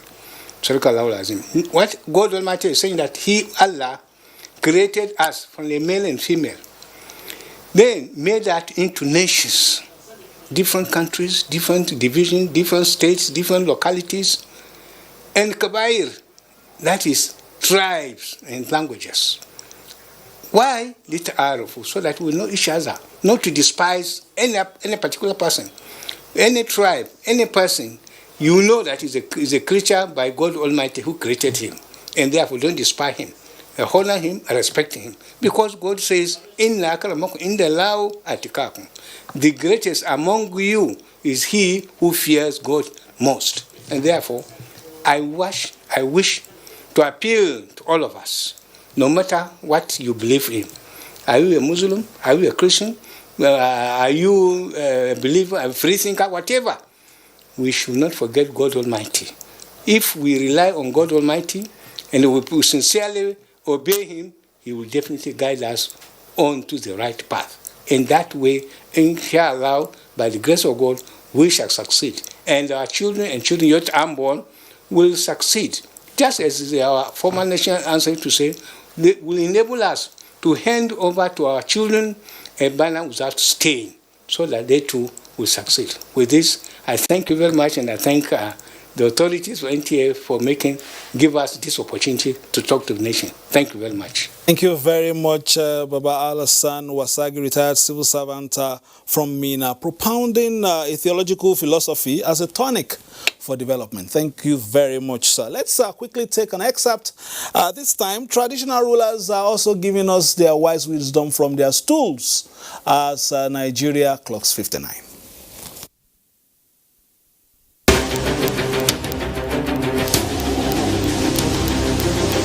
The 59 years of development, happiness and unity as a country, Nigeria.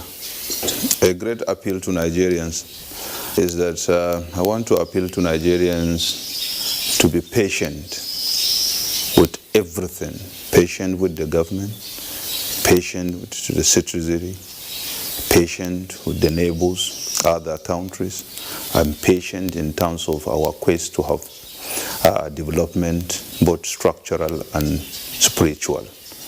And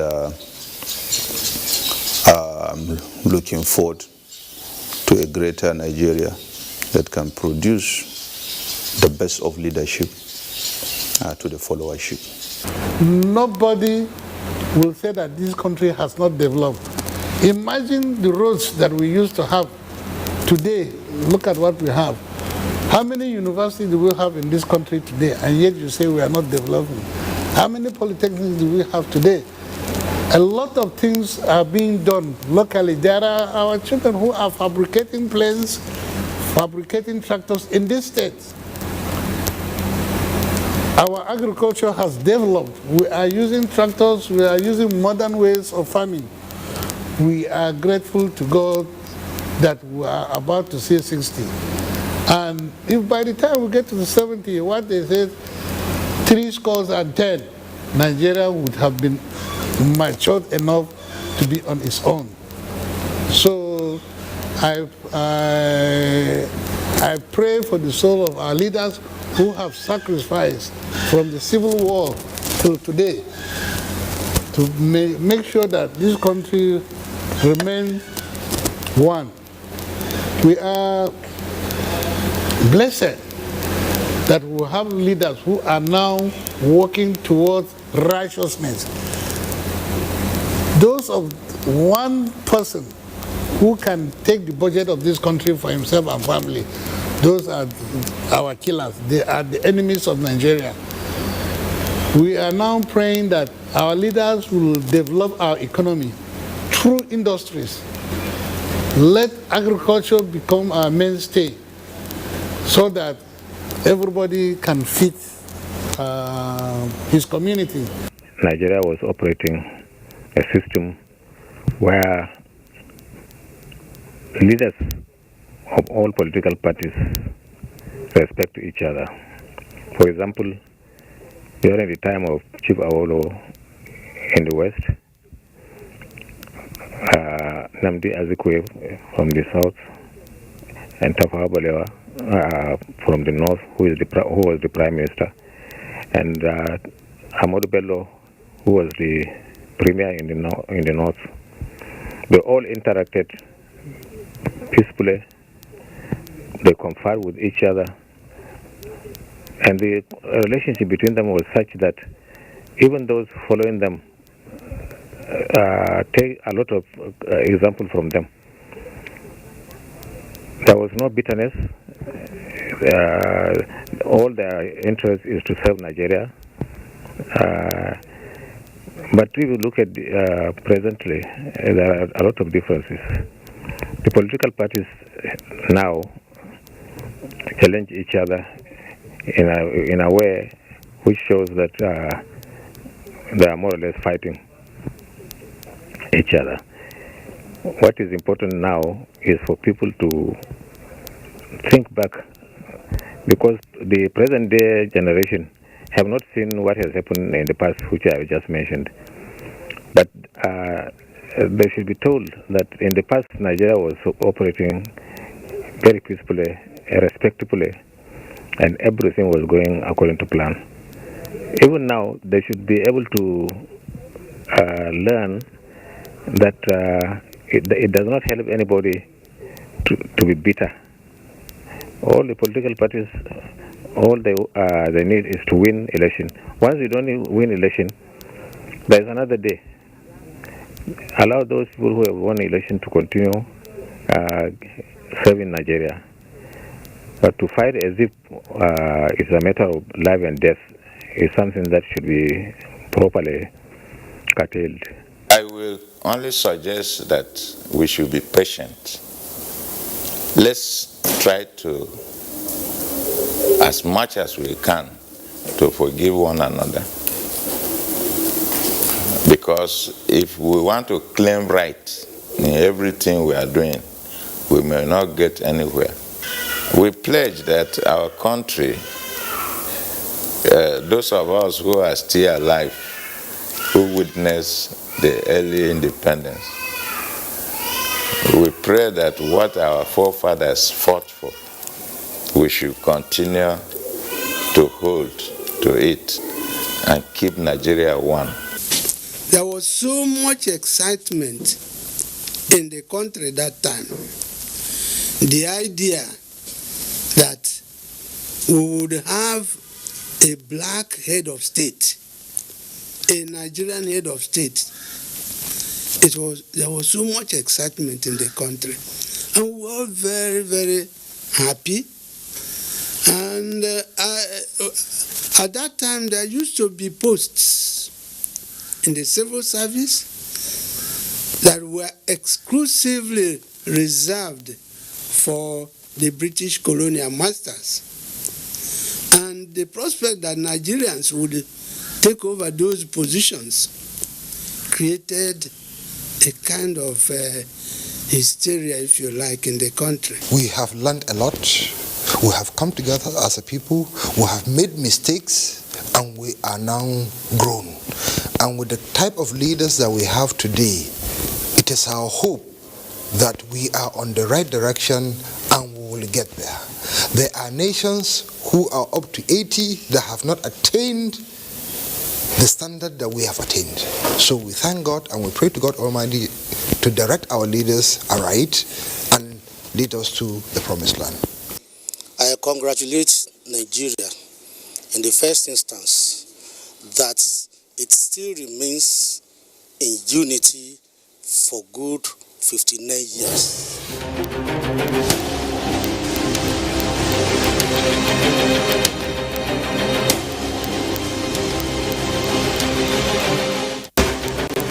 All right, some traditional rulers there wishing the country, the very best as 59. Now, from the traditional perspective, one would have also wanted to ask whether they consulted some of the ancient and traditional things to know exactly how to go forward, but I'm not sure the reporters asked those questions.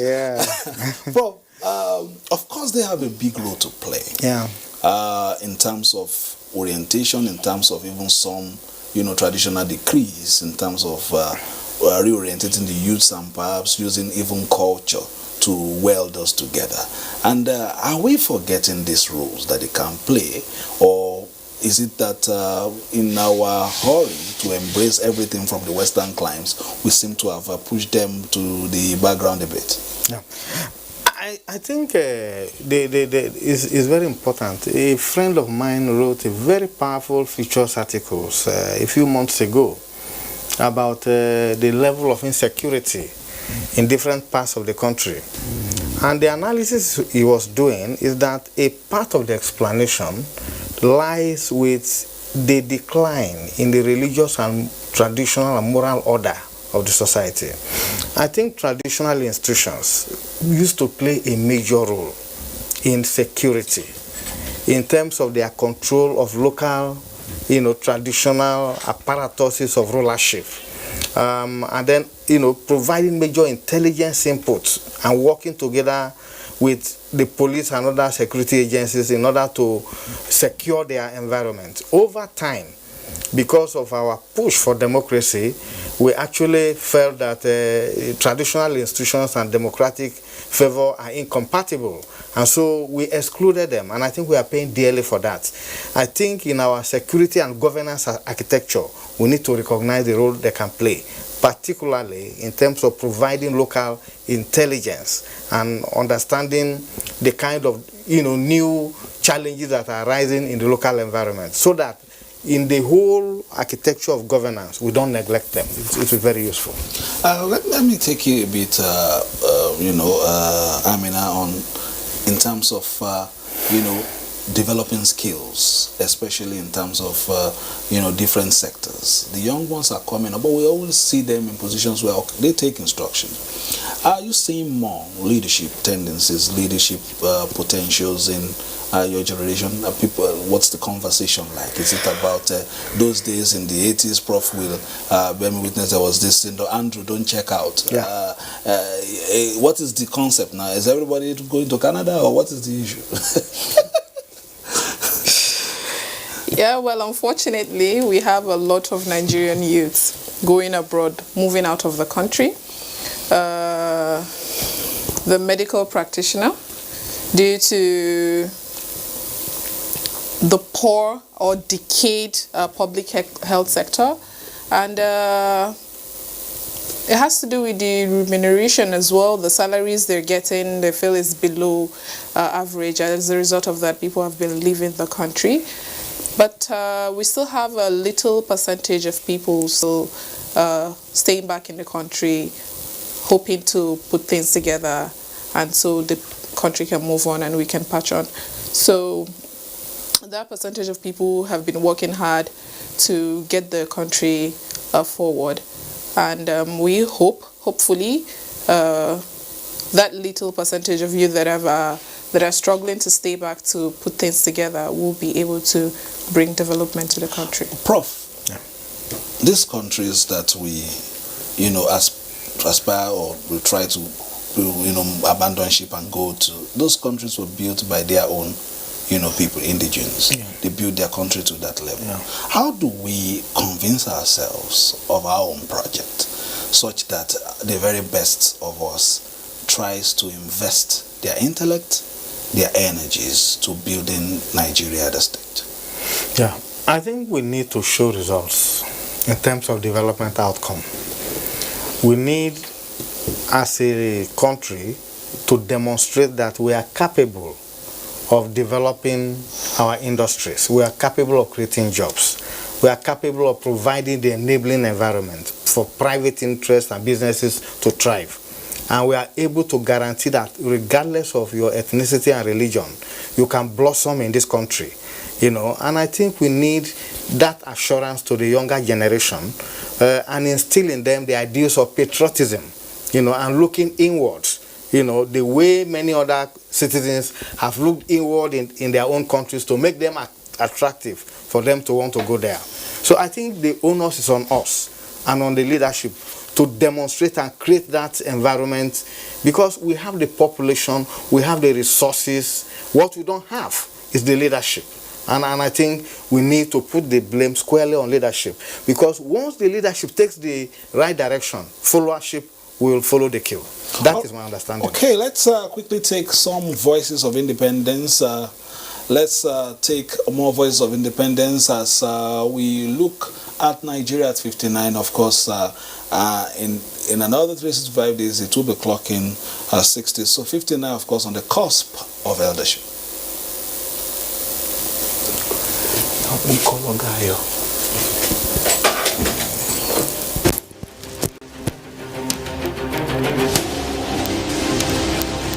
In those days, we saw ourselves as in three main regions. There was the West, there was the East, and there was North. We were in the North, and the motto of the North in that time was unity in diversity. So, as you said, unity was a paramount thing. We wanted to be a people that we work together, live together in harmony. of the northern Nigeria government at that time. We didn't have the local governments that we have today. All the 14 local governments in Tiv area now were one native authority. It would be fair to say that we need to appreciate the interdependence of ourselves. We must learn to be our brothers' keepers. If we don't do that and we revert to our cocoons, then we'll have a lot of divisions in the land, which will not help us. So, cohesiveness, togetherness,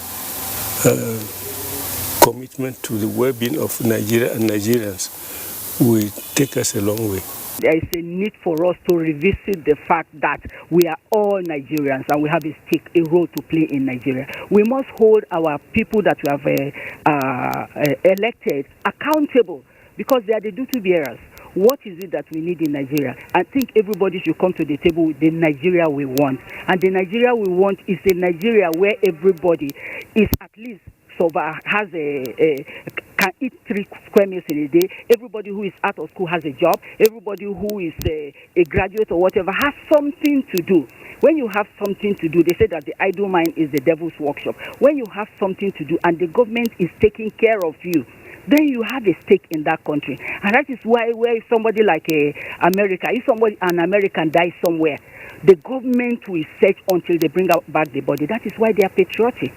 The leaders must make us patriotic. And to make us patriotic means that they have to take care of the people as the duty bearers. Thank you. As a country, we have achieved a lot. And we are hoping to do more as a country. And before the independence, cannot forget the patriotic Nigerians that fought for the independence, which we know Hamadu Bello, Tafawa Balewa, Azikiwe and Awolowo. They have done a lot for the country, and the country has done far. And by the grace of God, we will achieve a lot, and will continue. And even though there's some challenges that we are facing as a country, but we are hoping there's no nation that have progressed without challenges.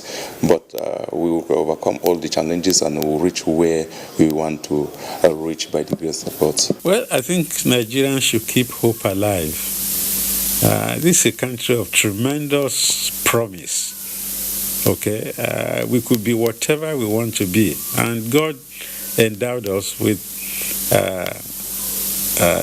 the greatest resource that you can think of: manpower. Nigerians are in different fields. Okay, it might tickle some Africans to find Nigerian pilots flying the big birds, not European, not white. Engineers, architects, look at the structures we have. There was a time when we only had Europeans who were running the show. Now Nigeria is for us to make or mar. So Nigerians have to think positive. I say we should keep hope alive and think that even these trying times will pass away. People, we are resilient, we are capable, and we have tremendous potential. So I have faith and hope in the ordinary Nigerian to transcend and survive all odds.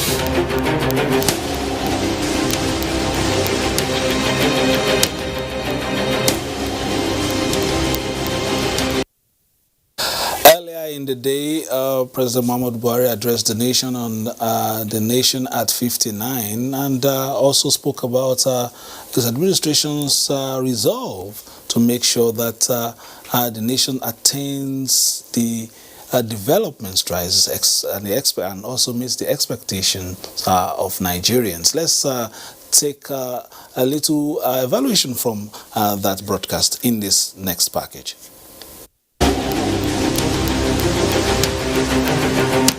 Fellow Nigerians, let me reiterate my call for unity across our dear nation. President Muhammadu Buhari is convinced that if Nigerians had been united in purpose, greater achievements would have been recorded by his administration in securing the country, enhancing the economy and fighting corruption. The path of hatred and distress only leads to hostility and destruction. I believe that the vast majority of Nigerians would rather tread the path of peace and prosperity as we continue to uphold and cherish our unity. The federal government, he emphasized, is committed to not only responsibly managing the nation's oil endowments and prudently saving oil income, but also investing more in the non-oil job-creating sectors. We will also continue our fight against illegal bunkering of crude oil and the smuggling of refined petroleum products across our borders, including the diligent prosecution and conviction of offenders found guilty of these acts. The Ogoni cleanup, the president promised, will be accelerated, so also efforts at improving the power sector towards complementing other infrastructure investment projects like the Mambila Hydro Power Plant, Lagos-Ibadan Expressway, the Second Niger Bridge, as well as Abuja-Kano Expressway. To this end, the Ministry of Finance, Budget and National Planning has been directed to release 600 billion naira for capital expenditure in the next 3 weeks. On agricultural development, President Buhari said Nigeria's journey to food security and self-sufficiency is well underway. We have made remarkable progress in almost all segments of the agriculture value chain. We must not go back to the days of importing food and thereby exporting jobs. The president also gives reasons for the recent constitution of the Economic Advisory Council, saying this is to ensure that Nigeria remains on track as it strives for collective prosperity. Consequently, revenue-generating and reporting agencies will henceforth be greatly scrutinized, exceptional revenue performance rewarded, while severe consequences will attend failure to achieve agreed revenue targets. We are also committed to ensure that the inconvenience associated with any painful policy adjustments is moderated, such that the poor and the vulnerable who are most at risk do not bear the brunt. We shall continue to invest in education, health, water and sanitation, as well as food security, to ensure that the basic needs of our teeming youth are met, while providing them with every opportunity to live peaceful, prosperous, and productive lives. The Nigerian leader, who takes pride in the billions of naira saved through the various institutional reforms, reaffirmed the government's commitment towards ensuring that transparency and good governance are institutionalized in public service. The blight of corruption is fighting back. Nevertheless, this is a battle that we shall see through, and this is a war which we shall win by the grace of God.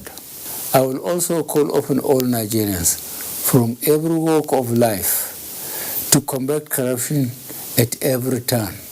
Together, we can overcome corruption and will no longer be a country defined by corruption.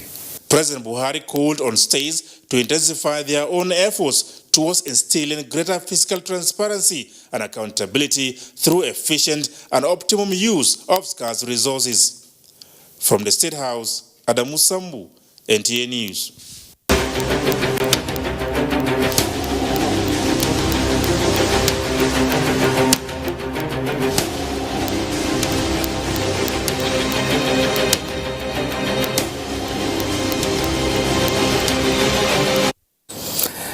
The president there in the presidential broadcast earlier in the day. Now I gave a challenge earlier in the day. We were talking about how have you recited the national anthem or the pledge? How good are you at rendering them? We showed this earlier, but we thought it is instructive to do it again. Let's see how Nigerians, whether they remember the lines even in the national anthem, or they model it with the old one, or they even know the lines in the pledge. Let's take this and then we'll return.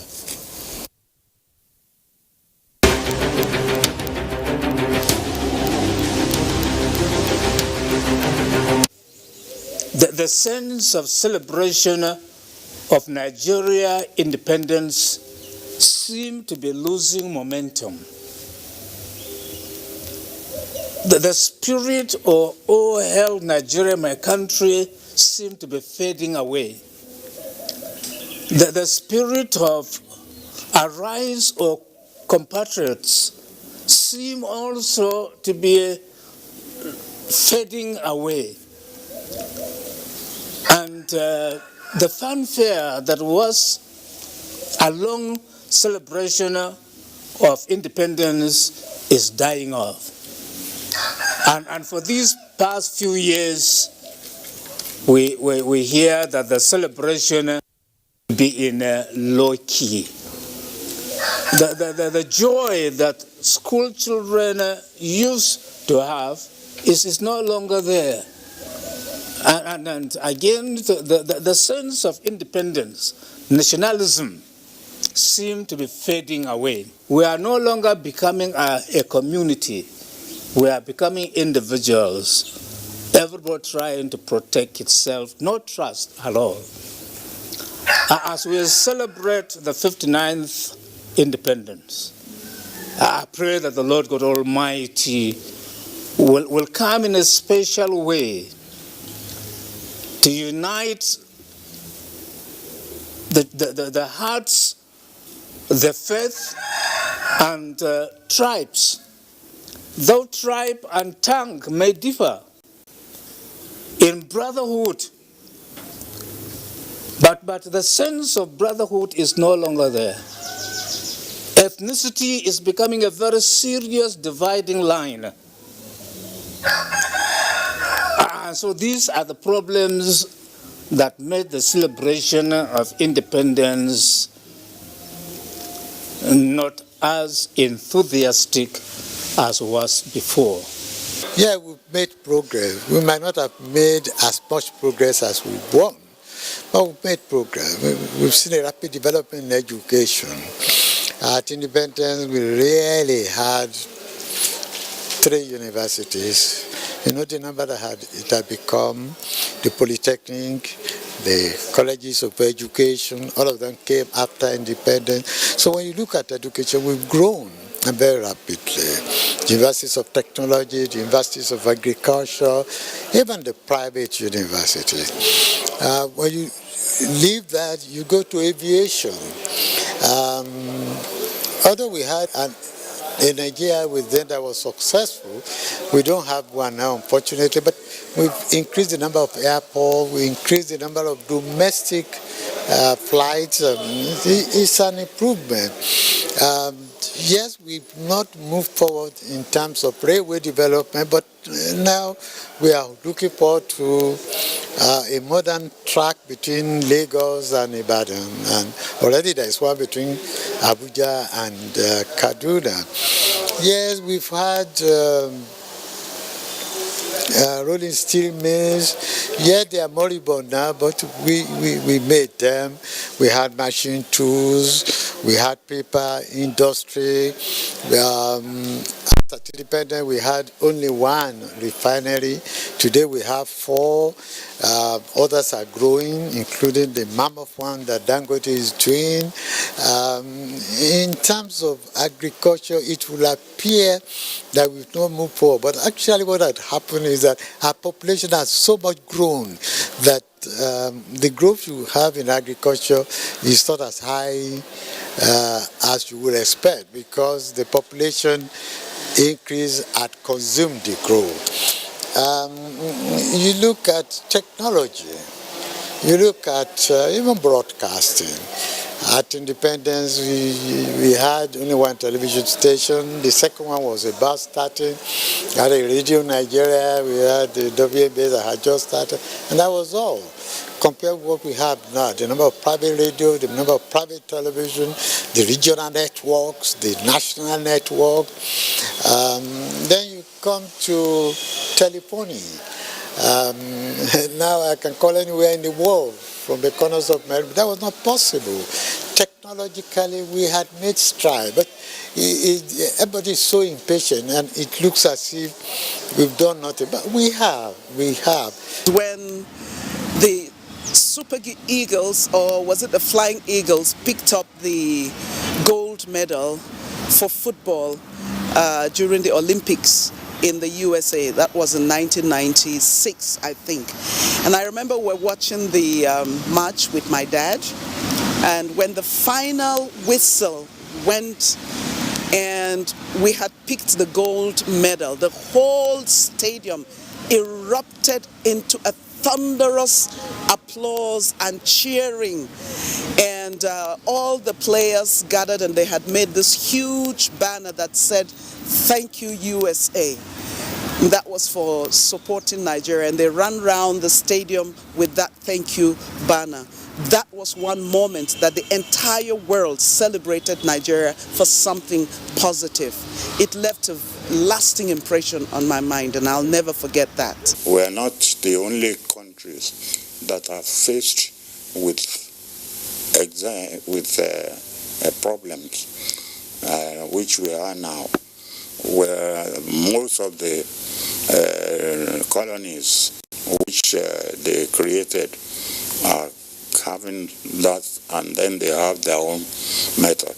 We have created now a method of solving the problem. So we only pray that God will give this youth the energy that they have started to continue, and then for us to agree as much as possible, for us to see reason.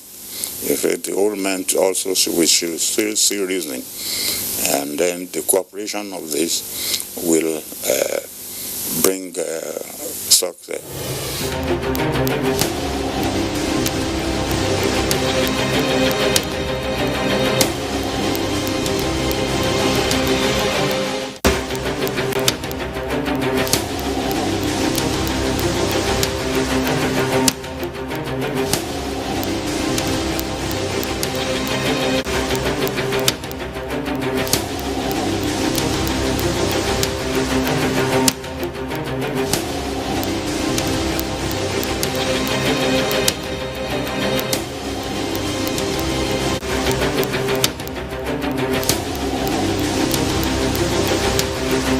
Arise, O compatriots, Nigeria's call obey to serve our fatherland with love and strength and faith. The labor of our heroes shall never be in vain. to serve with heart and mind. One nation bound in freedom, peace and unity. I pledge to Nigeria, my country, to be faithful, loyal, and honest, to serve Nigeria with all my strength, to defend our unity, our upward, our honor and glory. So help me God.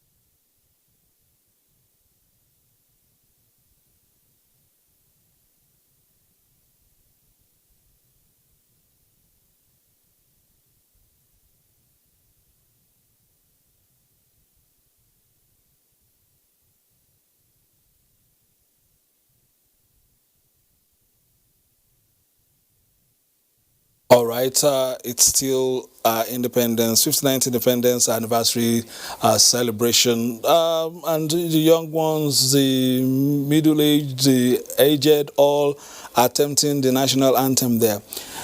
You know, those days when you were, perhaps going into secondary school, part of the common entrance and the current affairs information, you needed to know the number of states, you needed to know all state capitals, you needed to know the names of ministers, governors, heads of service, and all that. As those things, have they gone? I mean, we don't get to, you just see a young man, 9, 10, who give you all the list of heads of agencies, all the list ministers and all that. So what has happened to us? We don't seem to have those, things at our fingertips these days. Yeah, that's the point. In some political science literature, you see the level of understanding of citizens, of who is minister, who is head of state, who is this, is a test of the psychological attachment of citizens to their states. Major tests. So when you now find in our own climate today that people don't even know this anymore. I mean, I sat over a promotion interview recently, and I'm talking about people on level 14, 15. You ask them basic questions, they don't know who is minister of this, they don't know who was Senate president at this period in time.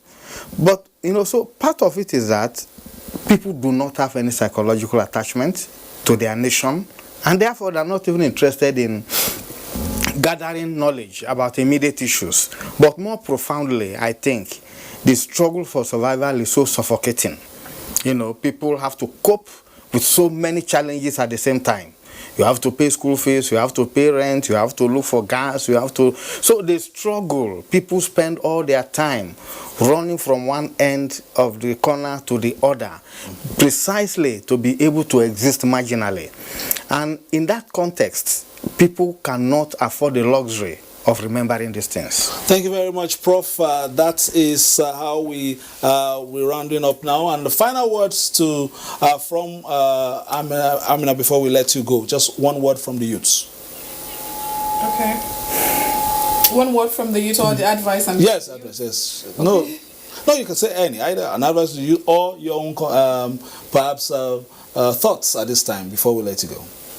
Okay, I think the youth should be more intentional about what they're doing, and I think they should give back to the community by volunteering, and because I feel the government can do everything for us. We must stand up on our own to give back to our communities. All right, two different generations, but a lot of concepts are coming from both. Amina Usman is a lawyer and an advocate for women leadership and an entrepreneur.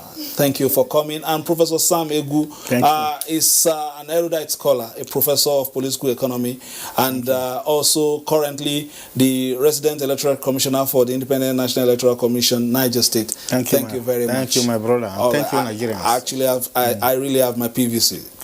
Anytime. I'm happy. Thank you very much. All right, that has been our program on Nigeria's 59th independent anniversary. It started as an agitation, an idea, a wish for the colonial masters to leave. Now it is an entity covering a large space with a lot of concepts. And we all need to join hands to push her forward so that the giant will take its rightful place. Up next on the network service of Nigerian Television Authority, as part of activities to mark the 59th independence anniversary celebration, is a documentary on Nigeria's political evolution. Enjoy it.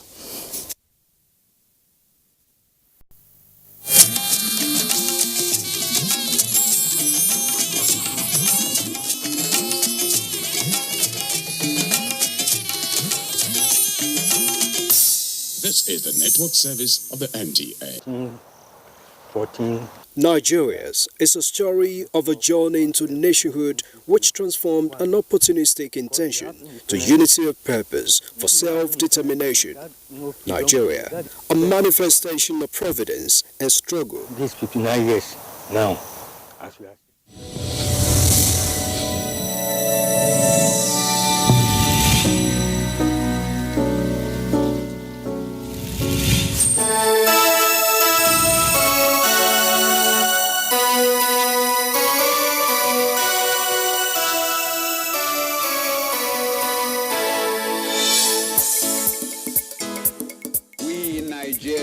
Appreciate the advantages which the size of our country and of its population give us. So it makes no difference to me whether the Sardauna or Balewa or Chief Awolowo or myself will become the first Prime Minister. So long as Nigeria is free, I'll be satisfied. The peoples of Nigeria must at the same time be guaranteed their freedom.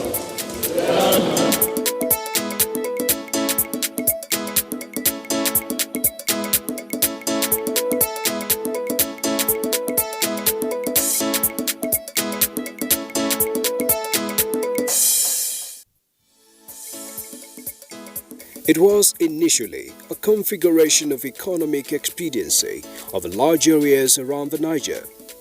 Then, an attempt to enshrine colonial interest and ensure administrative convenience inadvertently produced a nation of diverse people with potential for greatness. The protectorates were amalgamated into In 1914, the colonial authorities took a significant step to weld a sparingly separated northern and southern protectorate, resulting into the today's giant of Africa, Nigeria.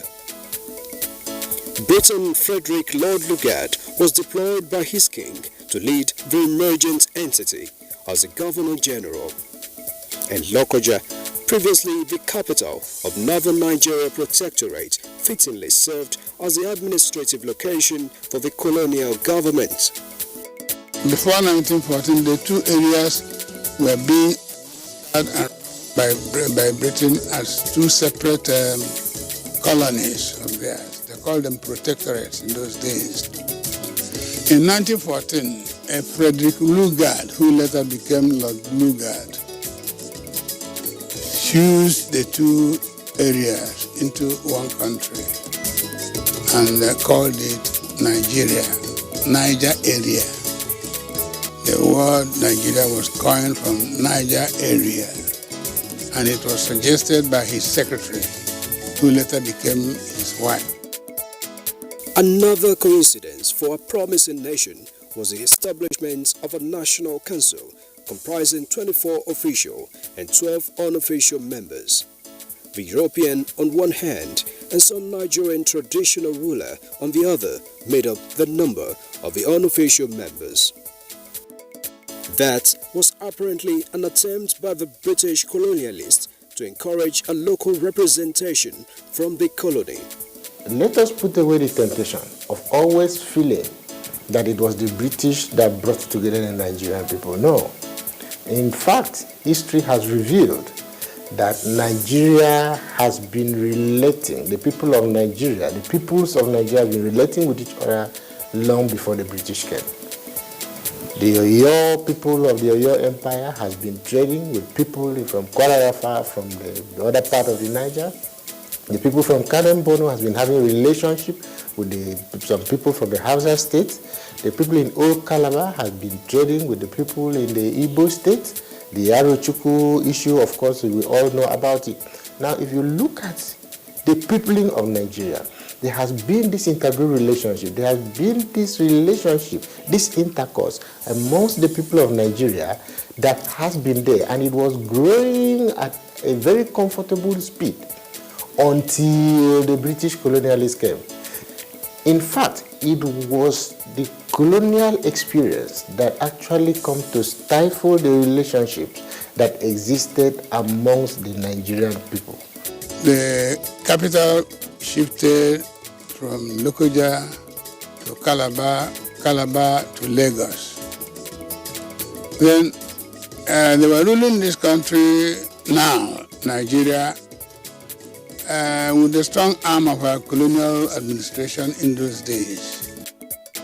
But then, the grand design to hold on to power in the colony could no longer hold ground, as determination for self-government, civil and equal rights was gathering momentum within different regions in Nigeria and around the Black Continent too. Beginning with the Lord Frederick Lugards of 1914, all through to the later teens in 1954, the colonial constitutional epoch continued to encourage the expansion of political space and regional identities in the country. The National Council for Nigeria and Cameroons, which later became the National Council of Nigerian Citizens, NCNC, was at the forefront of a struggle for emancipation of the then 20 million Nigerian people from the shackles of colonialism. A delegation of the Legislative Council, which included the first Speaker of the House, late Jaja Nwachukwu, and late Fumi Ransom Kuti, an activist and founder of Nigerian Women's Union, visited London in 1947 to give a significant, or rather articulate expression to the clamor for self-government. We have come to the United Kingdom as delegates of the National Council of Nigeria and the Cameroons, chosen by our people, in order to demand for a more democratic constitution, to modify 4 laws affecting our lands, minerals, and chiefs, and to request the British government to grant us more political responsibility to enable us to take an active part in the management of our affairs within the framework of the British Empire. It was the fashion of the times that every country must go independent. Colonialism was crashing. It wasn't really providing the answers to the economies of the superpowers at that point in time. Let's put it straight the way it is. It was no longer serving the interests of the colonizers. So the colonial authorities slapped. And the U.S. was, at the head of the pressure on colonial masters. He didn't have. It was also the very robust and strong economy after the Second World War. So U.S. subtly put pressure on colonial masters, Britain, France, Spain, Portugal, to decolonize African states. So in a sense, it involved quite a lot of compromises. With the prominence of Action Group in the West, NCNC in the East, and the MPC in northern Nigeria, the political parties, even with their different ideologies, were united by an overall common purpose: Nigeria's independence. The generation of the first civilian politicians in Nigeria were people who are committed to Nigeria, who are prepared to sacrifice everything they can for Nigeria. And they did a lot of sacrifice for the interest of the country. But certainly all the political parties were committed to the issue of independence. And their belief was that with independence we'll be able to improve the lot of our people, will make our country great, will make our people excel. That was the belief. Let's also take it for granted that the compromise that led to the formation of federal government between MPC and NCNC, was a significant development, in the sense that probably if these two parties did not agree to form government, it would probably have given the colonial masters an excuse to delay independence. The clocks struck on the midnight of October 1st, 1960.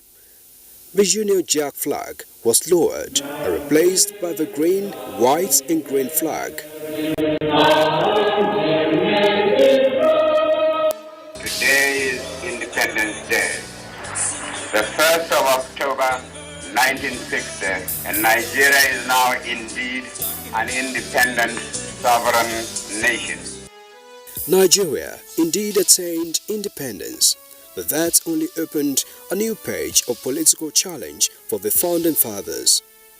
It was the teething challenge of harmonizing different regional and political ideologies in order to forge a nationalistic template for the development of a newly born baby, Nigeria. The stumbling block was the issue of what next after independence. Because at the beginning, everybody concentrated attention on the issue of freedom and independence for Nigeria. Then all of a sudden, British said they are going to give us independence, and everybody now became alive of the challenges that will face everybody after independence. So the attention now was redirected from the issue of independence to the issue of what next after independence. So politicians were forced by that situation to begin to think of what program to conceive that will be implemented as we attained independence. It's not a stumbling block as such, but it was something that came to us as a sudden development. We had individuals who are larger than life, and it got to a point, their enclaves, spheres of influence became too small. Eventually, healthy competition, collapsed, and we had unhealthy competition among the regions, and it became a question of mutual suspicion of one another. For our recently declared sovereign nation, series of first events were to follow. The military coup d'etat of January 15, 1966 was the first of unfortunate events in the annals of Nigeria. And, there were also forces, particularly in the military, that also felt that, since coups d'etat were taking place in neighboring African countries, it led other officers within the military that if coup could take place in Togo or Dahomey, as it was then why not in Nigeria? And they also organized. All these are problems that the fallout of the military in politics, because they were then exposed to corruption, they were exposed to all kinds of misbehavior, which were originally the preserve of the so-called bloody civilians. Then if you look at in terms of democracy, democratic institutions suffered. When they came, the first thing they do is to suspend the constitution, demolish all democratic structures. We don't normally have the legislative arm. The courts are often under siege because they have what they call abstract clauses that restrain the capacity of the courts to intervene in matters and enforce justice. So under military rule, democratic institutions generally suffer. What gave rise to future coups? The only reason they always said government has failed, corruption of politicians and so forth. Even among them. And one military taking over from another military, they gave the same reasons. But very, very unfortunate. It was the military administration, the various schools, that changed the face of Nigeria. The federal military government in Nigeria has taken over the administration of the country. Functions of the federal military government will be exercised by the Supreme Military Council, and details of which will be announced later. And then, the coup and counter-coups culminated in another sad event with harsh lessons: civil war. With its signatures of despondence and uncertainties, it was a phase that cast doubt on the possibility of continuing coexistence of a nation called Nigeria. Let's see you again. My pleasure. How are you? Very well indeed. Let's see you again. Thank you. Not even the no victor, no vanquished declaration by General Yakubu Gowon after the civil war was able to end the trend of military rule. General Murtala Muhammad came on board with promises of restoration of confidence by putting Nigeria first and a commitment to the return of democratic governance. We should explore how to create a new parliamentary system which will not arouse ecstatic tribal frenzies which were characteristic of the previous political atmosphere. The intentions, as lofty as they sounded, died at conception as the yearnings for the return of civil rule continued across the nation. And then, those yearnings were as good as an idea whose time has come in 1979. After 14 years of CL regimes, the military believed it was time to return to the barracks and give democracy a chance. We meticulously planned and followed step by step, drafting or setting a committee to draft a new constitution, establishing a constituent assembly,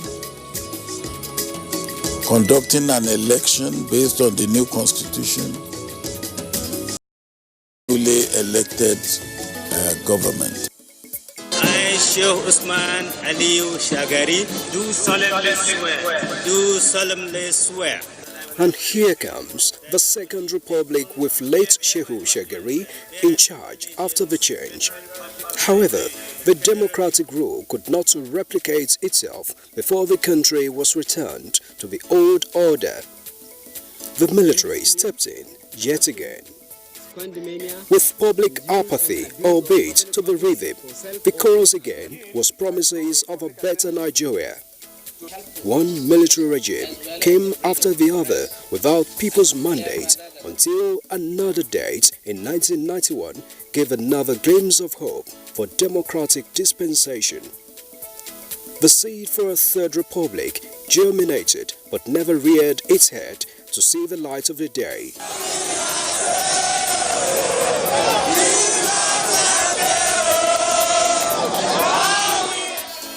June 12, 1993 election, whose anniversary now serves as Nigeria's Democracy Day, was not going to be.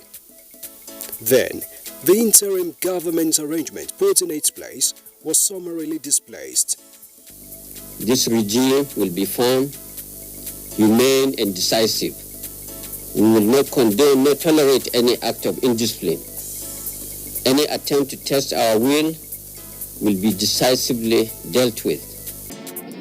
It was the same rhetoric Nigerians were used to, an iron fist in a glove. But this time, the pro-democracy activists and politicians, as well as civil society groups, had run out of patience, with many literally prepared to stare down the barrel. That cycle bowed to nature, and it was inevitable that the new helmsman only thought of swimming with the tide of change already initiated by the people. Nigeria was at crossroads. There is a lot of agitation by the politicians and also by the generality of Nigerians yearning for democracy. One of the biggest lessons is, one, if you are swimming as much as possible, don't swim against the current. At that particular time, the current running in Nigeria was everybody was yearning for democracy. And the military was getting a little bit divided. So we must learn from that fact that always as a leader, listen to the yearning of the people you are leading and try as much as possible to implement what is implementable. The word washed as Nigeria's ship of state glided closer to its democratic coast. At last, another season of civil rule had begun. The seeming impossibility is now a reality. A new captain, this time in flowing robes. As your president to head a democratic civilian administration, Nigeria's Fourth Republic has witnessed 20 years of uninterrupted democratic rule for the first time in the history of a 59-year-old nation.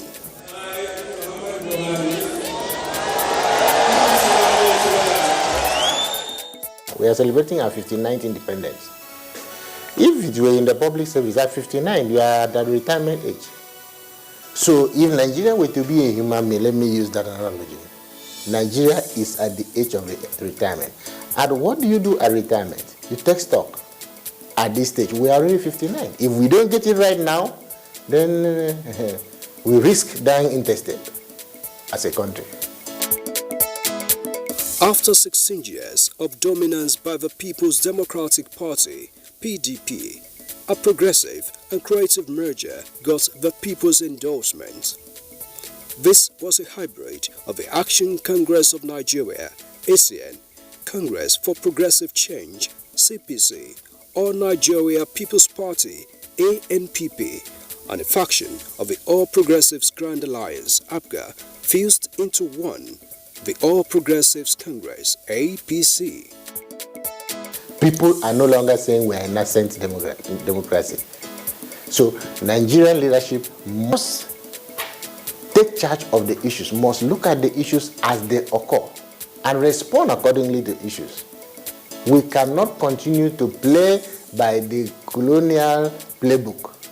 We don't really want to go back to the period of the military because it was not a period where we enjoyed our freedom. It was not a period where we are confident in one another as common citizens. It was not a period where we experienced remarkable development, especially in the later part of military rule. We should not just gloss over the role of the military. Oh, they did not do it because they are military. Yes, they came against the constitution of the land. But most of the things we have in Nigeria today, be the infrastructure, be it institutions, even the manner that we do things, it's courtesy of the military. But I think we have been a bit unlucky as a people.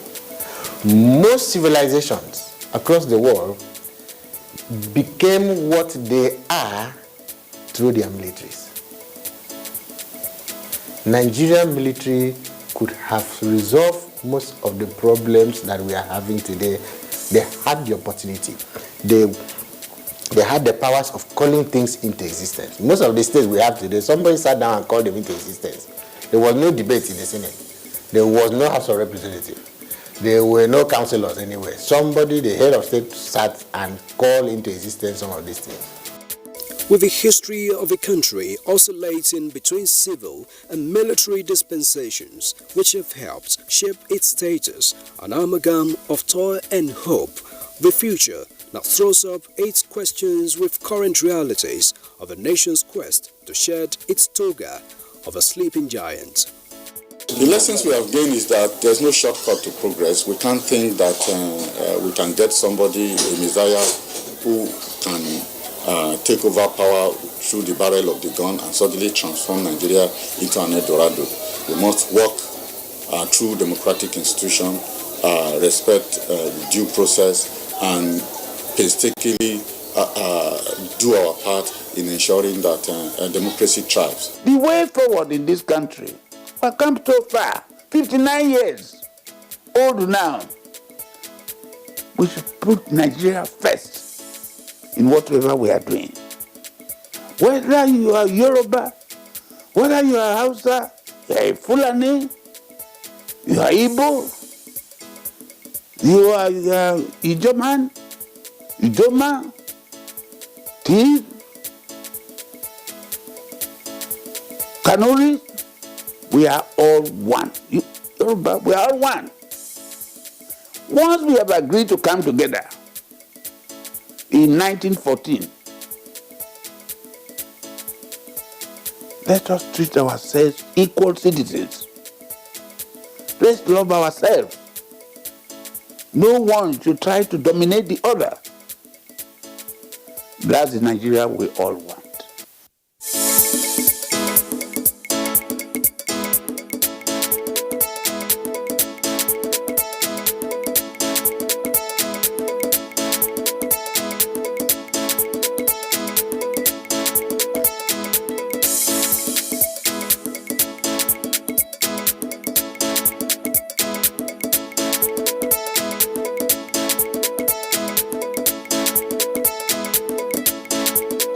You can follow us on all our social media platforms: Facebook at NTA Network News, Instagram at NTA Network, Twitter at NTA News Now, YouTube at NTA News Online, or visit www.nta.ng.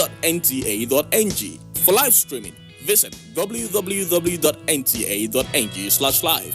Now, you can stay updated on the go, be it on your TV, iPhone, laptop, or iPad, or download the NTA mobile application from your Play Store or App Store.